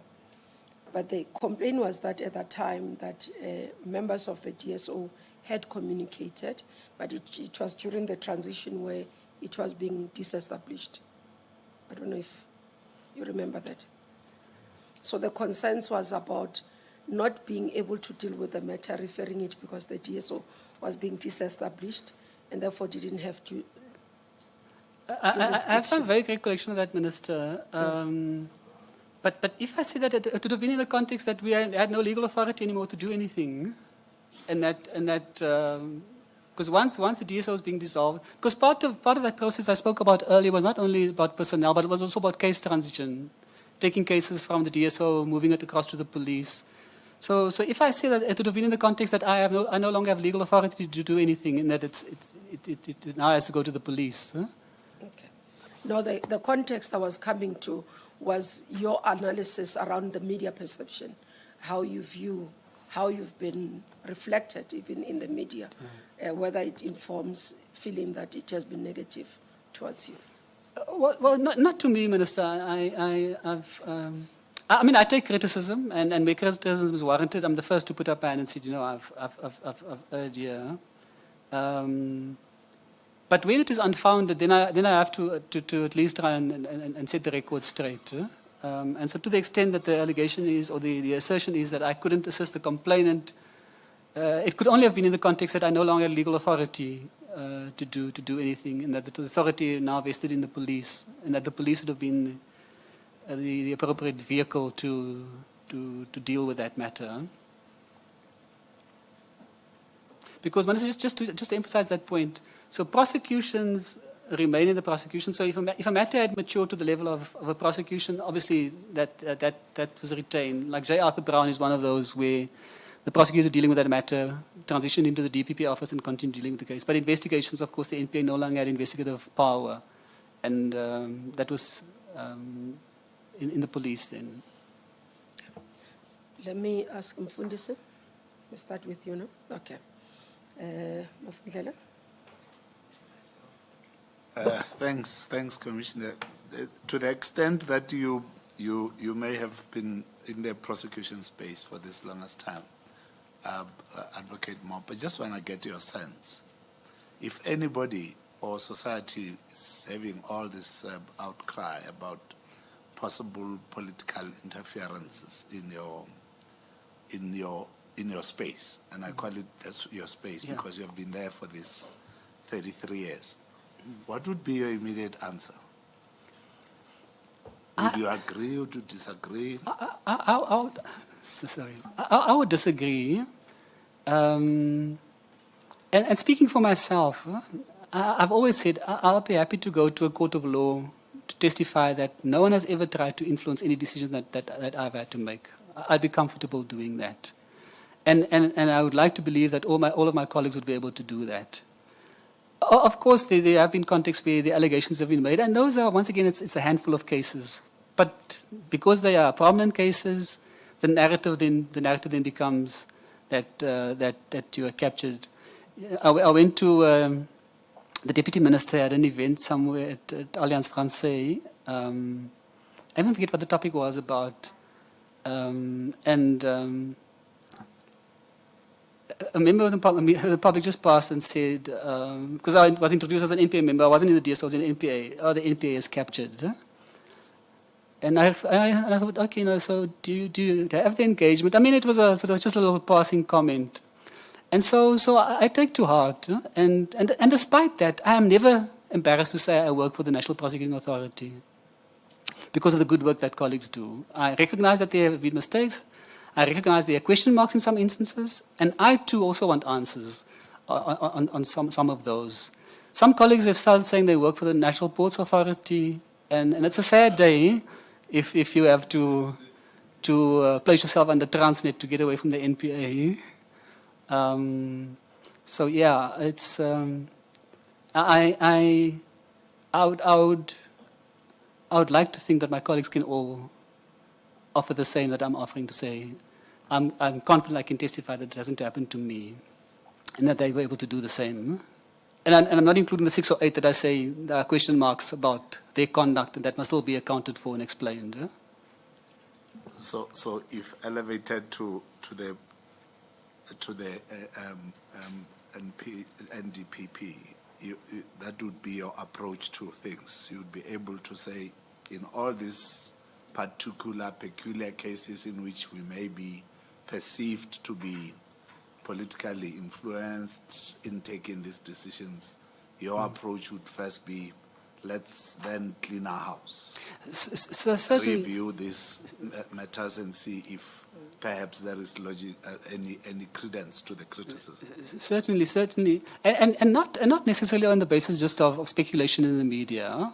But where even within the organization, people have said, okay, we don't know the facts here, but we would like to understand what transpired here. It's important, and that's part of that process. And the process I was talking about is not a cathartic process to say, let us know who did what in the organization. It's not that. It's for that very reason, so that we know who did what, people can be held accountable, and conversely, people are afforded an opportunity to state their case. And they may very well convince us that their conduct was rational and lawful, because that is required for us to build the team. If you still have doubts about, I'm not so sure about this, it's not healthy. And it feeds into this narrative, that there are problems in the organization. It may be cathartic, but that's what I'm saying. It's not, the objective is not to have a cathartic experience. It's fact-finding, making determinations, and remedying where remedy is required. And where people have been vindicated, also communicate that we've investigated, we've interrogated, and in fact people have given rational explanations, and that their conduct was lawful, so that we build that team I'm talking about. Thanks, Minister Mda. Prof. Can I write on that question, because I think we've been skirting around it. What's your threshold to say an organization is either captured or has internal problems? Should it be a majority of cases, given the sensitivity of the sector imagine if one or two judges were found to have been compromised, the perception out there. It doesn't have to be a majority. Even when we talk of the state capture, you don't have to say we have 30-something departments. Only 5 departments have a problem. What's your threshold? Because I'm struggling with this notion that no, it's a few cases there. And yet, some sectors, it could just be few sectors, and the perception, given the scale, the scope, and the impact they have on society, it become that generalized perception. So to answer the question crisply, the threshold is 0. And so that's why I'm lamenting the fact that we haven't had a process where we can demonstrate and account for those particular cases. And so that is why it festers and lingers. Because there's no communication, there's no determination, a definitive statement to say, but this has been an issue in the organization, we've interrogated it, we've lanced the boil, this is what we found, and communicate. So when I say 0, in other words, we cannot afford to have even a single instance of a perception of being captured. So that's the 0 threshold I speak about. It is untenable to even have that mentioned in the same context of the NPA. So any instance of that nature must be addressed and dealt with. Let me come on that one again. We know for a fact that there has been attempts, sometimes successful, of political influence on the NPA. And as such, you have lived long enough in that organization and you have not made a very clear categorical statement in your assessment of those moments. You say, no, it might just be a few individuals here and there. And yet, in society, they know for a fact that there has always been this pressure, and as such, no other NPA director has lasted and finished their term. So just for context, so the one that we know definitively is Mr. Pikoli, because that was ventilated. He was able to demonstrate an attempt to influence his decision-making. So that's been ventilated, and that's why we can say categorically that that is a firm instance where there was an attempt by an executive member to interfere in prosecutorial decision-making. So that one is clear. The others I speak about, Professor Fikeni, is where we don't have that clarity, and that is I'm saying, that's why I lament the fact that we don't have that clarity. Because for us to make definitive statements, like we can in the context of Mr. Pikoli, we need to have the facts. And from where I'm sitting, I don't have the facts, and I don't think that society has the facts. And even within the organization, maybe there are a few who have perceptions, but we don't have all the facts. And that is the opportunity that I lament that we've missed, for us to be able to get to grips with what exactly transpired. And as I say, it may be at the perception level where even I think, but this conduct, I would like it to be explained, and that someone may be able to offer an explanation. And so that's the opportunity that I. So to you, only Pikoli case out of the many successive cases, you would say definitively, this is the case of political influence, whether successful or not. So I'm very clear to draw a distinction between that one where it was definitive and where there are allegations of interference. And that one, the point I'm making is that one, the interference was demonstrated. In the others, we have not seen a clear demonstration of that influence. There may be very strong views, there may be very strong perceptions, but that does not carry the day. Can I maybe just by drawing an analogy? The other day, I heard a comment, and this is a matter that I was involved in. The comment was, in that particular case, the police believed that the accused was guilty. Now, I was involved in that case. And it may very well that the police believed that the accused was guilty, but there was no evidence to suggest the accused was guilty. And so that's the distinction I draw between having the perception and having a factual basis to make a statement like that.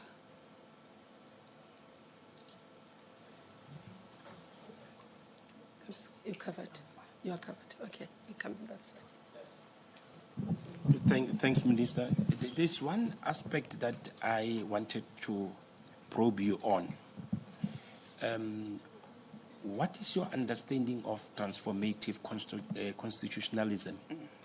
within the ambit and context of prosecutorial function. And as you attempt to respond to this question, please cover the aspect of your role as NDPP in operationalizing it.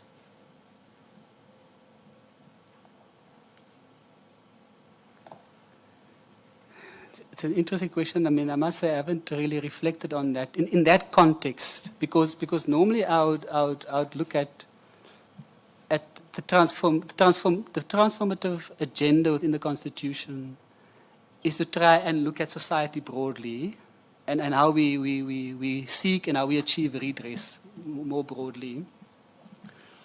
So the NPA is unique in the sense that it is not a typical government department, and I say that not in a pejorative sense, but with respect, because it's a unique function that the NPA plays. And so without having given it too much thought, off the cuff, I would say to you, sir, that there is limited scope for the NDPP to play a transformative role in terms of the broad context of society, because you are charged with the responsibility of making decisions without fear, favor, and prejudice within the context and the confines of the criminal law. So in terms of playing that role as a decision maker, I say it is a limited role. Where there is scope for the NDPP to play a more broader role in terms of a more transformative role is in the prosecution, broadly speaking. The composition of the prosecution, there you have greater scope to ensure that the transformation agenda that government broadly seeks to achieve, that you're able to participate in that, to give effect to it, and to ensure that the NPA is a transformed organization. Not decision-making, but in terms of how you conduct yourself. In other words, are we really able to, as an organization, to say that Batupile means Batupile? Are we living that expression as an ideal, as an organization? Are we treating our people with respect and with dignity? So that is where I see, in that broad rubric of a broader responsibility of the NDPP and the role that the individual must play, that is where I see that transformative role manifesting. I would be reluctant at this stage to say that it is within the context of decision-making. Because unlike the judiciary has a role to play there in terms of how they interpret the particular statutes to give effect to the transformative aspirations of legislation. We are not in that position. We're dealing with criminal law. I always like to say it's right and it's wrong, it's black and it's white. My wife is a psychologist, and she says there's a massive gray area that I overlook. But it's the law and the facts and decision-making. There's no role for a transformative agenda in terms of decision-making on a case basis. But taking a step back and looking at your role more broadly speaking within the organization, certainly there's scope for you to play a role and to execute a transformative agenda in the organization. Thank you very much. I think we'll go to Mr. Mavundlela on the public comments. It's your part as we conclude the... Thanks very much, Minister. Advocate Mob, it's interesting to me, and I believe to everybody who would have then realized that members of the public who commented on your their perceived suitability were only 5. I'm not sure whether it's because you're not very well known, or because you do a lot of good things. I'd like to think it's the latter, sir. or whether you are those kind of people who does their work and just walk away and never look for accolades.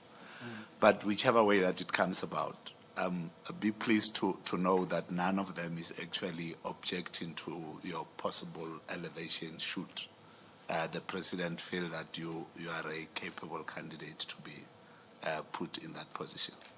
So I just thought I should let you know of that, because I know that the panel would not pick up anything public comments that are either negative on your name. So you can rest assured that as you try to do your work harder every day, the public is watching you differently. Thank you, sir. Thank you, Actually, Minister. maybe you missed this one. There was somebody who actually commented that you were too junior. Yes. Did you notice that? I noticed that, Minister, and I hope you read my response, Minister. Huh? Because I think, and I say this with respect to the individual who made that comment, the person focused only on my rank. The person didn't look at my experience in the organization, the different roles that I've played, that although I've been based in the Western Cape, I've played leadership roles at a national level, and that my experience broadly, and my submission to the panel was reflect my experience broadly in the organization, what I've done, and then measure me on my interview here today as well, and not focus on title or the position. As I said, I've always seen myself as a national leader, and I engage as a national leader. In as much as I don't let the title restrain me in terms of my engagement, I don't let the title dictate or assert authority. It's more about influence. And I think I offer that within the organization. The other one, I think Mmamoloko went through. The other one is on the lifestyle audit, which I think you did. But the person says you are since compromised, and I think you responded. Yeah. Can you call that? Minister, that individual, I mean, I hope you read it, and I must apologize, but some of these things you've got to put in context. Yeah? The allegations that were made against me that I was trying to favor a friend who in fact had no real authority, and that is why I took the trouble to demonstrate to the panel the process that one follows, my interventions, how my interventions came about. Oh, this is in relation to Mr. Dana. To Mr. Dana, yes, because that's the same individual that says I'm compromised. Huh? It's in that context. Huh? And hopefully the panel will appreciate the detailed response I gave to demonstrate that it's not true at all. Huh? Please explain publicly, because this process, as others say, it's a public process. Certainly, Minister. We don't want to make evaluations secretly. Certainly. So a member of the public wrote to the panel indicating that I'm a compromised individual, that some time ago I protected an individual that is a friend of mine that I used to work with, and that I withdrew a Section 252 authorization, and goes on to list a number of allegations about impropriety on my part insofar as the Section 252 is concerned. So for the benefit of the public, Section 252 is a provision in the Criminal Procedure Act that authorizes a Director of Public Prosecutions to authorize conduct by the police, not be called traps and undercover operations. So there are certain thresholds that the police require the authority of a Director of Public Prosecutions to conduct those activities. And in the Western Cape, that is one of my responsibilities. And so there's a process where the police, in writing, submit their application. I consider the application. If I have concerns, I write back to the coordinator, who is the interface in the police, with the applicant. We try and resolve it on paper. If not, I meet in person with them to explain my concerns or seek greater clarity. So in this particular instance, this was what they call an intelligence operation. In other words, the outcome of the investigation would not be a prosecution. It would allow the police to broaden their information with a view to then subsequently conducting what we call court-driven operations, where the objective of the operation is to secure an arrest and a prosecution. So this was what we call an intelligence operation. So members of the South African Police Service who were based in the crime intelligence wrote, and they wanted to conduct I don't want to use legal technical terms, but it's in the parlance it's a reverse thing. In other words, so they were going to provide the contraband to an individual. And so the objective here was to infiltrate a group of Chinese nationals who were operating in the illegal abalone space. And the idea was to obtain abalone and transfer this to China, to these individuals. And normally, Minister, when this happens, the resource is normally held by the Department of Agriculture, Fisheries and Forestry, DAF, as the custodian of the state resource. And so they play a critical role in empowering the police to do that. And so normally when there's an operation of that nature, DAF are the ones who make the abalone available. So I had a number of difficulties. I won't go into all the details on the first iteration of the document. And I sent it back with comment. I received the second one. I still wasn't happy. And I then called for a meeting with the operatives. And the proposal had moved to the point where they wanted to now use a legal company to export illegal abalone, on the face of it, illegal abalone. And my fear was that a legitimate company is now going to put illegal abalone through its books. They have to declare the revenue, and there will be tax implications. And so I invited my colleague from the tax unit. We had a discussion with the team, gave them some feedback. They knew I wasn't happy with the application. I reduced my concerns to writing again to the police coordinator. And then I went on leave, my annual leave, and the application came back, and a colleague of mine approved the application. Of course, I was on vacation.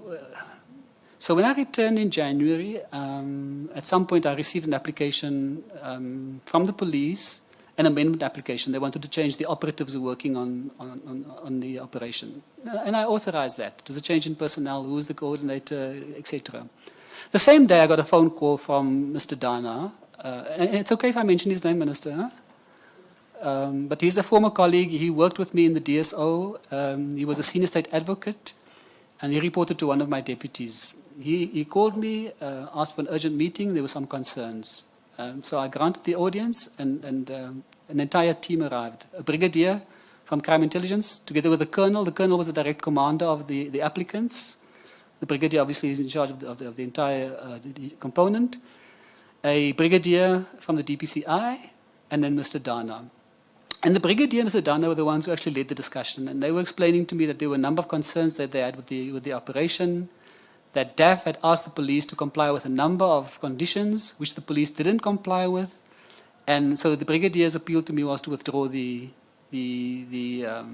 authorization. So even though I didn't issue the authorization, because it's my portfolio, I'm entitled to withdraw the authorization. But I wasn't happy with the verbal briefing, because that's not how you do things. So I said to them, reduce your concerns to writing, and I'll consider your concerns. Of course, on the face of it, the concerns were valid, on the face of it, but these were verbal explanations to me.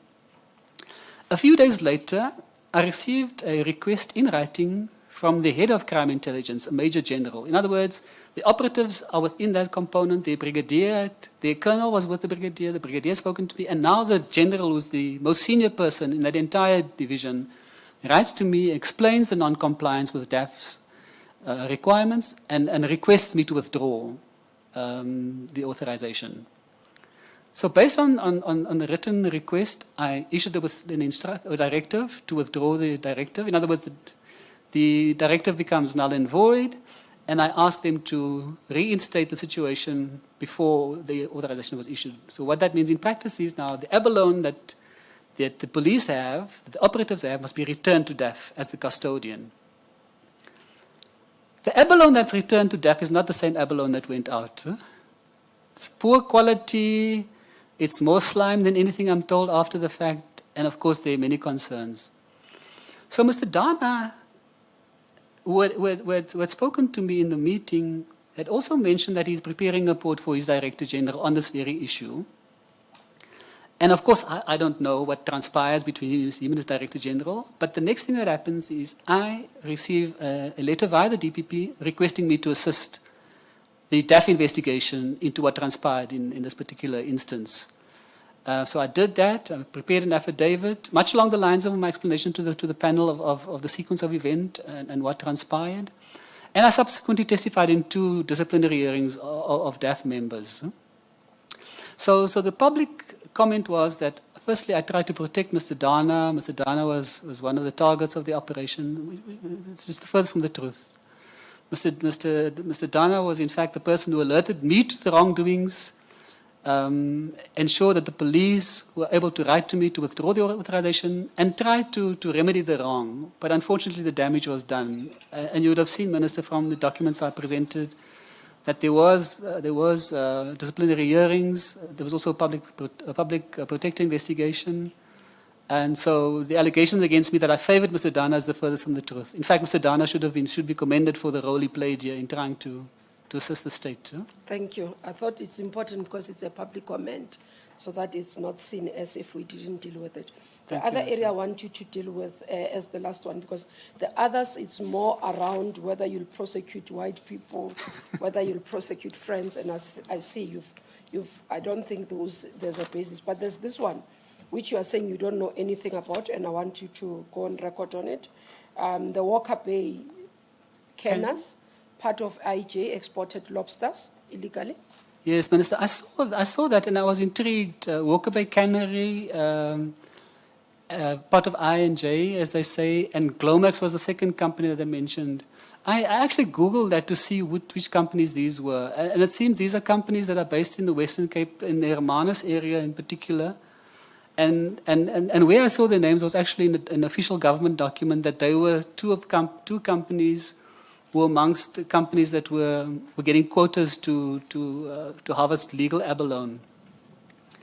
But the comment also makes no allegation against me, Minister. It just says it makes those statements in the context of the 252 operation, but it's not relevant to the 252, and so therefore all I could say is I noted, but I don't. No allegation is made against me. Okay. Yeah, I just wanted you to reflect it because, no, it's linked to the 205. So I saw the lobsters as well. Yeah. A link to that. I thought, let's clear it. You've never had interaction with this company so that we close. Maybe as context, Minister, the company that would have been exporting it, I don't recall it being any of those two names. Okay. Just for the record. Okay. No, thank you very much, Advocate Mop. I'm happy to announce that we've come to the end. I can see the smile as well. Come to the end of our interaction with you. I want to say thank you very much for availing yourself and coming through and having this conversation with us. And wish you all of the best. Travel misses. I know you delayed your travel. Hope you don't miss that flight. You are able to get onto it. Minister, I was quite emotional early. So can I take the time now to thank you, firstly, for the indulgence. I know it's an indulgence. I mean, I had no right to request, and on behalf of my family as well. No, I can't miss that flight. I'll be in trouble. So thank you for that indulgence, and also thank you for the engagement today. I appreciate it. I appreciate the tough questions. That's what it's about. Huh? It's not meant to be a walk in the past, and I hope that I've been able to demonstrate, firstly, my ability to engage with critical questions, my ability to offer solutions, because I do believe that I have the ability to lead the organization, to inspire confidence, and to be the next NDPP. Thank you very much. Thank you, Advocate Mop. We'll take lunch break for 30 minutes and resume.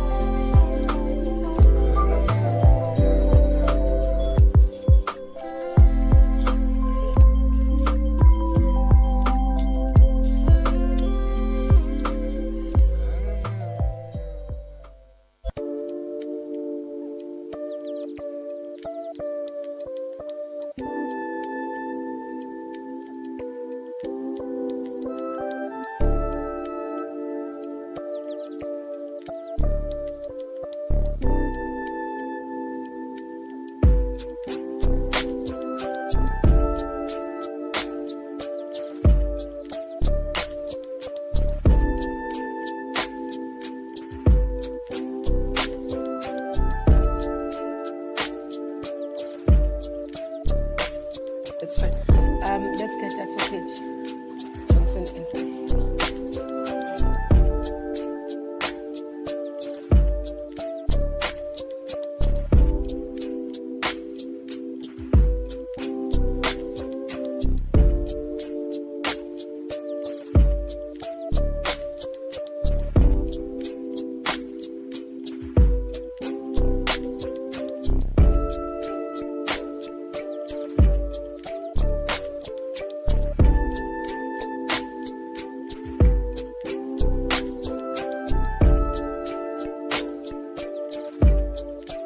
Good afternoon, Advocate Johnson.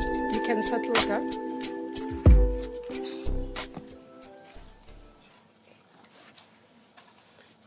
Hope you're well, and apologies for keeping you waiting. We delayed a bit. We're running late with our schedule. Yes. Do you have a copy of your questionnaire with you? Not yet. Please just make sure that she's got it in front of her. I'll give you a copy. While the team, I'll explain the process while they get you the copy so that you can have it in front of you.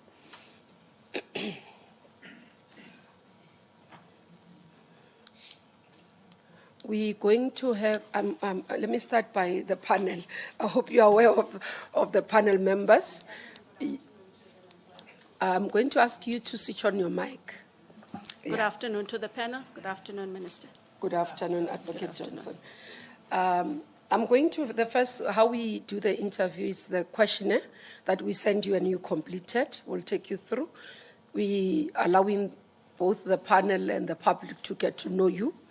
After that, there will be questions from panel members. And then I must check who's taking you through the public comments. Okay, Mr. Motloung will take you through, as the lead person from our side, all the comments that we've received. We've sent them to you. I think you got the highest comments. I have, and not positive comments, but I do accept the comments, and I know we'll deal with them as we go through the process. We will deal with them at the end, so you'll take you through so that you go on record responded. But we have also received your response in many of them. I'm going through that in terms of your response, so we'll deal with that. You don't have to pressurize yourself in between to answer them. We'll give an opportunity just to go through what has been asked, and then you can deal with.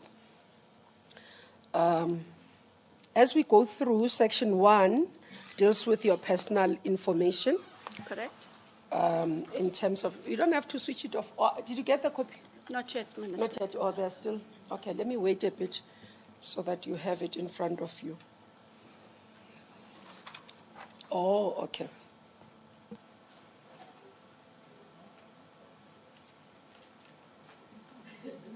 Prof says there are no commercial breaks, unfortunately for me.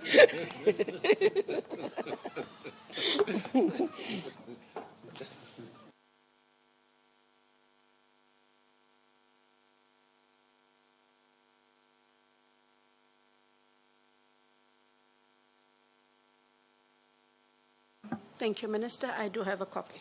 Okay. Section 1 deals with your particulars. I'm not going to read them out, but move immediately in terms of your qualification. So would you take the panel through how these qualifications are relevant as you have them to the position of being a National Director of Public Prosecution? Thank you, Minister and panel. Let's ask them to move your mic closer. Move it closer. I don't know. They seem to have moved it a bit. The other candidates, we could hear them clearly. Am I more audible? Yes, perfect. Thank you. Minister and panel, I studied for a B.Juris degree, and many, many moons ago when I initially enrolled for that degree, back at the time at the University of Durban, Westville as it was, that was the bespoke degree for prosecutors. Ordinarily, those who wanted to go into the profession as attorneys would do the B.Proc.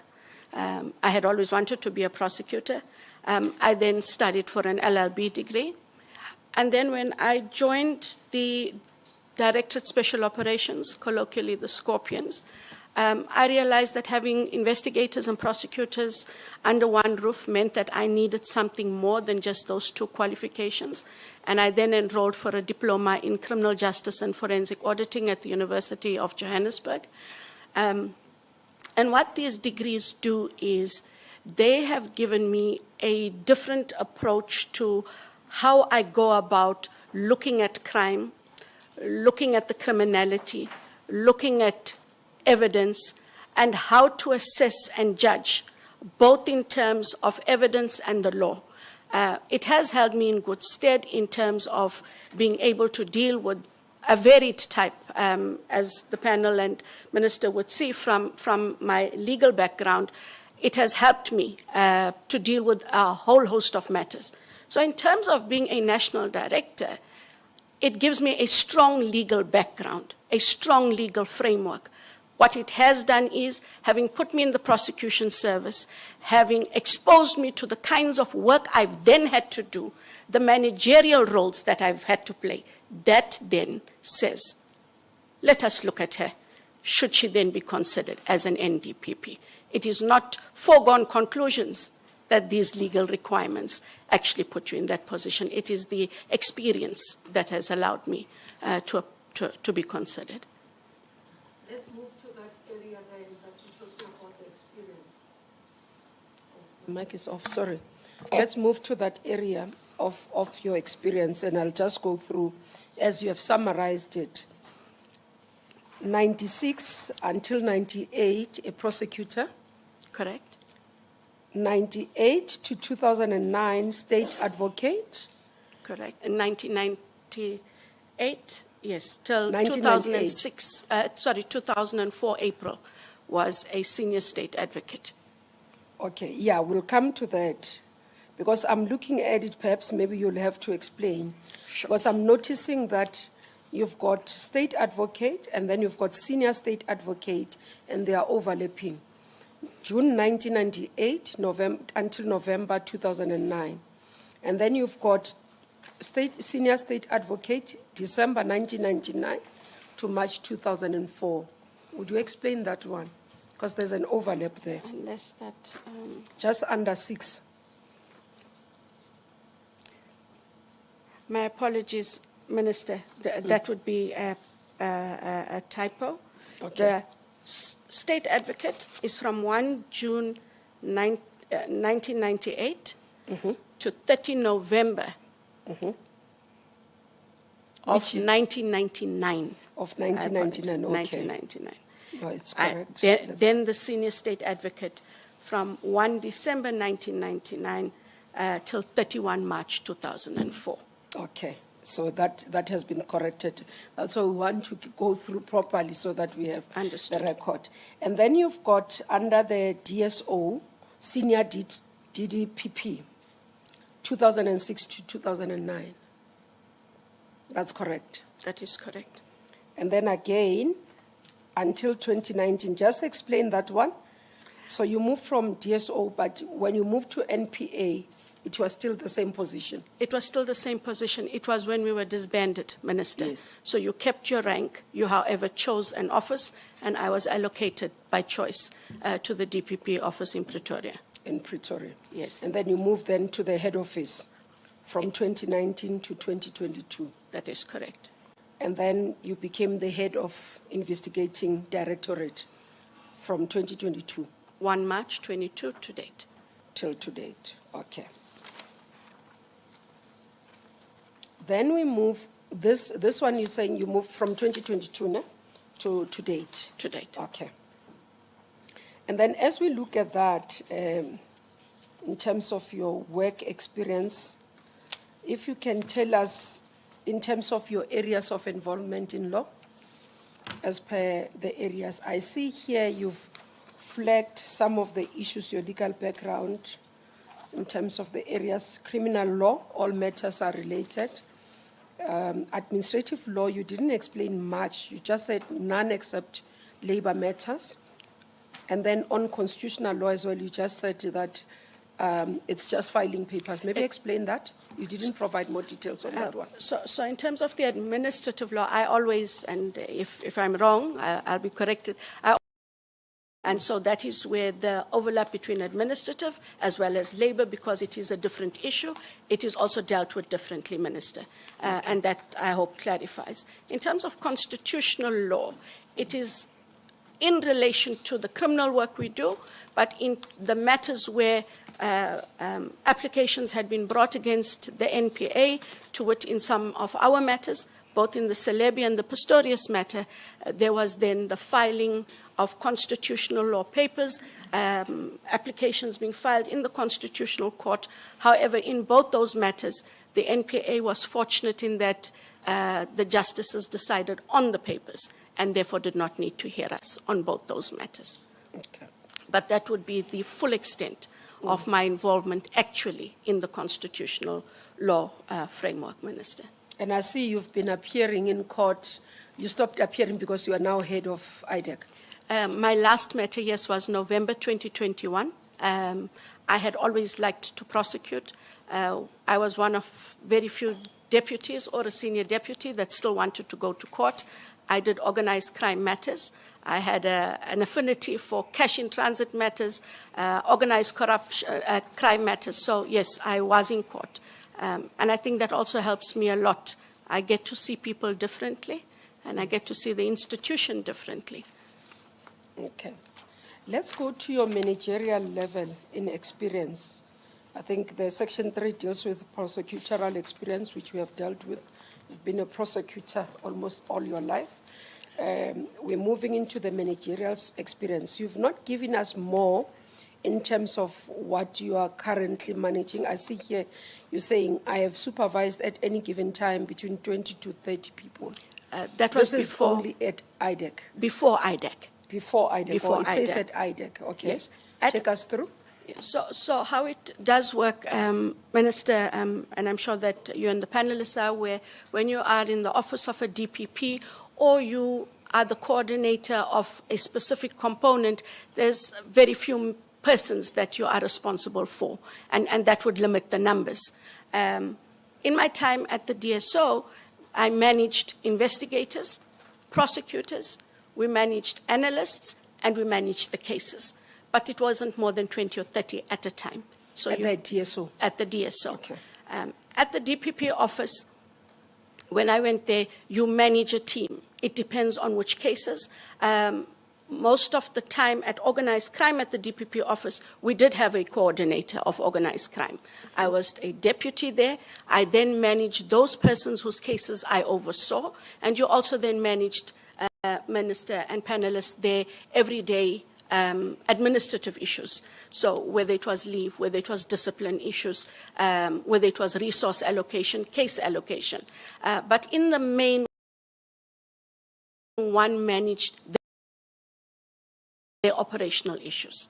And then as a manager in the office of a DPP, you then form part of the senior management structure of the DPP, and so you attend to ensuring that we achieve the annual operational plan, you make input into the strategic plan, and you ensure that the strategic objectives of that division and or component are achieved.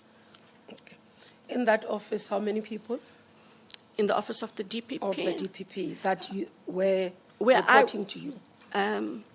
In the office where I was at the organized crime component of the DPP office. So because of, based on the number of cases, it will be between 6 and 7 at times? Give or take, yes, that is correct, Minister. Okay. And then now with where you are, at IDEC, you can have your water. I hope you don't mind, I have juice. No, we don't mind. Sorry. Feel comfortable. My sugar levels were running low. Okay, no, it's okay. So thank you. At IDEC currently, we are a staff contingent of 128. As Minister is aware, we are only a national footprint at this time, even though we have cases over and beyond the province of Gauteng. We are 63 females, 65 males, and we have quite a varied representation also in terms of our race equity. And we are quite proud that we are 63 to 65. And I think as the gender equity, we might overtake the males soon enough.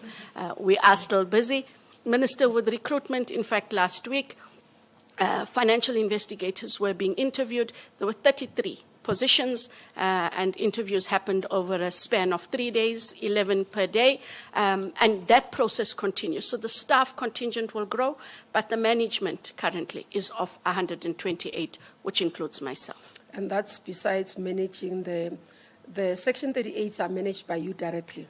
Or by various advocates? The Section 38s, I have engagements with them. It is preferred, however, Minister, that the Section 38s are managed by the Deputy Director who oversees that matter, given that it is a prosecution-led model. And because we have to account for the work, I would not be able to account legitimately for the work.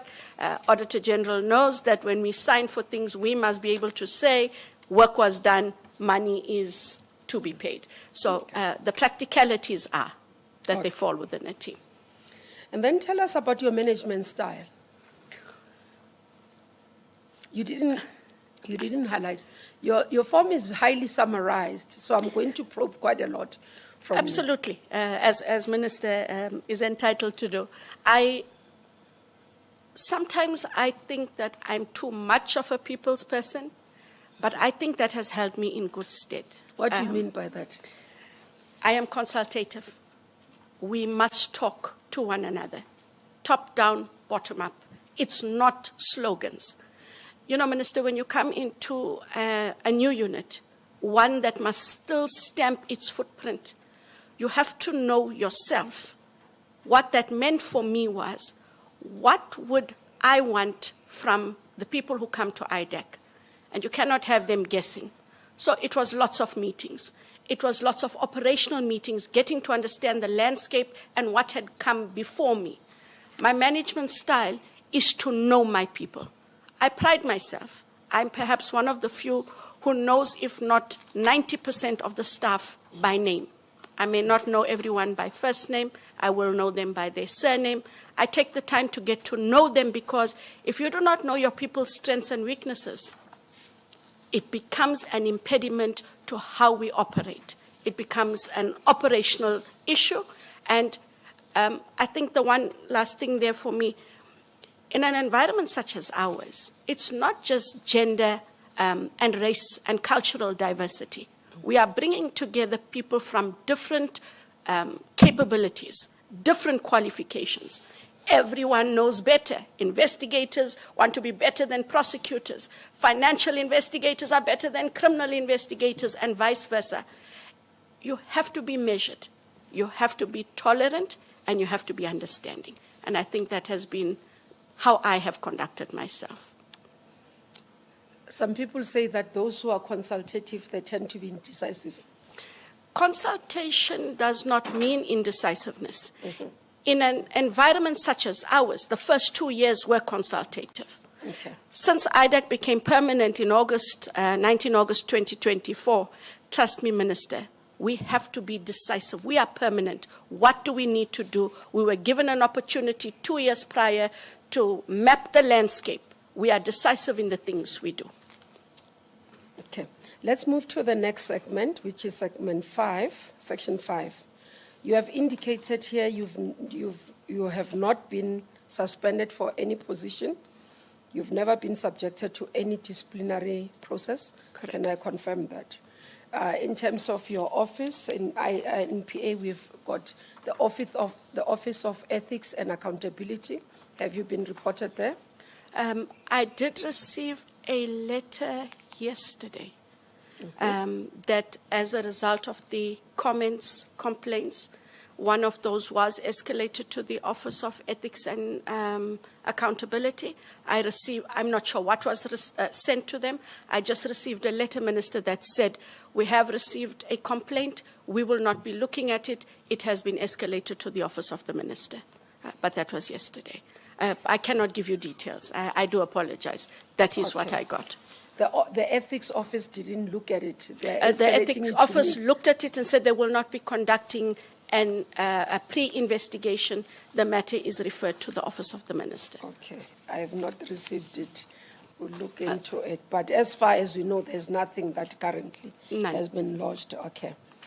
And in terms of a complaint brought to you against anybody, you are saying none. Are you a member of anybody? No, Minister. Except for, I think as prosecutors we are automatically members of the Legal Practice Council. But I should say, way back when, prosecutors were asked to be members of a union. I am a member of a labor union. I have been since 2000, as are all prosecutors. I think whether you're at the PSA or wherever it is you're affiliated. But that is a membership. I don't know if I don't want to miss anything. IDEC is allowed for you to be a member of a labor, you know. Not senior management that is not supposed to be members of labor? I know that we all, I know many of us way back, I think this happened in 2000. I'll have to check my membership. I've never used it, Minister, to be clear. I've never had cause to use it. My understanding is that the minute you become a head, you shouldn't be, because you are now part of the employer. Yes, I've not used it, and I don't know. If something has to be rectified, of course I'll rectify it. Not having used it, Prof, I'm not sure what the rules would have been. I just want to check, when you say you've been a member since 2000, surely there are interactions if you're a member. Either you pay or you get correspondence, or are you saying it's a dormant membership? I have only back in 2000 when I became a member. I know that it goes off my salary, but there haven't been communications because I've not needed to communicate, and they haven't communicated with me. And it's still deducted up until now?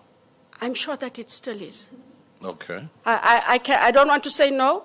Then someone looks in my salary advice and it is. I will look, and Minister, I take your point. And I think it falls away in the sense of I've never used it, it's there. I do understand my responsibilities, forming part of a management where I'm an employer, and I will make sure that if that is an issue, that must be rectified. I'm trying to check. We tend to be more vigilant for our own bank statements, so that even that 99 cents that is deducted for Yes. apps, you mean you haven't checked? No, I'm saying I'm sure it is still being deducted, but I have no communication over and beyond the deduction from my salary. Okay. Thanks, Minister. Advocate Johnson, we have to get this one clear. You not having that engagement with the union Yes. does not impact on the validity of membership. You're saying you are a member, so the fact that there is no, you have never accessed the membership benefits, Not at all. that is actually irrelevant in as far as the validity of your membership is concerned. Understood.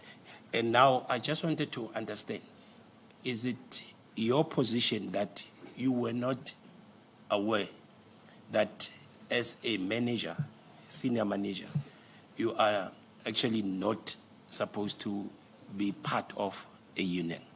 Absolutely. Okay, thank you.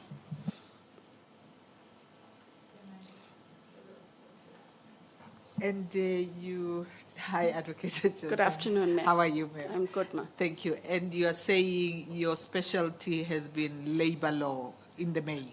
No, criminal law. Criminal law? Yes. Oh, okay. Only So criminal. labor law came in only when you're representing or dealing with NPA labor law matters? Yes, and in all of those, I have only chaired in the labor law matters. I have not represented any employee in the labor law matters, given that as a senior manager, I saw that as an impediment, and we had long debates about those back in the day. But I had only chaired in labor matters of the NPA. Minister, Okay. sorry. Okay. This is interesting. Advocate Johnson, you are a lawyer, right? Sure. And for all intents and purposes, if you were to chair any disciplinary hearing, there would be two parties there. Correct? And for all intents and purposes, one would be represented by an employer representative or an employee representative. Correct.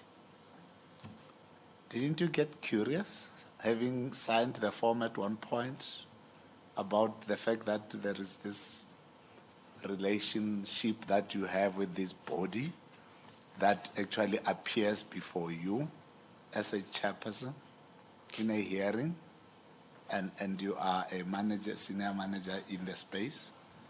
Didn't it occur to you, at least for you to be a little curious? I haven't been, and I know that it's Sorry about that. sorry, I do not want this to seem as though it's a glib answer. It isn't a glib answer. It didn't occur to me because I was just doing what was within the mandate and what was expected of me. I chaired the disciplinary knowing that I had to be objective on all fronts. Who appears should not be relevant. It is the evidence that is placed before you. That is all that I could and did adjudicate on. If you start to wonder about parties, you make yourself prejudiced and biased to the process and should therefore recuse yourself. No, Ms. Johnson. That's not even my point. My point is simply, you are a member of this union, you have joined it. And my colleague sitting there has said to you, the fact that you have joined this union means that there would be deductions, whether you received service or not, it's not the issue. All that I was at least interested in from you in this context is, having been a senior manager for that long, didn't it occur to you that for all intents and purposes, I've been a member of one of these unions, not on the basis of whether you like or you dislike any of the parties, or you have to believe or not believe them, because that was not the part you had to adjudicate. What you had to adjudicate is the complaint that is before you, not the persons that are before you. Correct. But then I wanted to understand, that's why I asked you, didn't it occur to you to be curious one day, to just wonder, what happened with my membership with this union for the past 25 years? That's all that I'm asking you. No, sir, unfortunately, I didn't. No, that's fine. Thanks. Chair. Yeah. No, thank you so much. Good afternoon, ma'am. Good afternoon. It's very interesting because, I mean, I just want to ask you a question. Is it the same if you're in a disciplinary hearing and the person is in front of you, the union rep is there? Is it the same union or is it a different union? All the staff members in that unit of where you are, how many unions? Perhaps I should ask how many unions are there, because there will be a majority union, and which will be recognized. And if you're a member of that union, and there appears to be a disciplinary hearing, and here you sit and you chair, and there's a union rep, and there's the union member, and you also union member. Doesn't that constitute a gross conflict of interest? So, just to be clear, sir, I think the last disciplinary I chaired is well over 10 years ago. And I cannot remember which union would have appeared. But what I can say is in the past 10 years, I haven't chaired any disciplinary matters. And I am not aware of the memberships of the staff at IDEC. I think the only one that I am aware of, only because staff would indicate the PSA is having a meeting, and they would usually go to the head office at the VGM. But I'm not aware of their affiliations, to be clear. Thank you very much. In these disciplinary hearings, there usually would be a declaration of interest up front. And I'm sure you might have gone through that exercise. And at that point, even if it's 10 years ago, did it occur to you that you'd also say, I'm a member of a union, even if my membership I'm no longer actively aware of? That's one. And also, as senior managers, when you are negotiating salary, unions are negotiating this or that percent, didn't you take interest that my union is bargaining for this salary? Yes, I'm a senior manager, and so forth. What will be the outcomes and so on? Or even unions coming to say, as a member, would like you to advise us on A, B, C, D, E.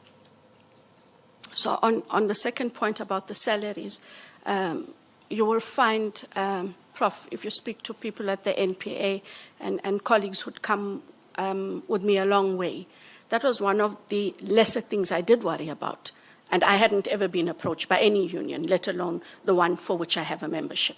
I left salary issues. As a senior manager, that had always been my take.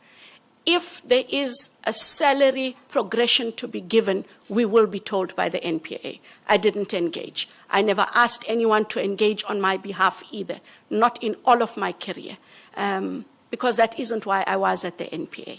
I am aware of colleagues who would have, but I didn't. And quite a few of us, by the way, I'm not a saint, quite a few of us did not, because the work came first. In terms of the first question, Prof, I honestly cannot recall. I know that we had to sign forms. I just cannot tell you which ones I would have signed at the time. But if it is an issue of contention, I would rather go back and look at it than give an answer that I'm not confident of. Let's move on to this one. Let's move on. I'd like to go through the form section 6 on the financial and proprietor. Can I confirm that You hold no directorship, Correct. nor any business interest. None. Okay. And you have declared that there's no health issues that would impede you from doing any of your work. None. I don't know if it's me who's mistaken, but I noticed on number 4 you didn't tick. Have you ever had civil judgments, maintenance order, debt review order? Not. I think You that's don't just have. an yes. Yeah, because I see there on 9 I didn't have that, so I wanted to check that one. None. Okay. I think that's the questionnaire we had with you. Then I'll move to the next segment of our questions that will come also link even to performance, which other members will follow. Now, you've just taken us through what you are doing at IDEC and having to lay the foundation for 2 years, and therefore since 2024, formally starting to even fill the vacancies and closing. If you can take us through the vision, should you be appointed as an NDPP, what are the issues that you'll have to deal with, and how will you respond in looking at where NPA is today and what you have as a vision of it for tomorrow?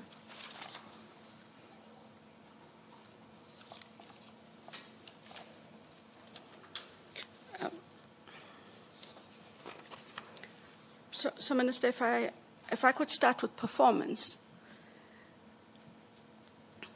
Currently, in terms of the NPA's performance, the 3 areas where the performance is not what it should be are the areas of corruption, the area of GBVF, as well as the area of organized crime, in terms of what is ordinarily called serious organized crime, dealt with by the DPCI, the Hawks. Coming in, what a national director would have to do is to understand what is it that we do not have, that we need to have as prosecutors and as an institution. What is glaringly clear is that in terms of the capacity, all of those specialized units need more capacity. But numbers doesn't of necessity equate to performance.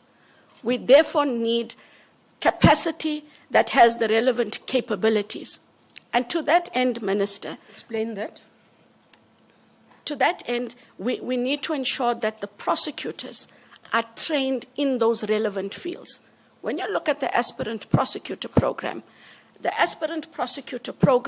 from what my limited knowledge, it tends to be quite generic. The prosecutor program has got to aim to attract and retain a higher graduate than what it currently does. It must also ensure that the prosecutors coming into the aspirant prosecutor program are not just trained on general crime trends that they have to prosecute in the lower courts. They must know what the NPA comprises of, what their career path will be, and we have to ensure that those in those specialist units also make input into the curriculum and the training of the aspirant prosecutor. We need individuals who will also be able to understand what the performance output of the NPA must be. You see, Minister, where we are, we often make the mistake and say to staff in a very generalized way, for performance, we need to prioritize. What does that mean to prosecutors on the ground? How does that equate to performance? And I say that is where our ability to communicate with our staff becomes important. A national director must ensure that the entire institution understands, one, the strategic objectives, and what we need to do to achieve those. One may say, but as a national director, there are special directors, there are directors of public prosecutions. That's their job. I beg to differ. A leader must ensure that his or her people understand what the institution is about, what their role and function is, and what they will bring through their performance to the indicators and to the achievement of the NPA. So performance together with training, becomes a critical exercise. I am aware also, Minister, that we have programs with School of Prosecution at Justice College, so that it's over and beyond the aspirant prosecutor program. Existing prosecutors are also going back for touch-up courses, an important course that they're going to go for, which had already started. And what I like is I think we use a retired judge, and we also use outside counsels on leading expert evidence. It has been a shortcoming. It therefore limits our performance in specialized areas. It also means then we are unable to achieve our indicators. We also then have, through the School of Prosecution at Justice College, money laundering training. But then we have to say, how does an NDPP and an NPA change the game in terms of the specialist units? What we are doing is, through the German-funded training, which Minister is aware of, that there is specialized training on organized crime as well as complex corruption. But the training then, which is quite different, is not just for the NPA. In those training programs, Minister, we have investigators from the DPCI as well as the South African Police Services. I know we have spoken to colleagues as well from the revenue services that where applicable, they are able to join those. So what it's saying is we are looking at managing the NPA's output differently by ensuring that we have a better, more capable staff. And then I think the last one for me would be, in terms of the main categories, is the morale of staff. We should never take people for granted, because disgruntled people can become quite an impediment to your operational activities and your output and your performance. You need to understand what brings their morale down. Is it just people who are disgruntled and grumpy? Is there legitimacy to the complaints and or the unhappiness they feel? And it becomes important that you don't take it for granted, but if you have the staff understanding that our work is to serve the people of the Republic, and we do that by ensuring we put out quality prosecutions based on evidence and the law, and that they are valued because that contributes to the output of the NPA, I think that is one way that we'd be able to just change that morale. And also, don't let people think that you favor one above the other. That would be the biggest mistake. Not all of us are equal. You do tend to build relationships better with some than with others, but you should never isolate staff and never let any category feel as though they do not bring something to the table. And where they don't, you've got to engage. Have your managers engage them about what it is that is going wrong and why we are not getting to where we need to get to as an organization. Looking and listening to what you are raising now, Advocate Johnson, I go to your performance as IDEC and look at the statistics. This is the report that we've just tabled before Parliament. And it goes with the issues that the public have been raising about, and you are saying, and correctly so, you have identified the areas that NPA is not doing well in terms of stats on convictions. Corruption, GBVF, organized crime. Corruption falls under your work. And I look at the report, I see in terms of authorized investigations. I look at enrollment of cases versus what is expected. If we look at last year, we've moved from 2023-24 from 3 to 9.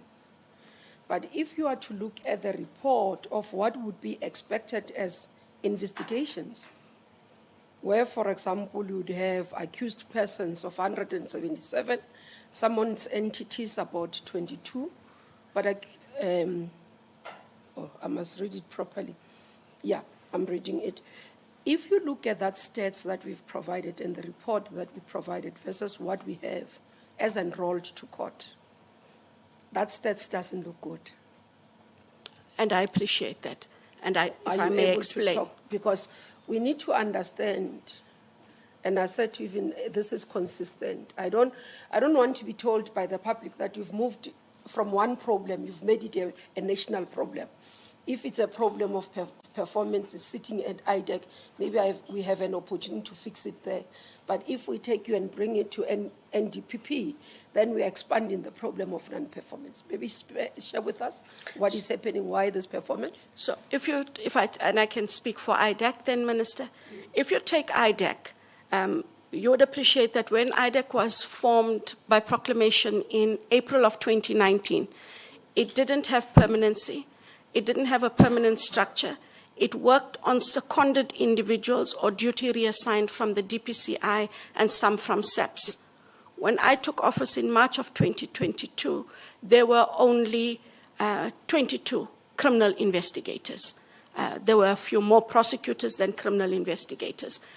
And we had the majority of the staff that were there, financial investigators and other prosecutors, were all on contract. We then moved into dealing with the matters and enrolling the matters that we could. When IDEC then became permanent, Minister, you do see that there is a difference in the performance because we do have a bigger capacity. We don't have all the capacity, but that is not an excuse. We do have a bigger capacity.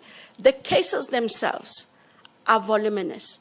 And Minister would appreciate that what we have to do is to be sure of the matters that we have to enroll when we enroll. We have been challenged and criticized, and legitimately so. If you take the matter of Matsela Koko, we received criticism that that matter had been enrolled, and then the matter was struck off the roll.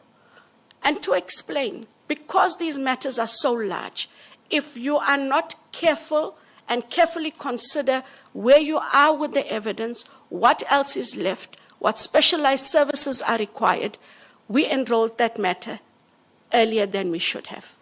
That was a lesson we took. And in taking that lesson, we seek then to make sure that our matters are better prepared. The investigations are finalized to date of enrollment. We have ring-fenced matters so that we don't have open-ended investigations. You will appreciate that the matters that are on the roll, if you take the Transnet transaction advisory, if you take the Transnet locomotives matter, you take Alexco, etc. These are really big matters, Minister. And so we wanted to ensure that the matters are as ready as they can be when we enroll these matters. We had to take that lesson learned.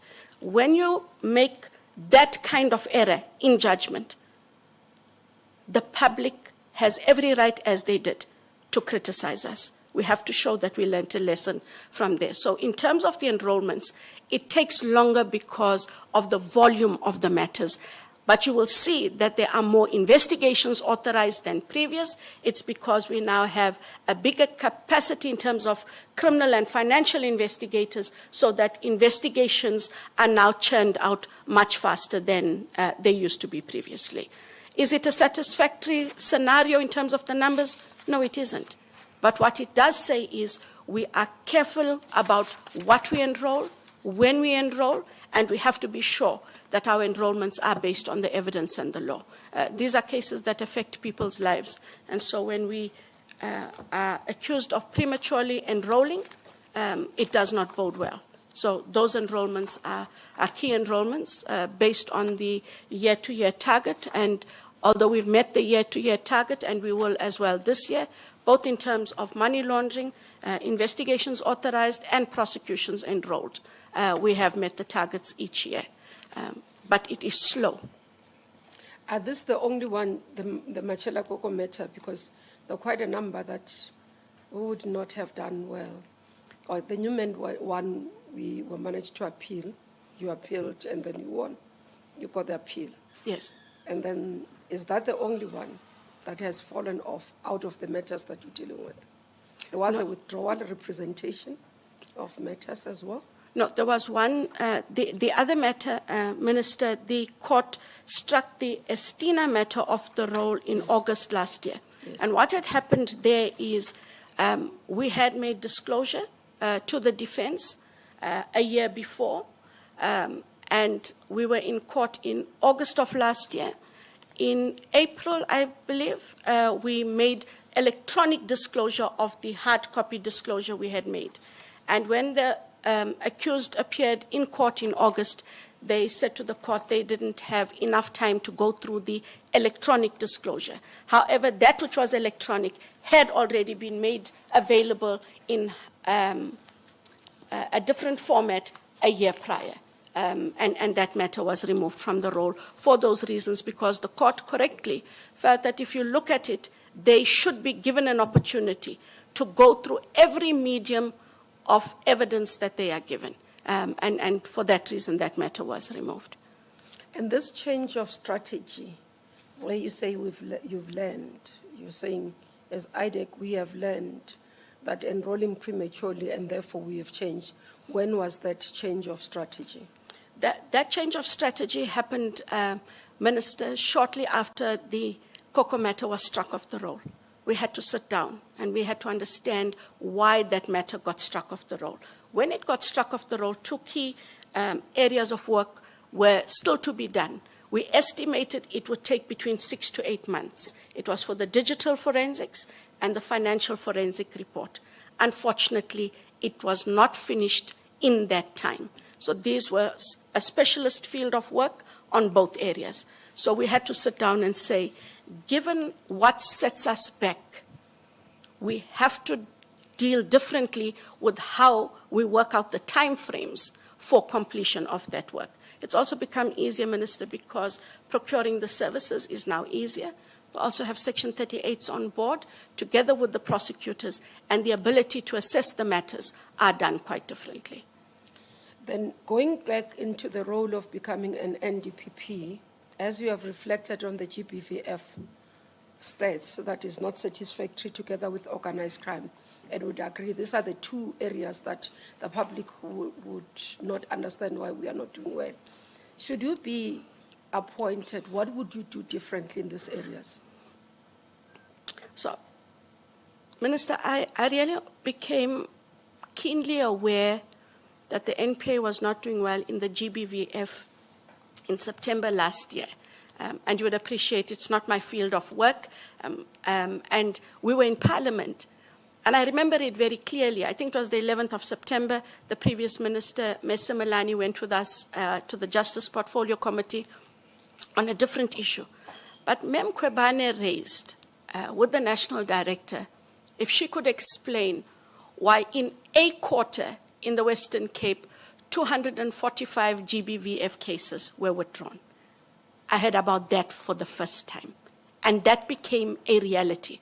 I remember that when we went back, I do attend the EXCO meeting, which is the NDPP and her deputy nationals, and I raised at the meeting that what did we do wrong? It might not be my field of work, but what has the NPA done wrong? And one of the suggestions I remember making, only because you cannot come up with a solution when you don't understand. I asked if we could ask the special director and or the DPP to please provide the reasons for why those matters were withdrawn. What were the lessons to be learned? Because you cannot have, in one quarter, 245 is a number way too many and unfathomable. I am aware then, given those engagements, documentation went out from the head of the NPS at the time that this exercise is to be done. But what also then brought this matter more keenly to the fore was the Omotoso matter. And so this is what we had to grapple with. And I sat in some of the engagements because I was also unable to understand what we do, Minister, if I may. In the corruption matters in IDEC, we have a whole host of people that sit together. They are a team. But before matters are taken to court, we have an advisory panel. The advisory panel must be presented with the evidence, the challenges, the charges. And this is a panel that has nothing to do with the cases. That panel is also not an IDEC panel. It is from members in the Specialized Commercial Crimes Unit within the broader NPA. They also invite investigators to that body. It gives us a different method of assessing our matters. And I couldn't understand why we didn't have that in sexual offenses. And so for me, what a national director is supposed to do is to understand, one, what is the NPA's GBVF plan? Is it sufficient? I understand that there is a plan. I understand that with the GBVF now being declared a pandemic, that there has to be a different methodology.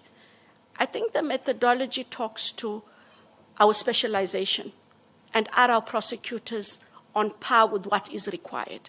What has become clear is if these matters were withdrawn, and I would assume invariably in the lower courts, which would be the regional and the district courts, it means that we have to get in there.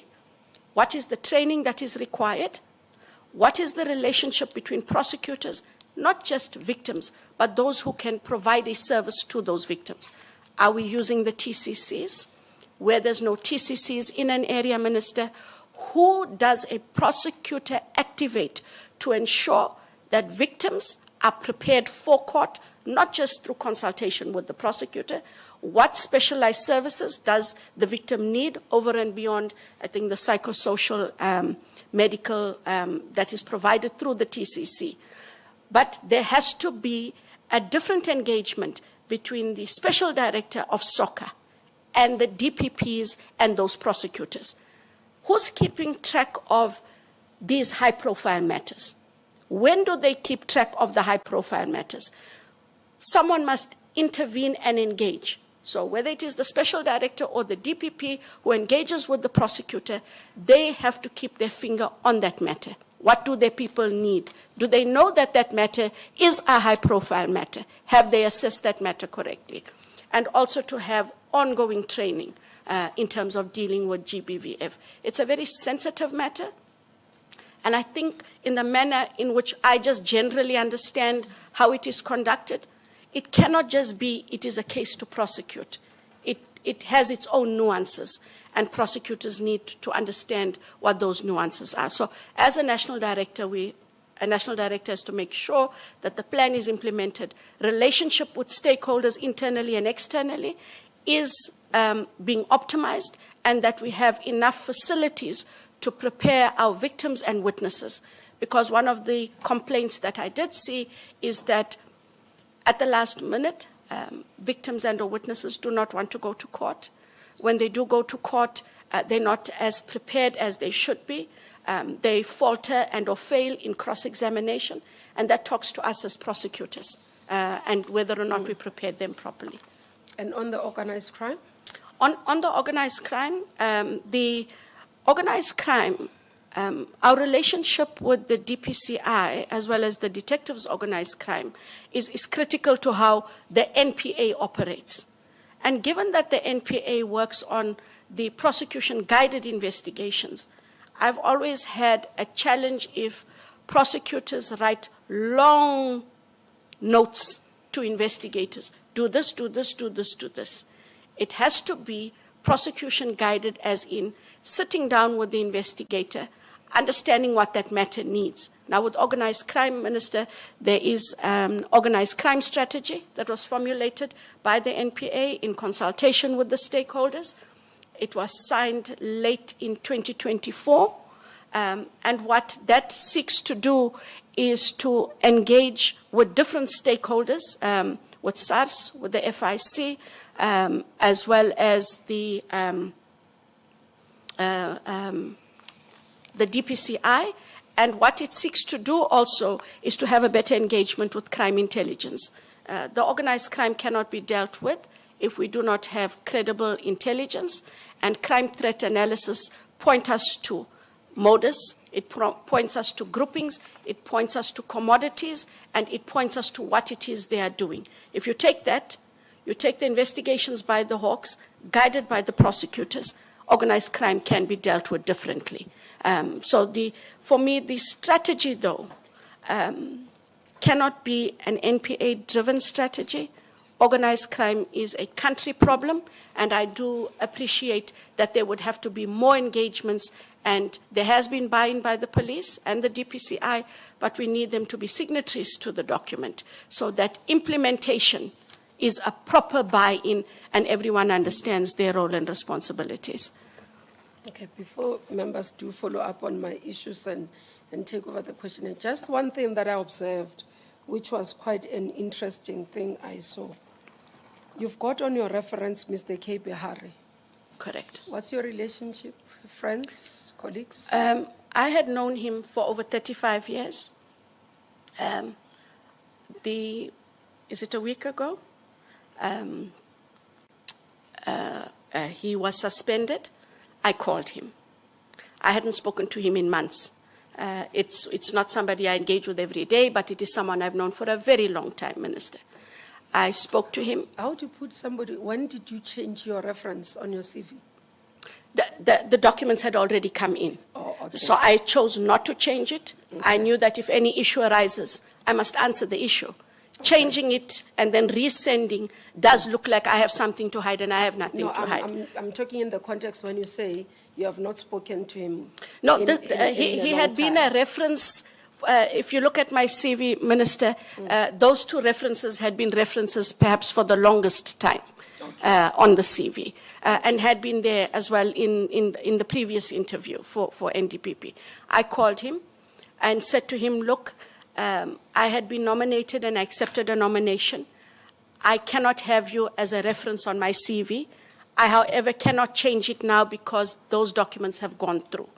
I did inform him that I will inform the panel, as I do, that he cannot be a reference on my CV. However, I must say, Minister, I did ask about the reasons for his suspension, which he did provide, and I did say to him, while I hear you, you have to appreciate, I am not judging you, but I cannot be having you on my CV. So I unfortunately did judge my friend, who hasn't been found guilty of anything. But in this position, the perceptions do matter. And Mr. Yes. Behari has understood that's why I'm that flagging he, it, as that head he of will be. IDEC, and with what is coming at the commission with reference to Ekurhuleni, I got concerned to see him as your reference, and that's why I wanted to ask the context of your relationship with him. It had been such an old reference. I think even if I had to print CVs from prior, him and the other reference had always been there. The suspension happened after the nomination and CV submission, but I did tell him I have to remove him, and we also agreed that given the allegations that are made, given the fact that he is suspended, although we hadn't talked for months, we will not be able to talk at all till his issues are resolved. I did stand in judgment. I might lose much more friends because I am judgmental, but I had to do that because in the seat that I'm sitting in today for this position, the perceptions do matter, and I've had to do that. Prof, you want to say something? As the head of IDEC, I'll assume that your first instinct is vigilance and Correct. verification. Correct? And it does look like in some instances you allow for this profound blind spot. Because let me escort my logic. Sure. When you are to put someone for reference, the common practice is to go back to them and talk to them to say, I have applied for A, and now I've applied for B, I've applied for C. There is no retainer in reference where you say, you will always be there.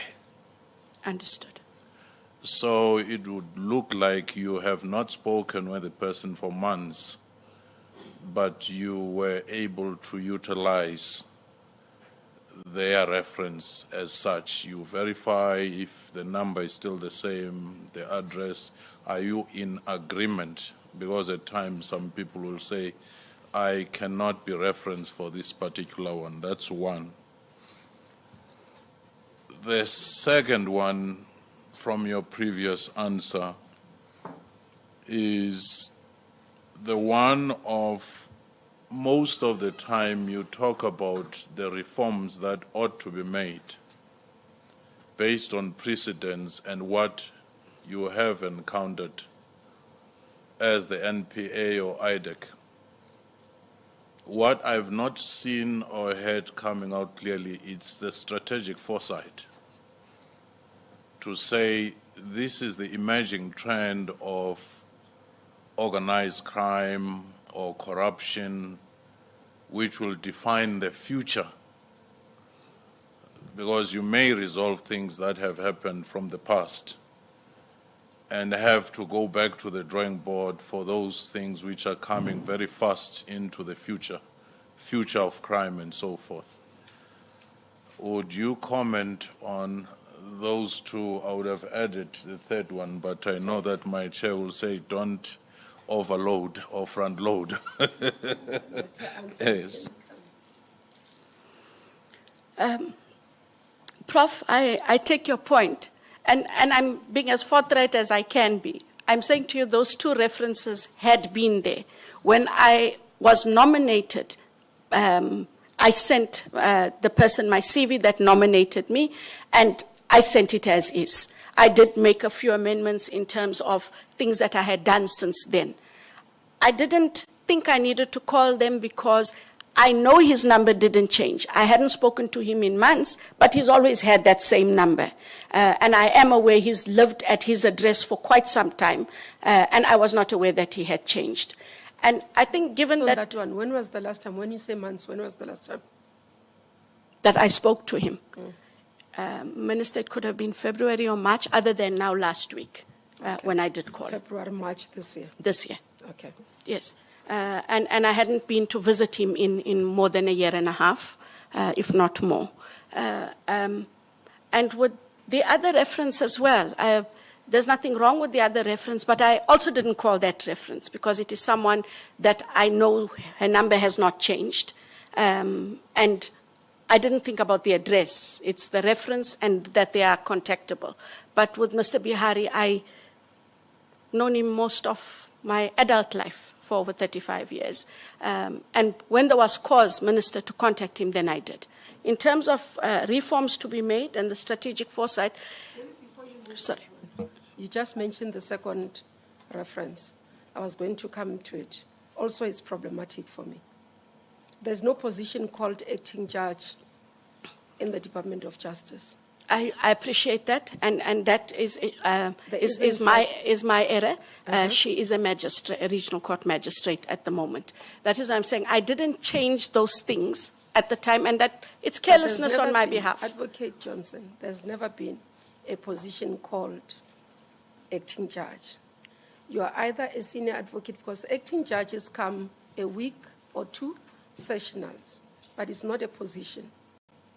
At the time, she was acting as a judge in the High Court for a term.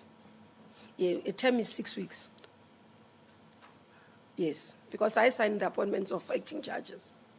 So this was a cycle, it's 6 weeks maximum. I take Others, it. for example, now, the acting judges will be now in December, when the normal judges are on recess, so that they can hear urgent matters. So it can be a position. I'm trying to flag that. Because I'm looking at this, it says, name of referee, Ms. Mngube, company, DOJ, position, acting judge, Pretoria High Court. That was at the time. That is my error, and that is what I made the point. I sent my CV. I didn't change my references. She is a magistrate, and I apologize. I didn't change it. So she would have been a magistrate under DOJ? Under DOJ, and still is, Minister. Okay. Answer the other one. So in terms of the reforms to be made and the strategic foresight, Prof, the reforms are made within the various business units. And they are made where we do sit together for the NPA strategic plan, and it is in part of that planning where the strategy was that in order to deal with organized crime, there hadn't been, for example, a country organized crime strategy. Not even the police have one, Prof. They have standard operating procedures and they have how they work, but there wasn't a national organized crime strategy. That is part of the strategic foresight of the NPA team, that we need to formalize a strategy that is able to deal with the crime threat, which is organized crime. In doing so, I am aware that there were lots of consultations with people who are in the field, experts in the field who helped guide the strategy, as well as then with law enforcement. with the corruption. The strategy in IDEC has been to deal as holistically as we can with the various corruption matters that we have, and to ensure that they get enrolled. But I can see Prof's hand. I may not have answered it in the way the Prof anticipated. No, he still had other questions as well. Oh, my apologies. I asked them not to go too much. They just ask questions, you answer, and then they can do a follow-up. Proceed, Prof. The reason I invoke the issue of strategic foresight is that, for the most part, either you talk of IDEC where you are, but we wanted you to lift your gaze to the horizon of a vision For the NPA. for the NPA. And that is where I was trying to say, can't we lift that gaze? Because you'll not be appointed back to IDEC should you be a successful candidate. Understood. But having said that, you mentioned twice the meeting of targets. Correct. Would meeting of target generated by your institution or your unit be the same as having an impact? Because there's one compliance matter where people say these are the targets. There's another one where you say, no matter the targets, the needle is not shifting. Can you reflect on that? And correctly so, Prof. I know that there has been much debate. Even when we go to Parliament, Parliament has asked, well done, you've achieved your target. But what does that equate in terms of impact on the people whom you serve, which would be our South Africans, regardless of the crime type? And that is an issue that I know that we have been discussing in the NPA overall. How do we measure impact? Targets are numbers, but do those targets deal with the right cases, the cases that can elevate what we are doing? So if you take, for example, I remember there's a matter, it's a corruption matter not in IDEC. It deals with the Lepelle Water Board, I think in Polokwane. And because of the fraud and corruption there, it was identified that the corruption in that matter must be dealt with. What it did is, if you deal with that matter, and if asset forfeiture is able to bring back the money, one might be able to put it back into the criminal asset recovery account and therefore give government the impetus to then put in a water supply for the community that was robbed of its water supply because of the corruption. That is how I consider as defining impact. Targets are numbers. And so what we have to do differently is understand which matters affect the South African population. So impact can be measured differently. It is what kind of recourse do you give to a community when you address the crime in that community. It's the same with drugs, Prof, is dealing with drugs and dealing with drug syndicates may bring relief when you arrest those persons. But in other matters, you need to be able to recoup the money so that services and service delivery goes back to a community. That, for me, is the impact of matters. Targets are part of performance achievement. They are part of the indicators, but not all targets talk to impact, because you have to identify those matters that will make impact across the board.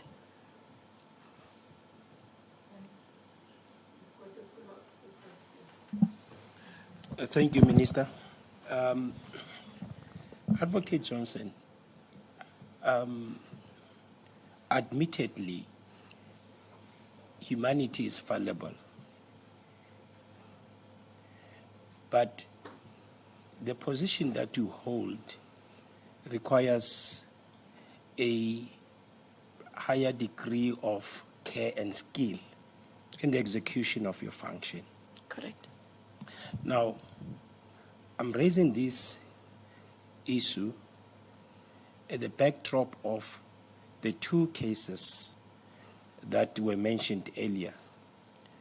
which you readily admitted to have not handled properly. The Estina matter, as well as the Cocoa matter, that they were placed on the roll prematurely, and that you've drawn lessons from such mishaps. But the higher standard of care and skill wouldn't permit us to just brush it aside and move on as though it's business as usual. Because that higher standard of care and skill does not, regrettably, allow a space for complacence. And my view and take in handling of these two matters points towards you having been complacent and having exercised poor judgment in enrolling matters prematurely. Now, I'll let you finish, sir. Sorry. Now, this talks to consequence management. Reverting to my earlier sentiments, it cannot be, and these matters cannot be treated as business as usual. Surely there should have been consequence management, looking into the calamitous effect of having such high-profile matters withdrawn due to lack of readiness on behalf of the state. Was there such consequence management applied to you specifically, other than just having drawn lessons from such mishaps? The Estina matter, just to be clear, was not a premature enrollment. However, the court there felt that the evidence that we gave, albeit that we provided it to the defense a year before, because we provided it in a different medium later on, they should have been allowed an opportunity to go through that. So, but in the Cocoa matter, yes, we took the lessons, but I take the point. The national director did call me in, as I reported to her, and we had to provide a report on how we made that kind of error in underestimating, and the only error was the underestimation of time to complete those specialized services. The national director did indicate to the team and I, as we were all called in collectively, that the matters need to be adjudicated differently. She did talk about what you mentioned, and that we should have more care in how we enroll these matters. So I'm not sure how far the consequence management should have gone, but we were addressed. And that was part of how we now, in terms of the question also by the minister, where one would expect there to be more enrollments, there aren't as many enrollments because we exercise a duty of care more diligently, given what had happened with that premature enrollment of the Cocoa matter. So that was just a slap on the wrist. There was no disciplinary action whatsoever taken, notwithstanding the consequences. So in terms or of the effect that this had, not only towards the proper administration of justice, but in perpetuating the erosion of public trust in prosecution. I know that for myself personally, when it came to my performance assessment, I received a score I had not received in my 28 years at the time of being a prosecutor. The national director marked me down to a 2 as part of my not having performed as I should have in that area of work. But that was as far as it went, and I take the point. I can't take it any further. Okay. That is what was done. Just one last point. You indicated that you got to know of the impact of the GBVF when you Went to Parliament? when you were in Parliament, and that was the first time you got to be aware of the impact, or rather the statistics and the challenges that bedeviled the institution at the time. And part of your reason for being oblivious to that fact was that that was not necessarily your area of focus. But you're sitting here today as a candidate for appointment to the highest echelons within the NDPP. I would take it that you did not develop interest in this position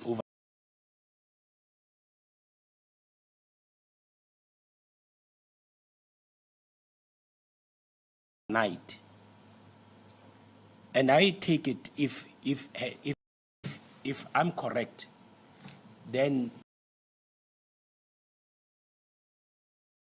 you should have had interest in broader areas of performance within the institution.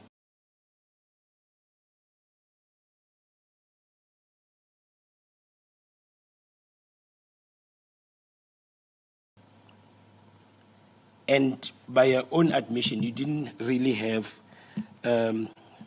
demonstrated that interest, because you had proximity to management, you had proximity to access reports that will inform you of the direction the institution was taking, and you missed that opportunity. May I expand? Yes. So I wasn't oblivious to GBVF. You cannot be a woman in this country. And I am the mother of a girl child. I'm not oblivious to GBVF in the country. Within the, sorry to interject, within the context of the statistics that I'm referring to, which you were not aware and up until you were in Parliament. I was aware that there are high numbers of GBVF cases across the board because it is publicly published and talked about. I became keenly aware of our failure as the NPA in dealing with GBVF in a specific area for a specific time because it was raised where I was. That it doesn't take away that I was aware that GBVF is an issue. I was also aware that there are high-profile matters within the NPA. I do follow in terms of the serial rapist matters, matters that affect children, child rape matters. Those I'm aware of as a citizen, but also as a prosecutor. But the numbers, I was not aware, sir, of the numbers. Maybe just to assist there, Mr. Mutlong, maybe I put it differently, Advocate Johnson. You're part of the management of NPA as Correct. a senior manager. So has NPA in its executive meetings ever considered the performance on sexual offenses, conviction, and what has been? Because listening here, it doesn't look like it has ever been. And it's one of the areas that NPA has not been doing well. So they do provide those figures. At the majority of the time, it is presented at the NOM meeting, which is the one that is chaired by the head of the NPS. I don't attend those all the time. But when we are at EXCO, yes, there is a breakdown at every meeting of the performance of the NPA. So I was aware of the global performance and on non-performance. What I was trying to point out is the specific and how bad it was at the time that it was raised. What it didn't do, and I'm subject to correction, I cannot recall what the breakdowns would be, but I did know that we were not performing well as the NPA in sexual offences matters, but became more keenly aware when this was raised in the very specific way in that Mutlong as it was in Parliament. Thanks. Just last part of that, is the Omotoso case as well. Yes, sir. That you were also not aware of the nub of the case itself, because that also fell outside the purview of your area of work. No, correction. It's not that I was not aware of the nub. That was such a widely publicized case in the country. So I was aware of the charges. I was aware that there were many charges that were facing the accused at the time. And I do know that the case took long. Where I then drew an acute interest was how we lost the case. I then drew interest therein, but I was not oblivious to the case. Yes, there are some matters that you become aware of, sir, because, as I said, in the meeting that is chaired by the head of NPS, some of the high-profile matters are in fact mentioned. And this was a matter that took 7 or 8 years, and during the course of that time, this matter was mentioned, but not that there were challenges in the matter, at least not in a meeting where I was. Remember, sir, that those meetings that they would have about GBVF would also not be in the management meetings. There would be separate meetings with those people who deal with GBVF and or the respective DPP office. Thank you. Mrs. Mmamoloko. Thank you, Chair, and good afternoon, Advocate Johnson. Good afternoon, ma'am. So earlier on, you talked about an observation around morale of staff. I think your words were, one's got to be clear about to what extent low morale's got to do with disgruntlement and whether or not it's legitimate matters. What is the conversation that's being held at the Executive Committee or at MENCO, which I believe you're also part of, that around the morale of staff? Could you maybe give us a sense about the conversation that's being had on this very topic? So the main part of the conversation is had we gotten to the source of the problem? We hadn't, but we had been having conversations about how is it that we've had a changed management, that we have more resources, that we have more capacity, and that we have more training, that staff are still disgruntled. And what we sought to do in those meetings is to look at, I know they did cohesion sessions for the staff with outside parties. That feedback was brought into the fore to understand what the unhappiness was about. A lot of the unhappiness, from my own understanding and interpretation of those, has been that prosecutors feel that especially communication of management issues are not conveyed timeously when you have changes of management. People want to know, why is Andrea Johnson in that job? Were we given an opportunity? No, we were not given an opportunity. People may see that in terms of certain appointments, people are favored, and they make their own deductions about why people might be favored. And so those are long-standing issues. And I think one of the most important things is something Minister has done, and if Minister will allow me to allude to it, it's become very important in how we do our appointments, especially of senior management, because the appointment of senior management talks to transparency and it talks to credibility. And that the NPA, that has been the biggest gripe. People on the ground want to know how senior managers are appointed. As the panel would know, most, if not all, from the DPPs to the SDPPs, DNDPPs, are appointed, Minister, you'll forgive my wording, at the behest of a national director. These people do not attend interviews, etc. That is the core gripe, Mmamoloko, of the staff. And the one thing Minister has made very clear is that must change. Also, how we recruit internally. The panel cannot only consist of internal people. We must have someone from outside. It brings an independent mind to bear. It also brings a sense of comfort and confidence to those NPA officials that are applying for the post. the majority of it is within the recruitment. Secondly, it is the morale talks to the training. Unfortunately, when training initiatives are presented, not everyone is available. You end up finding that the same person goes to 2 or 3 training ventures for that year, and then that in itself causes a lot of dissatisfaction. But the majority of it has been how appointments have been made, and the transparency with appointments, because people want to know, and they have every right to know. So earlier on, you talked about the organized crime strategy, right? That had been the outcome of a consultative process with other institutions. And it was approved, I think you said late 2024.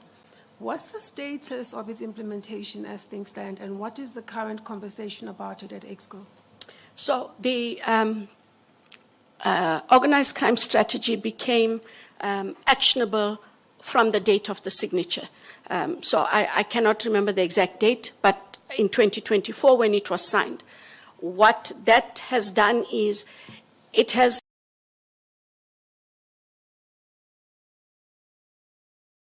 made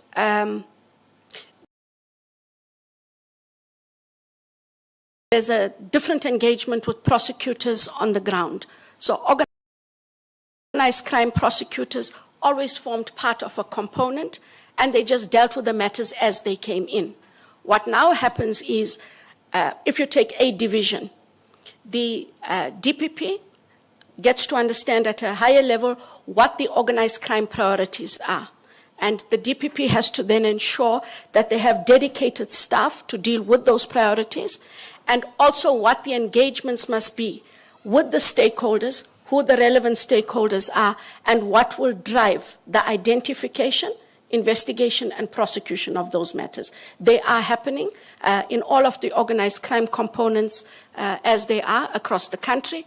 And then there is a lot of engagement with the organized crime component that sits at head office in terms of mentoring and in terms of ensuring that the plan is implemented and that the partners still remain on track, especially the DPCI, because the organized crime, Mmamoloko, that we talk about is the higher levels of organized crime dealt with by the DPCI.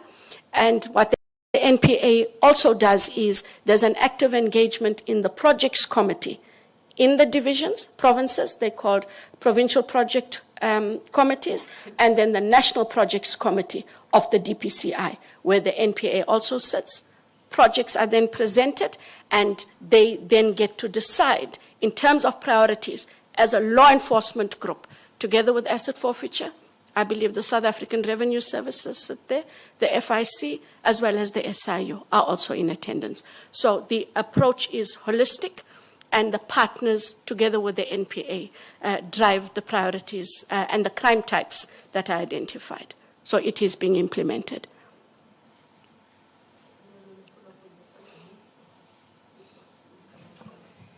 Thank you, Minister.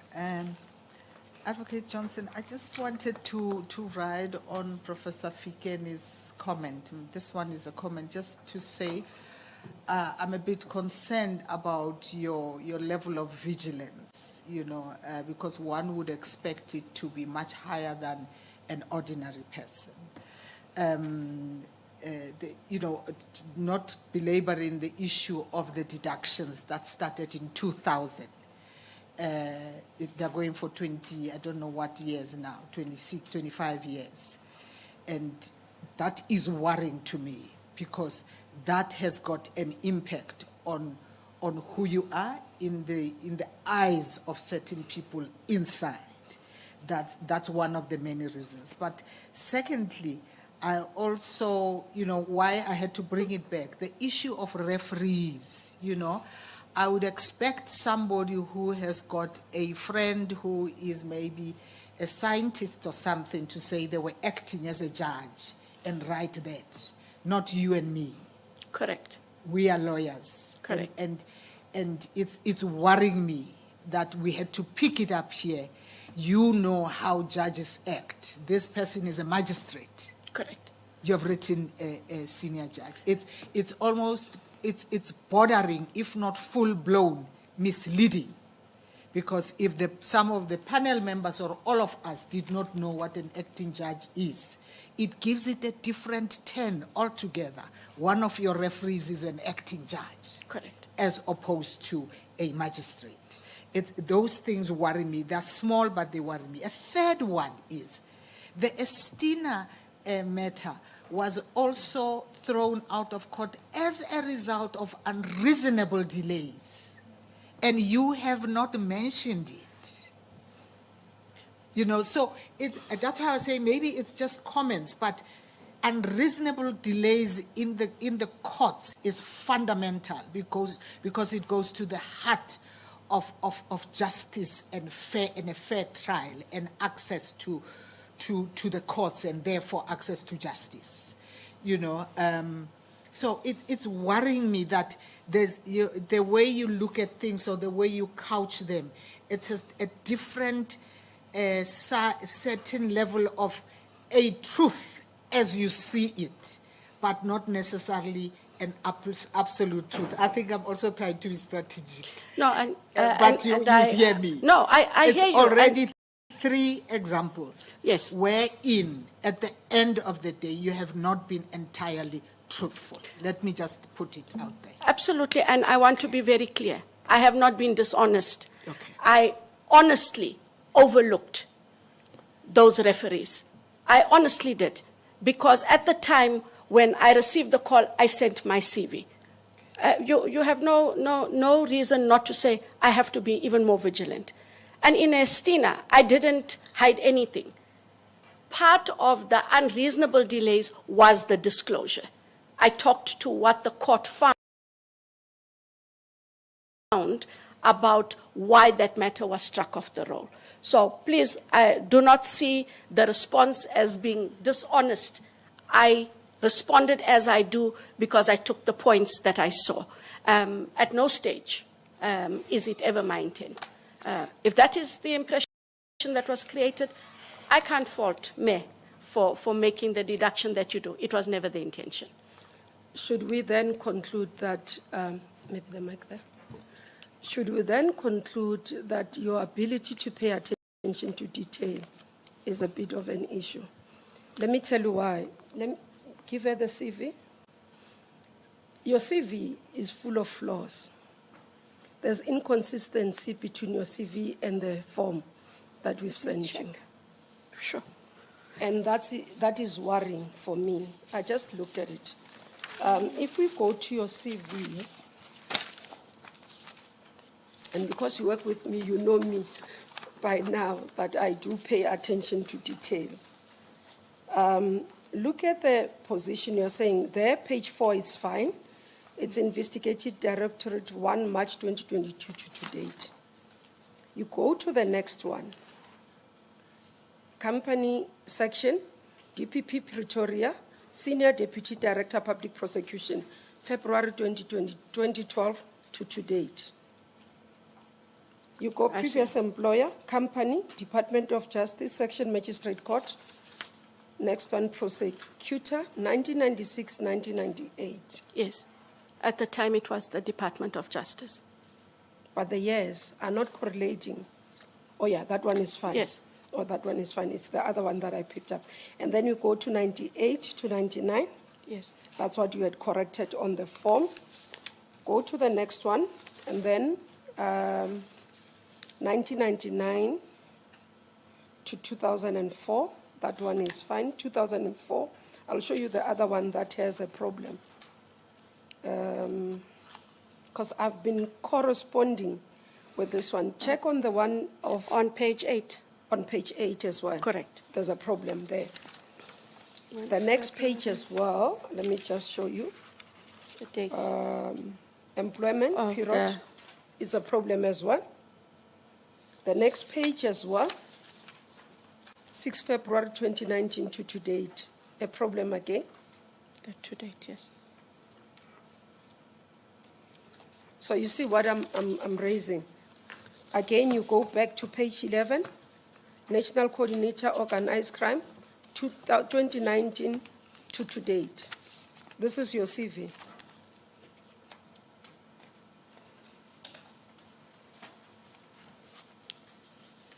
Now, your CV is meant for us to be able to use as a determining process as well. So that's why I would correspond between the CV And the and the questionnaire. form.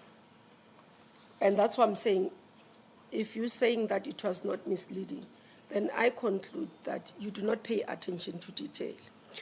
In this instance, I didn't. I clearly didn't. Unintentionally, I didn't. I really sent my CV. And if you'll allow me, Minister, there can be no excuses, but I'd like you to hear the following. I don't apply for jobs. It's not something I do. But I take the point that I'm supposed to be more vigilant with the CV. I sent my CV, and I accept that I was wrong. I should have checked it first and then sent it. That is why when I had to do the questionnaire myself, I was vigilant in the questionnaire and was able to properly set out, because that was then the document I was penning myself. But No, I can't I'm argue from the raising point. it, Advocate, I hear you are taking it, and I think this is just beyond here. Because we published this thing, this CV, before we could get the form. We've never published the form. We took your CV and published it. I accept that. The team emailed you to say, please verify this CV because we are going to publish it. Because I asked them to get permission from all of you before we could publish the CVs, so that you are not found wanting. Anything that you are not comfortable about, please take it out. This is what you sent us. And that's what I'm saying. My issue is the ability to pay attention to detail. It's the membership of the union. You didn't pay attention to detail. It's the CV. It has, for a prosecutor, senior prosecutor, and a head of an investigating directorate that has the work that you carry a huge weight in your shoulders, not to be able to pay attention to detail. I know that, yes, here you are correct. I really am vigilant. When it comes to my work, I really am. Here, I can't take away that I didn't pay attention to my CV. I really didn't. And I don't have excuses to make. There's none to be made. Even on the item that Prof raised. It's been there. If it's to be corrected, I will correct it. It's been going off my salary. There's nothing to hide, panelists. It is as I answered.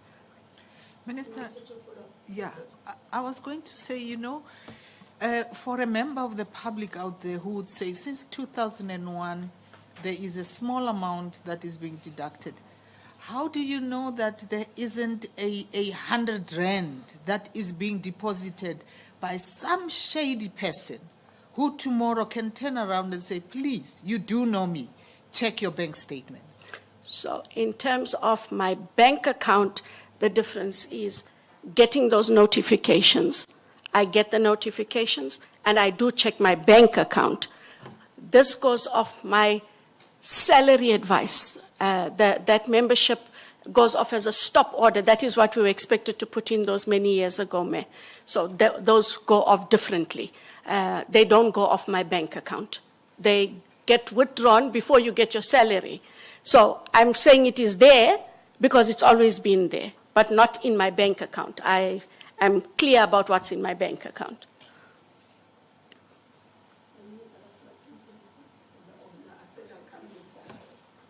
Thank you, Chairperson. Good afternoon again, ma'am.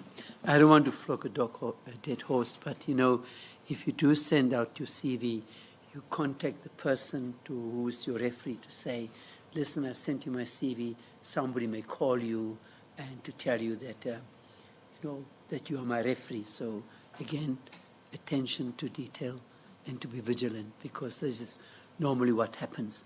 But I want to follow up on my colleague, the AG's, the issue about the morale.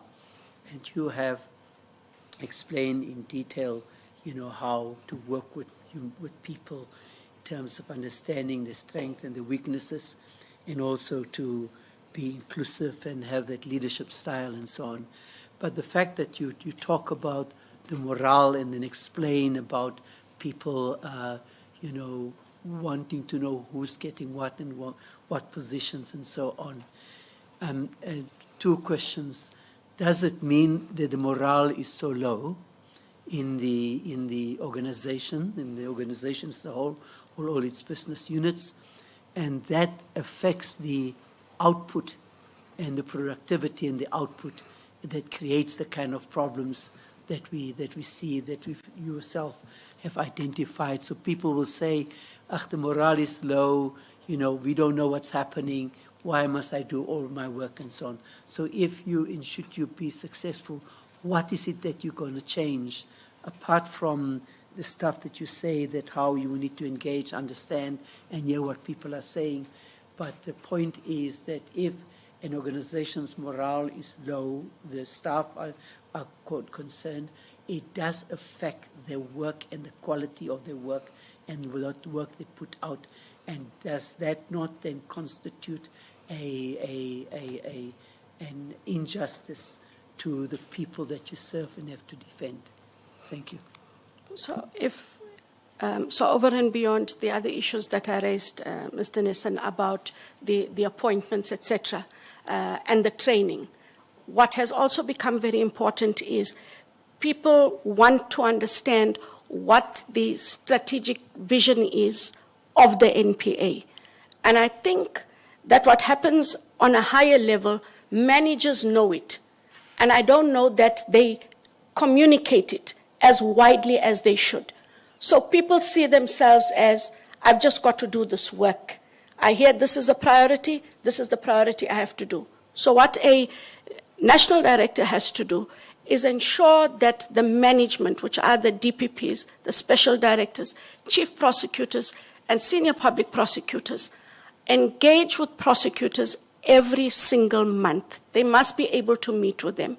They must be able to tell them what the objectives are, what their commitments are for that month, hear what the challenges are in achieving the convictions and ensuring that matters are not withdrawn. What do those prosecutors need? It is engagement and communication. And I think it sounds simplistic, sir, but if you engage and you communicate, people tend to understand and have ownership. And when you have ownership, you are able to perform differently. It will also go back to the question that Prof had raised, targets versus impact. When people understand the true impact of corruption, organized crime, GBVF, that it's not about achieving numbers, this is how we make impact, then people operate and perform differently. It's really the communication of what we want and the why. And it has to be done on a continuous cycle. It's in that, if you'd allow me, that you get to understand what the shortcomings are of your own prosecutors, not just it's a morale issue. People may want to perform. People don't also necessarily tell you, Mr. Nissen, that I need more training. But when you engage more, you get to understand. And I think all of those will talk to how we then perform, because the morale becomes a positive as opposed to a negative. At least that is how I see it.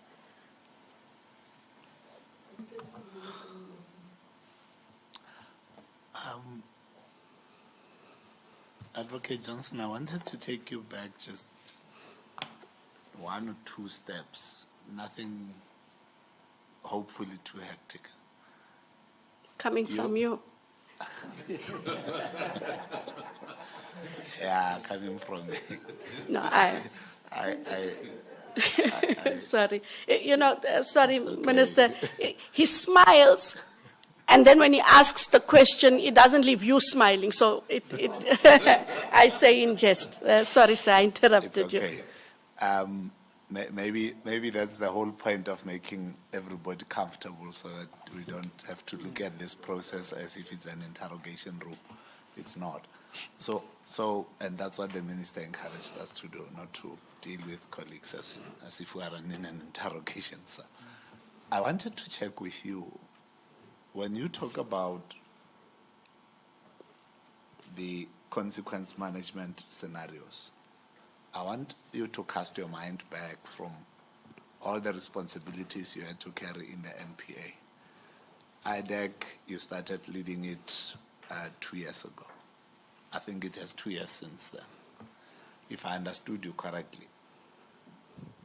then you calculate the number of years that you served in senior management in the NPA. My imagination tells me that you have been in senior management for the longest time to be able to be part of that communication that you are currently talking to. And my understanding says the current incumbent has been in the institution for at least 6 to 7 years at most. And you have been there throughout. She actually found you there. And that's how I understand you. Now, having been part of that development of that very same first strategic plan that you guys created and developed and even agreed about how it filters down, how you communicate it. Let me then understand from you, what became your role in that space of that communication, of that strategic plan, to filter it down to the very junior prosecutor who just entered the prosecution role in the courts? How did you assist that, or perhaps not assist that? So at the time that I became involved, I was at head office organized crime, and that was from February 2019 till the end of February 2022. Okay. So part of that engagement was ensuring that in order to achieve our organized crime targets, to help prosecutors understand, especially at head office, part of the head office component's duties was to enable prosecutors to understand racketeering, what was required for racketeering, what the priorities were. So when we had the National Operations Management Meeting, which is the management meeting of the head of NPS, we would engage with the DPPs to ensure that them and their divisions understood what was required. We would also go to the divisions. I would travel, for example, to Mpumalanga twice a month. I would engage with stakeholders for the illicit mining. We would another colleague would go and engage on environmental matters. I engage stakeholders in terms of serious violent crime, cash in transits, and we also then engaged with the stakeholders. When we came back, where it became necessary in terms of the achievement of the strategy, we would make sure that we wrote the necessary letters and or guidance documents, criteria documents, and sent them down through the provinces, because in the provinces, it is the DPPs that are in charge. However, we were allowed, and we did. I would engage with the organized crime nodal points in each division. We also had meetings to understand that they knew what we needed, to tell us what they needed, and to indicate what their challenges were. Those then got escalated higher. So there was that engagement, but only because I was at a head office level. But the DPPs, we engaged with them, and from there they engaged with their staff. Okay. In line with that, if there was discontent amongst those staff members that you are speaking about, was the discontent at managerial level with the DPPs across the country, or was it a head office based discontent? No, I don't know if that's the right word, but the challenges that prosecutors had. I don't want to use the word disgruntlement because I'm not very sure where you got it. Okay. So I'm just using a simpler word that gives you opportunity to explain. When a colleague says to you, I don't understand how Mr. Nelson was appointed. That is how you want us to understand you. So I want you to understand me that way. Understood. So when those issues were raised, especially where I had those meetings with the organized crime nodal points, we documented them, we did send them back to the DPPs, and we asked for feedback because the head of the NPS must ensure that those challenges are actually dealt with, and they would get dealt with. The majority of the issues that were raised were issues of resource at that time. Not all prosecutors are specialist prosecutors. And so you found that those prosecutors who had to deal with organized crime invariably were in the DPP offices, and there were very small numbers of those. The majority of prosecutors were in what is called the general prosecution stream. So those prosecutors, the biggest issue was resources. The other issue that they did have is challenges with investigations, but they dealt with them then in the province. But they would escalate and indicate those. When we had the national meetings with the Hawks, we would make sure that General Labia and his team were informed of the investigative challenges that were encountered in a specific division with the organized crime component. And him and his organized crime head would then ensure that they dealt with it there. But the point I'm trying to get from you is this disgruntlement. Let me use your own word then. Maybe it would be easier. This disgruntlement, did it exist or does it exist in your area within the 2019 up to date or until 2022, or did it exist in the general public prosecution space as you want us to understand the two separately? It's across the board because you had resource constraints, whether it was commercial crime or corruption. We had resource constraints in the sexual offences unit. We had resource constraints as well in organized crime. So it was a generic issue of resources, and there was a generic issue of investigations, capabilities of investigators, training for prosecutors, and that was across the board. It wasn't unique to a specific unit, and that was at the time. I know now that there's more engagements between DPPs and their units. You also now have special directors in those specialist units, and the problems are escalated and dealt with there as well. It's only where a problem cannot be dealt with that it is raised with the head of the NPS, Advocate de Kock at the time, now Advocate Mzinyati, and they also do get escalated, especially resource issues to the Office Strategy, Operations and Compliance, which deals with capacitating and training. Prof? Thank you. Thanks. You've been with the NPA long enough to be able to characterize it. You've mainly referred to staff and prosecutors at the leadership level. Is NPA a house divided, or do you have any other type of leadership challenges? And if so, should you become the head of the institution, what would you do to cure that problem?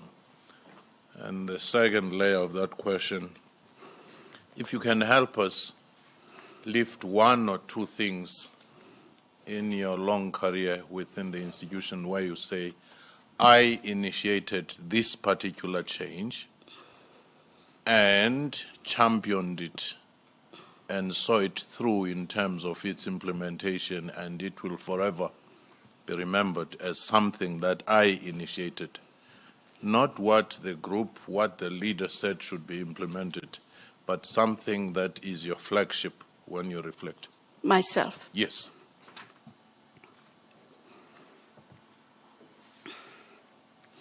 So on the first question, Prof, is the leadership divided? It's not divided, but even within that leadership, I think there are challenges. I think it is also borne out by the Kabinde inquiry and how it has been playing itself out. And that leadership issues are simply, again, back to appointments in the main and communication. I do sit with the DPPs and the special directors, and the biggest issue is when decisions are made in the NPA, we want to be consulted. They all want to be consulted. It shouldn't be a group that is consulted, and they feel that the consultation process isn't as wide as it should be. That is the main disgruntlement, for lack of a better description. And when people feel that Not everybody is part of, not everyone can be making the decision, but they should give input into certain aspects that will affect how they operate. They want to be consulted. They do understand that there are certain instances where a person must make it. Can I press you on that one? Do you feel like there are people who are insiders who get consulted and others who do not within the leadership? So I have not personally experienced that, but I speak in terms of when I talk to colleagues that feel there should have been consultation. You take, for example, we had an issue,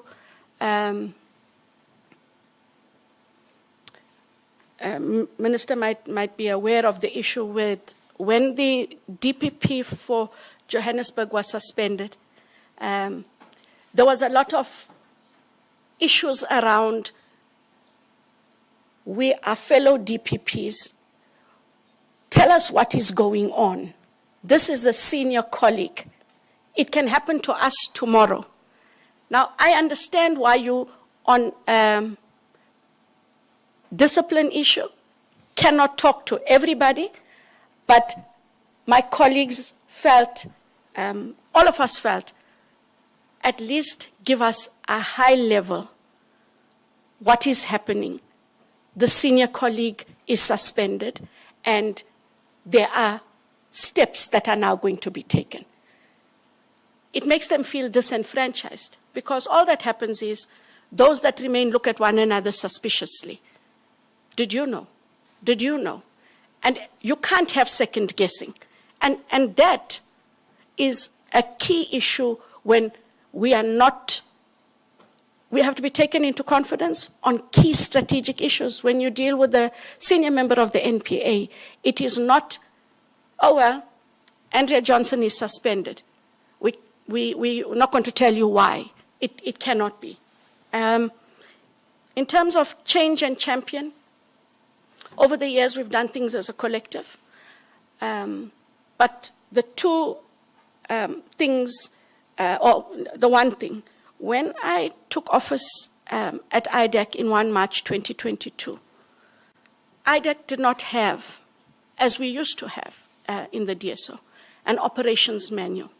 An operations manual that dealt with all of the administrative duties, that dealt with the role and function of investigators, criminal and financial, and that dealt with the role of prosecutors and how matters came in, intake criteria, and the processes that were needed. I remember sitting down and I took a A3 and I started in my head to map out how we should operate.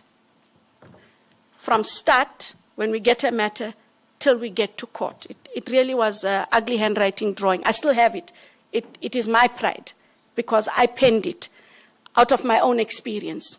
And through you, Chair, IDEC, because you are starting it, it's naturally going to be, we had to do the following.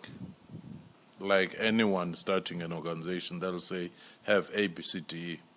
But within the NPA, so prior to that. Why I wouldn't, if you would allow me, why I wouldn't brush it off. Yes. The ID was proclaimed in April of 2019. We are talking about 2022. There wasn't such an operating document. IDEC is in the NPA. You want to deal with corruption, which is a country priority. You must have a plan. You must have a process. We did not have that. So that is a key initiative, changed and championed by myself. Penned it, and then had our management sit together so that together with our strategy management office, take them through the document, what we understood. At the end of 6 or 8 months, we have a IDEC operations manual from start to finish. It is there for every new employee that comes in. And we were the only ones, still are the only ones, that have a full operations manual. from all the specialized units in the NPA.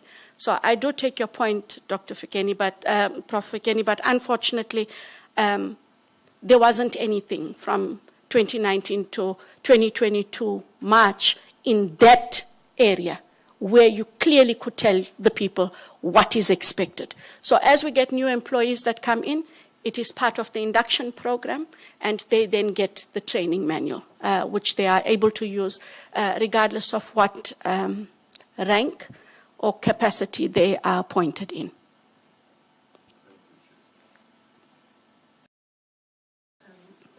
Okay, I've been asked that all of us pull the mics closer. We seem to be fading away. Some reason. It's late in the day. Proceed, Ms. Thank you, Chair. Advocate Johnson, I'm trying to figure out what would you do differently if you had to be appointed as the NDPP to ensure that you dealt with these matters around communication, as my colleague Mr. Mvundlela was exploring with you, morale, cohesion at EXCO. And I say cohesion because that you heard about the GBV matter in Parliament suggests that the critical conversations around key mandates for NPA and key priorities for NPA are not effective at the collective of leadership within the NPA. If I listen to your answer about that, your answer about the implementation of the organized crime strategy, because the question I asked was, what is the conversation about it at EXCO? So what would you do differently to ensure that you build an institution where the collective leadership works in a cohesive way towards achieving the mandate?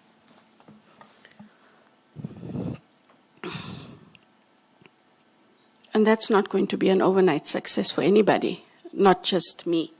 And I think it is because of how the organization has to operate. It has to be operational and perform while still attending to its strategy and ensuring that the strategy is understood and implemented by everyone. And it is finding time to... So if we start at the top leadership, it is a national director with the deputy nationals. In the time that I've engaged on that platform, there is clarity amongst them on what each one's roles and responsibilities are. I think where the disconnect might be is from there to below. In terms of every deputy national should take the DPPs, special directors, more into their confidence on what the objectives are. Now, every deputy national deals with it, but they deal with it, the head of NPS, the head of AFU, the head of SOC. We do have a MANCO, and at that MANCO, these are also discussed. But I guess given the time when these meetings and the length of those meetings, you don't discuss all the details. And we have to find the time to make sure that the details are dealt with. A national director is responsible for all the prosecutors, processes, prosecutions, whether they're instituted and where they are stopped. The national director has to make sure that all the prosecutors, now how do you get all the prosecutors to know that these are our responsibilities? It's not just about having regular meetings with your top management. It is about going down to grassroots level. I know that our current national director had been doing that in this past year, where she's had regional visits and she's engaged more with the staff, and she wanted staff to understand there is a different level of understanding and appreciation for where we are at and what we need to do. That has to continue. But you also have to deal, in terms of the staff, staff need to know that their actions have a reputational risk to the NPA and what that reputational risk does to our performance. And we can only do that if we are talking to them through the different levels. So again, I say it sounds simple, but the communication and what is being communicated, when it is being communicated, and then holding those different levels of managers accountable. Dr. Motlong, there has to be consequences for why we don't engage our people perhaps as much as they want us to engage. What stops us from talking to our people about what needs to be achieved? Now, a national director cannot be seen to be the head of the organization divorced from his or her people. You must be able to communicate the message. So if we had to talk about the GBVF, what must a national director communicate? A national director must be able to communicate to all prosecutors, we are doing really badly. Where are we doing badly and why are we doing badly? And what is the consequence of us not doing that work? And I think when you have those kinds of communications, it affects positively all of the other levels: morale, performance, impact, and understanding why we are the NPA. It really is the communication is the golden thread through which any leader of an organization is able to reach his or her people.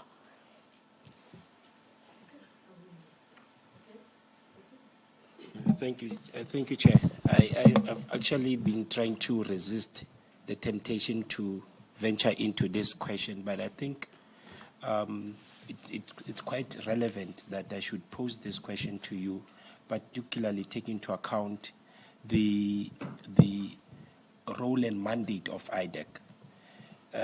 What's your view on the landmark decision of 2011, the Glenister versus the President of the Republic of South Africa? That's a preamble to a follow-up question. When the legislation was promulgated for the creation of IDEC as a permanent body, they considered Glenister 1 and 2. We looked at the STIRS requirement to make sure that it forms part of how we're going to operate and engage. And there has been some developments since then, and a case in point is the introduction of Constitution 21st Amendment Bill.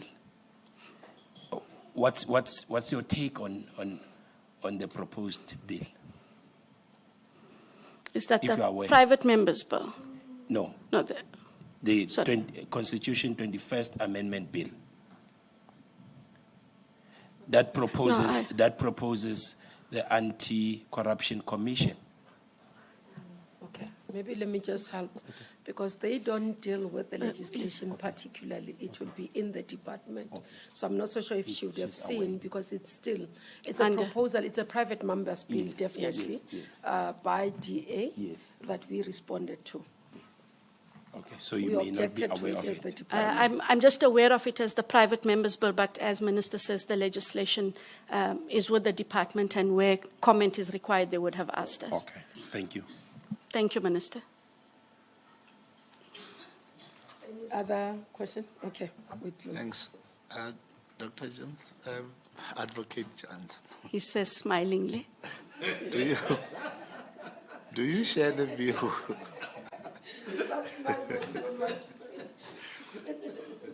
I'm smiling because I called you doctor, and I was scared that you would remind me that generally in the legal field, LLD may not be something that we actually put forward much about. Not that we don't encourage people to study. Do you share the view that there is, and there may have been or could be situations where there was political interference in public prosecutions? Do you share that view? Because it does exist in society, maybe just to give you comfort. You would not be the first one to say No, so. I am aware of that view. Okay. I can tell you that in my time, no one has interfered, no minister, whether within the Department of Justice or elsewhere, or the President, in the work that myself or my team have done. I am aware that when we were in the DSO, there were talks that there would have been political interference. And I know that that was dealt with both in the HEFA and in the Janwala commissions. And that's the extent of it. But in the actual operational work, there are allegations of political interference in state capture matters. But in the matters that we've done to date, there hasn't been political interference on that, where you can say, it is Minister so-and-so, it is this political person, etc. What we do have that is different is you have in the group of criminality politically exposed persons against whom allegations of crime are being investigated and made. So I am aware of what you say, but I have not experienced it, nor has anyone in my field where I currently am or where I've come from in terms of organized crime. Great. Now, with that in mind, possible elevation to the National Director of Public Prosecutions. And perception in South Africa has become a norm. You know, anybody can say anything and then everybody believes it, in whatever form that it is said. How do you see yourself managing that possible perception, at least for the benefit of the NPA's reputation? Because that is what this country needs. An NPA with a reputation that is beyond reproach. How do you see yourself playing a role in that space? I think maybe because of the kind of cases we've had to do and the work that I've had to engage in, it's been easy to deal with the work. And when you deal with the work, when you deal with the evidence and the law, there is no room for somebody to come in. You do not allow for somebody to come in. And the very first time that that happens, you've got to escalate it. It doesn't matter what the rank of that person is. And if there's a fear that if you escalate it within your structures to which the NPA reports, then you have to find a way to ensure that that interference is brought to the fore. But you cannot, I have no intention that if somebody says, sorry, Johnson, those cases, why aren't they being dealt with? Unless there is a public interest and a member of public may have raised that through a specific individual, that individual must put in writing what are they asking of the national director so that the national director is able to deal with the public interest issue of whether or not something was done in the NPA. But where there is actual interference, you have to deal with it the very first time. Even if it is not overt, and there's someone is suggestive in the way they approach you, and they are of that position, you have to deal with it. We have a minister. I'm not sure how long. My minister is my minister. In this administration, this is my minister. And our minister has never once, and I'm happy to say that, and she can leave the room if she's uncomfortable and then she'll come back because I'm talking about her. But this minister has not asked, even of IDEC, which has such highly controversial matters where there are politically exposed persons. This minister has not asked of the ID and anyone in her staff, why did you enroll that matter and not that matter? The only thing we have had to do, not with this minister, but any other minister in the NPA, in the work that I have done, they are entitled to ask for a Section 33 report, which is a very high-level report. But that is as far as the reporting or what are you doing. But the what are you doing talks more to not why you're not charging this person or why have you charged this person. It's can you account for the work. I am the overall counter of your work to Parliament. I'm not happy. Account And that is the only accounting that we've been asked to do that I am aware of. Thank you, Minister. That's all. I think it would be a rider to this question in a hypothetical, probably projected situation. With the Truth and Reconciliation cases loading, Zondo Commission cases loading, current cases of the Madlanga Commission loading, it stands to reason that political pressure and appetite to interfere may happen. It also stands to reason that with the turnover of ministers, it may not just be a person. How would you institutionalize insulation of your work irrespective of who is there? The only way I know how to deal with it, Prof, is you have to stick to your strategic plan, you have to stick to the mandate, and you have to ensure that the work that we do is in terms, and I've said it before, and I'm sorry if it sounds like a repeat, the work we do must be evidence and law-based. When you do that, it is very difficult for somebody to compromise your work. We must also be open to review of our work. I think that that is the one thing that we don't do as well as we should. We must be able to account to the public. Perhaps every quarter we should have a state of prosecution report. Tell them where we are as the National Prosecuting Authority. What were we intending to achieve in that quarter? Why haven't we achieved it? When you start talking to the public sentiment changes. And when public sentiment changes, the room for someone wanting to interfere is curtailed because they know you will go out there. And when you tell your story, you'll have to tell that part of the story. Any other question? We're done. We move to the next one. You want to? Okay. Let me hand over to Mr. Mutlu to take us through the public comments. You would have seen them, and we would have given you an opportunity to respond, but he will take you through. Thank you, Minister. Advocate Johnson, as Minister when she introduced the flow of the process, intimated that we have received a high number of public comments. And it's on record that we received a whopping 209 comments. And out of the 209 comments received, only one supported your appointment.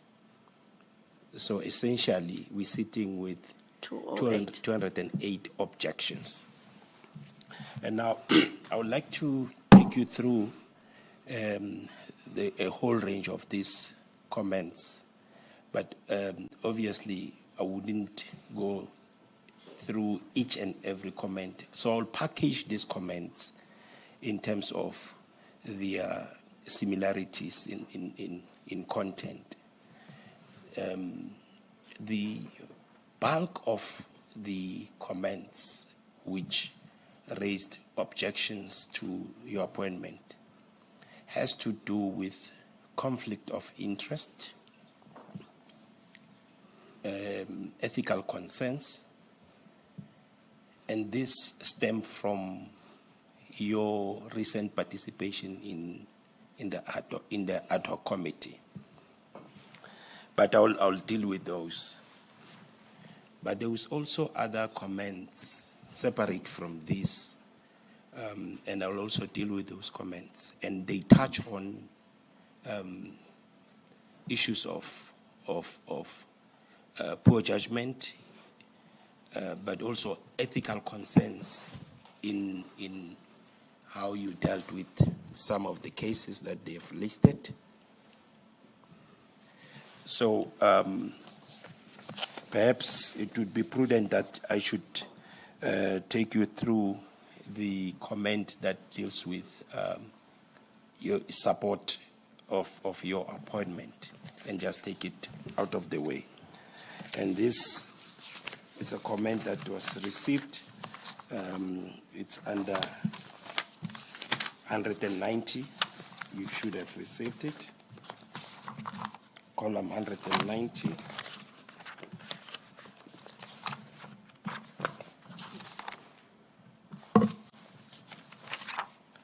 And this comment comes from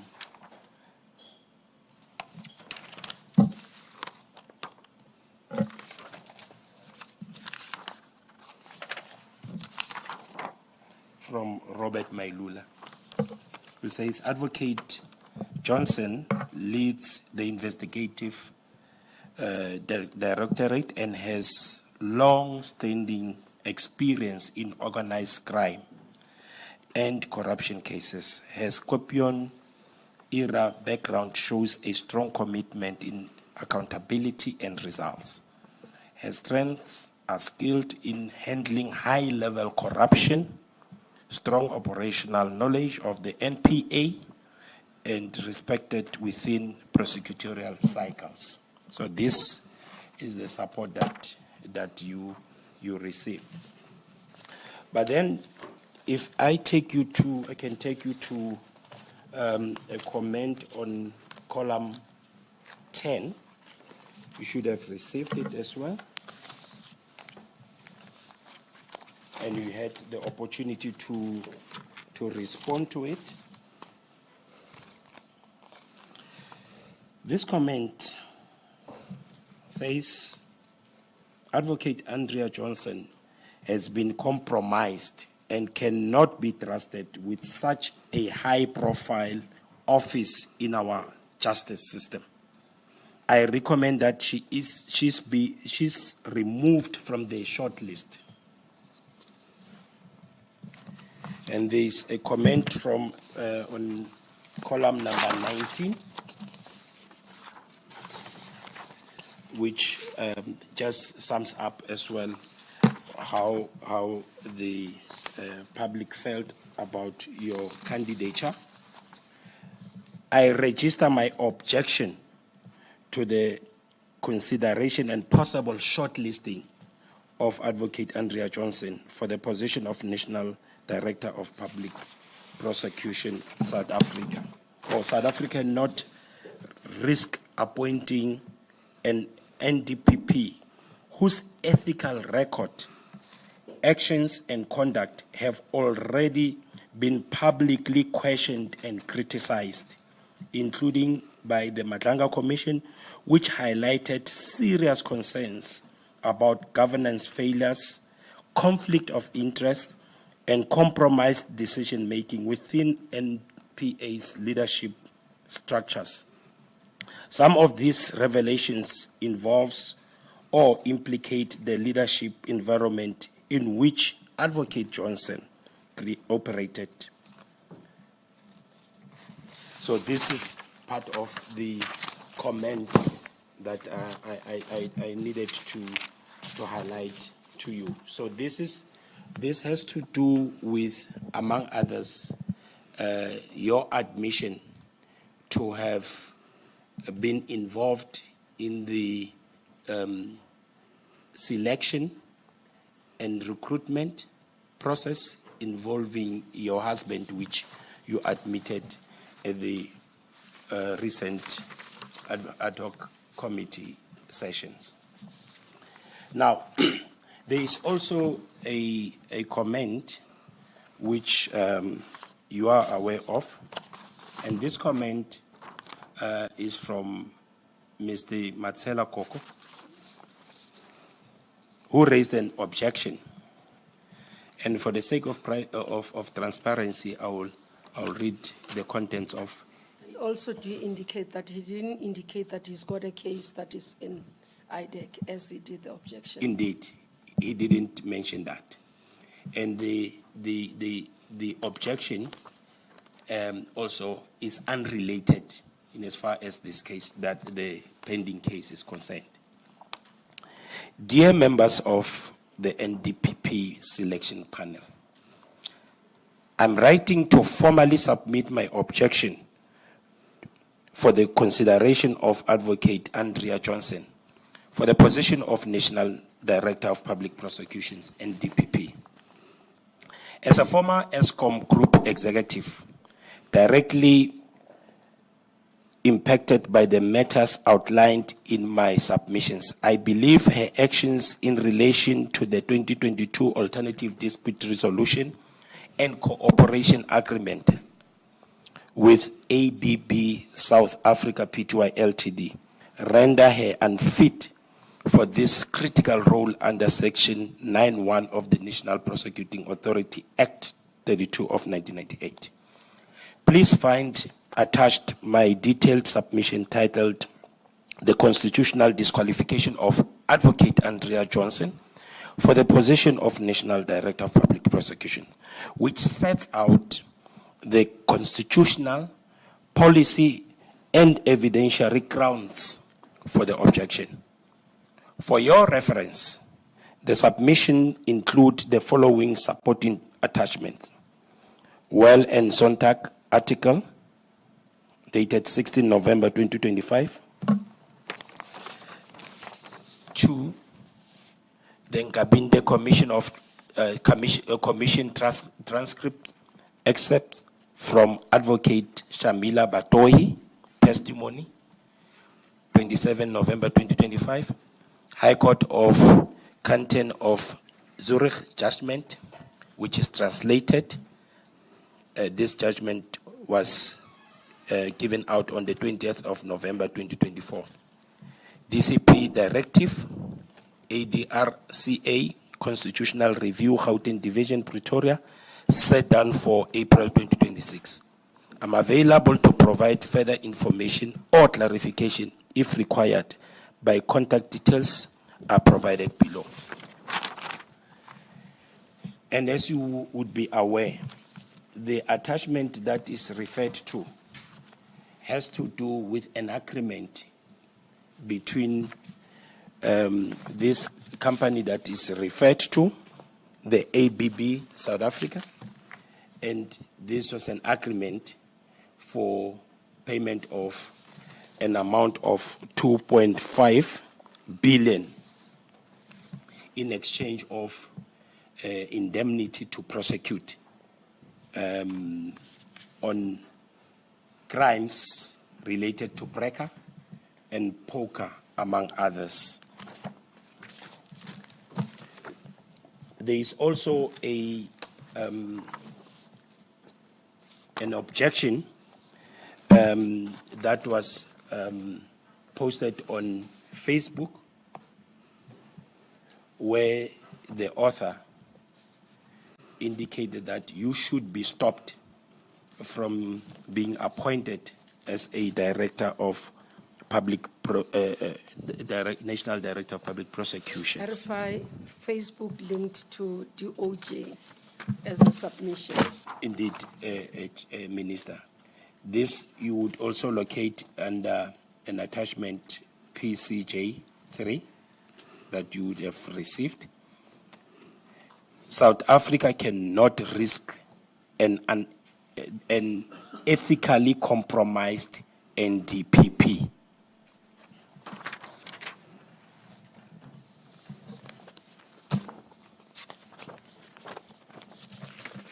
There was also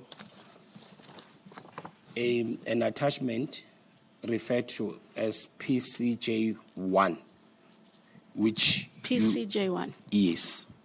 Can I request that we do not process that here? Yes. Oh, I've okay. been alerted, that's what will be on my desk. It relates Yes. to decision of prosecution and perhaps having to inquire of her fitness to hold office.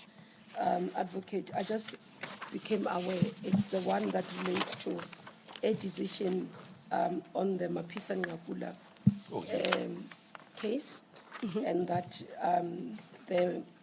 the team jeopardized Nombasando Nzondwa Ndlovu's own prosecution.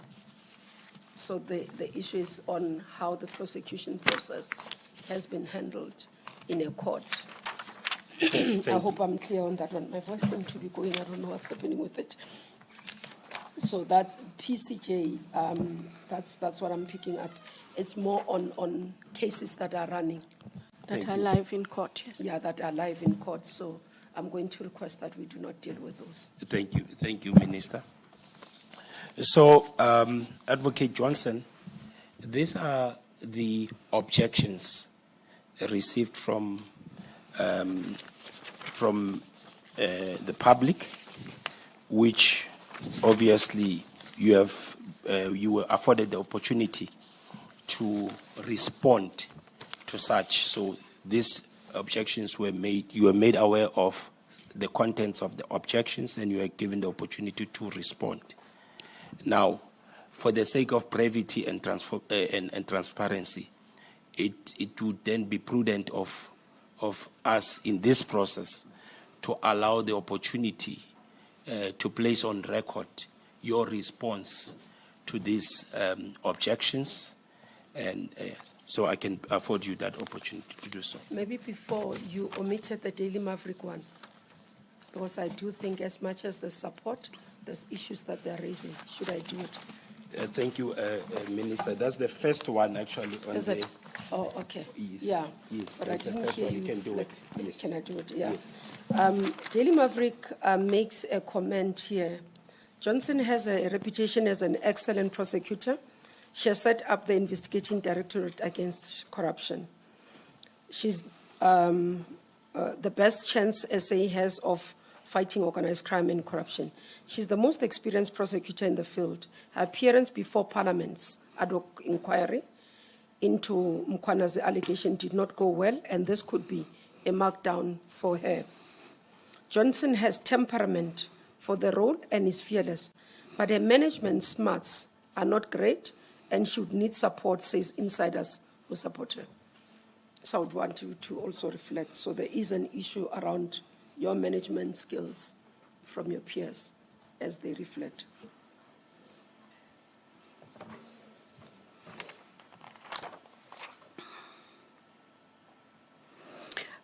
If I could start, would you allow me to start anywhere, or must I start at the start?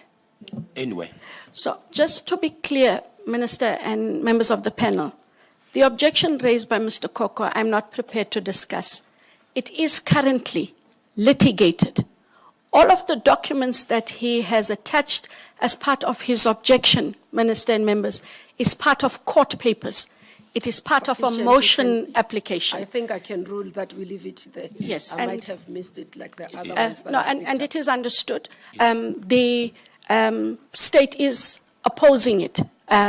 Just for the record, we have filed all of our papers. All of the necessary parties have filed in that Motlong. So I cannot discuss that matter. You can move on to the next one. Thank you. Thank you.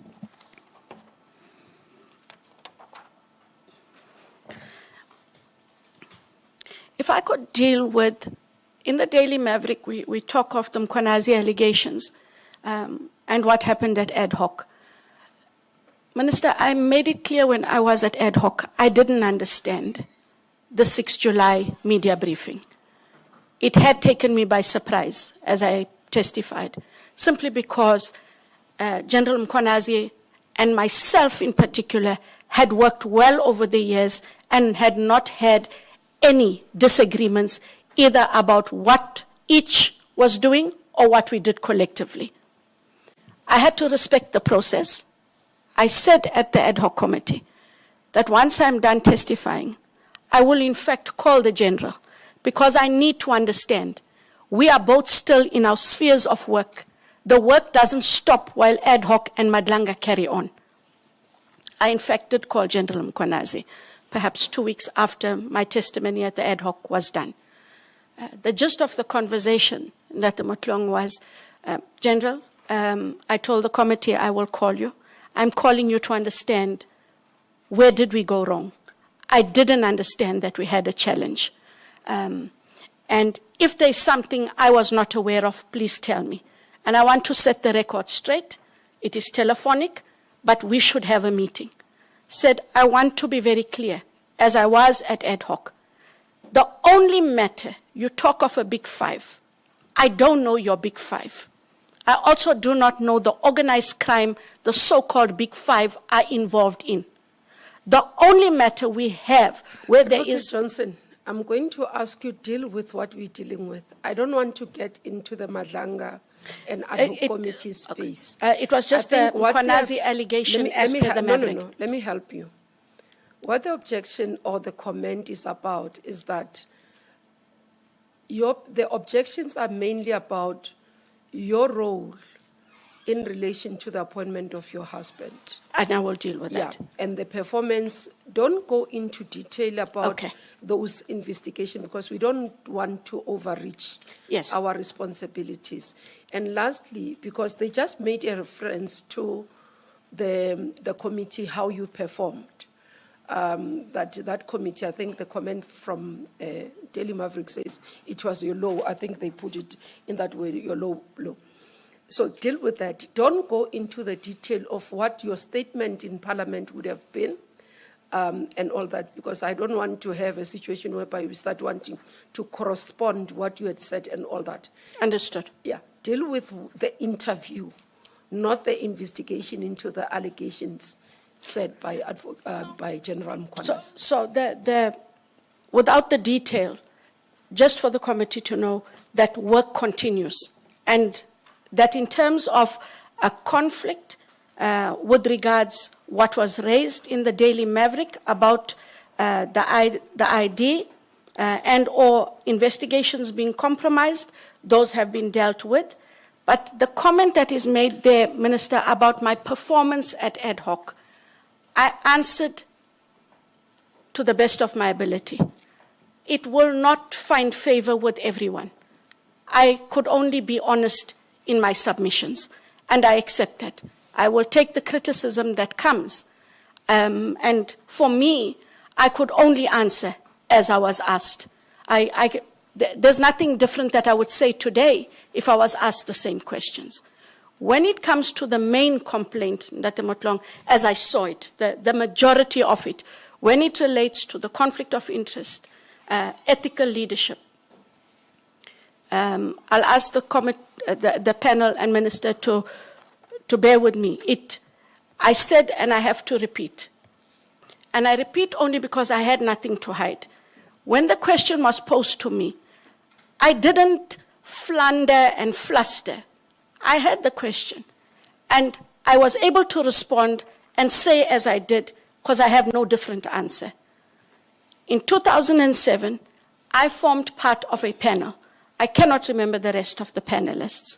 What I did do in 2007, I did disclose that I was married and to whom I was married. And I did physically recuse myself from the shortlisting, where he was shortlisted, the actual interview, and the actual adjudication. And that was in 2007. 17 or so more years later, when it is raised, that is the only truth I have. But what it means is that I had to reflect, which is what we have to do, about the perceptions out there about whether or not my disclosing and my recusing myself from the process when he was in the interview is sufficient. And all I'm saying is, I accept that maybe what I should have done back in 2007 was recuse myself completely. It was a misjudgment. I had no intention to misrepresent anything because I did not misrepresent. I did disclose. I did recuse. It goes back to the question you raise of the standard and duty of care. And I'm saying, in hindsight, Ndate Motlong, I accept. I could have done better and I could have done differently. As a national director, given that at that time, those were the two things I knew I had to do, which was disclose and recuse.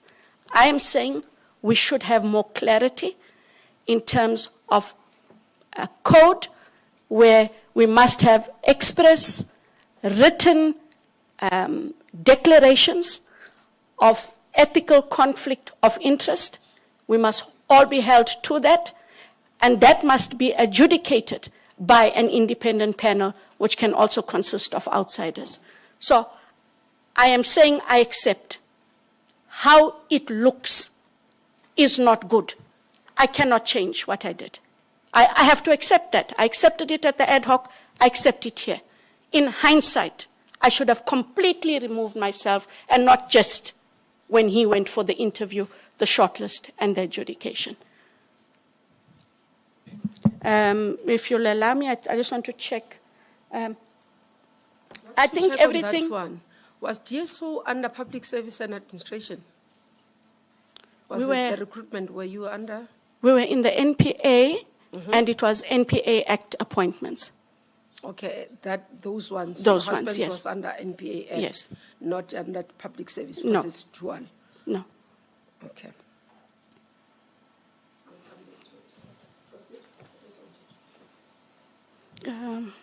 I think all of the rest that are long flow from there. Questions about ethical leadership, etc. I have always prided myself, and I think it also talks to what was said in the Daily Maverick article and in the positive article you read. That is how I have conducted myself. This was an error of judgment. I'm not going to change it. I can't take it away. This panel will have to judge me on my entire performance, my history in the NPA, where I have faltered.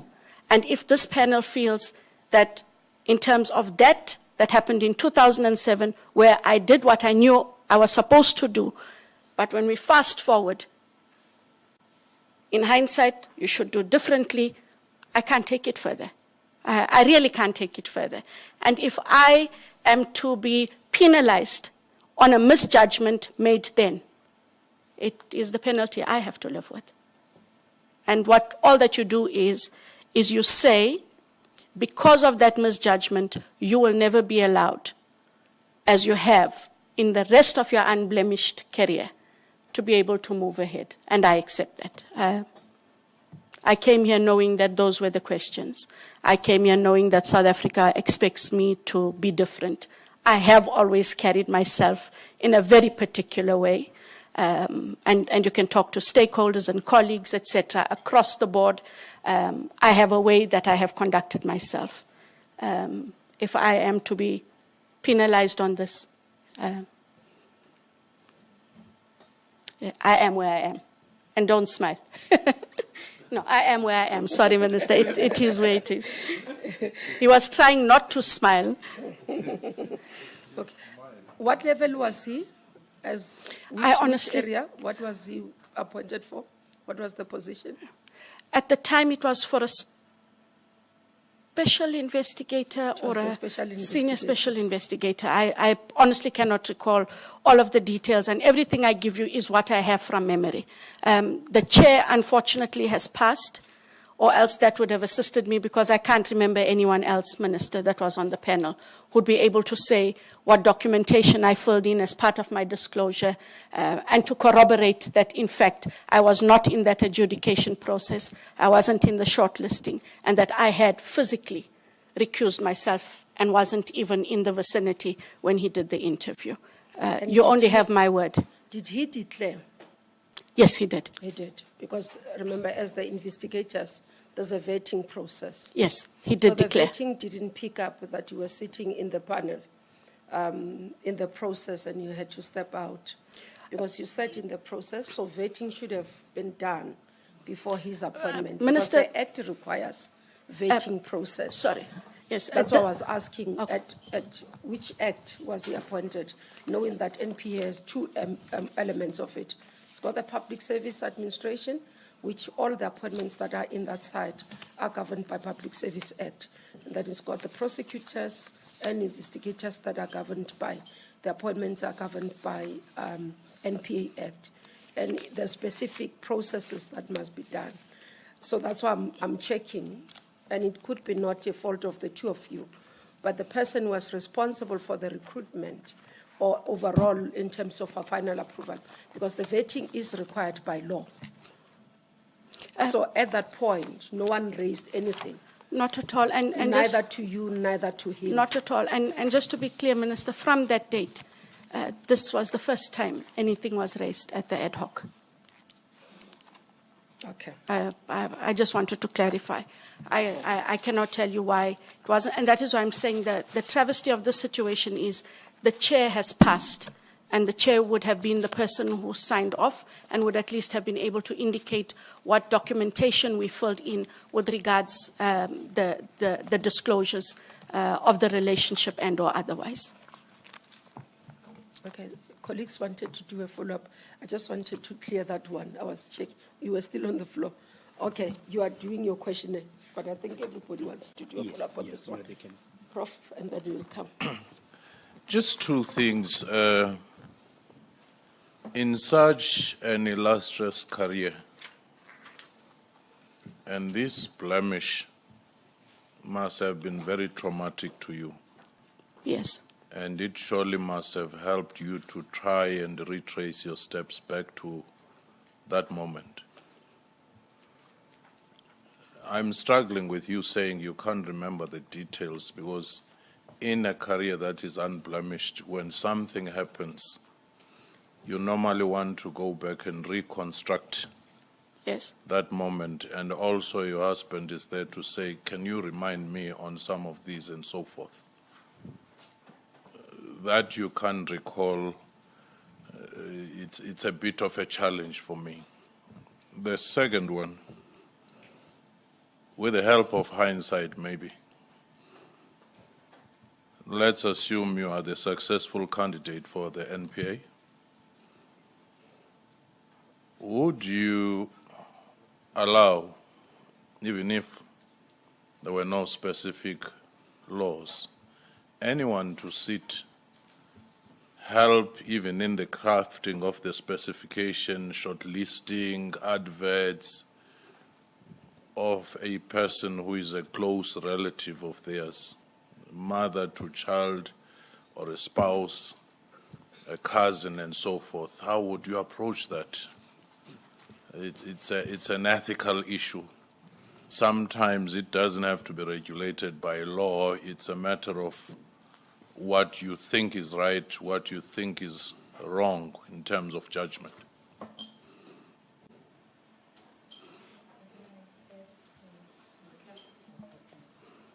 Just to add, Advocate Johnson, on this, I also am finding it difficult to understand how you are not able to remember the panel, and the only other panel member is the chair that you remember, and unfortunately the chair has died. That is worrying, you know. And why it's worrying, it's not that one can prove right or wrong. It's exactly what we were talking about earlier, where as a result of some of the gray areas that were allowed, that you have overlooked, where your judgment seems to have been found wanting, it almost like falls inside that pot. I guess it's a comment, but I just want you to take it with you and reflect. It does bring about doubt, you know, yeah. And then on the issue again, in your response, you said, to be clear, there were many processes that I would have had to follow thereafter before the appointment. At no stage was I questioned or informed that there was anything in which clarity was sought. This response to me also adds to the, it's almost like still not seeing anything wrong. I know you have said I should have approached it differently. I could have. Your words are, I could have, not should have, which in itself is worrying. Could have is a choice. Should have is I had no choice. I had no business doing that. You know, I shouldn't have done it. And this is what is still worrying me, that the hindsight is still, but no, man, it's not that bad after all. kind of, it gives that feeling, that sense, because of choice of words. But even here, when you say many processes, just on the many processes, if you could tell us what those processes were that followed afterwards, and wherein no one asked, who should have asked and did not ask. Thanks. So if I take your comment, Mayor, and the question together with Prof's, I cannot recall who everybody was on the panel. It was 2007, and I don't have the documentation. And what I said was, it was the first time from 2007, now in November 2025, when the issue was raised. I go only on the memory that I have and my discussions with my husband, because he does recall that I wasn't there. He does recall he disclosed. And I said to him, yes, I also disclosed. The point is, it wasn't even a secret, but we both disclosed. It was known that we were married at the time. I don't want Mayor I understand the could have and should have. Please do not make a mistake. I am not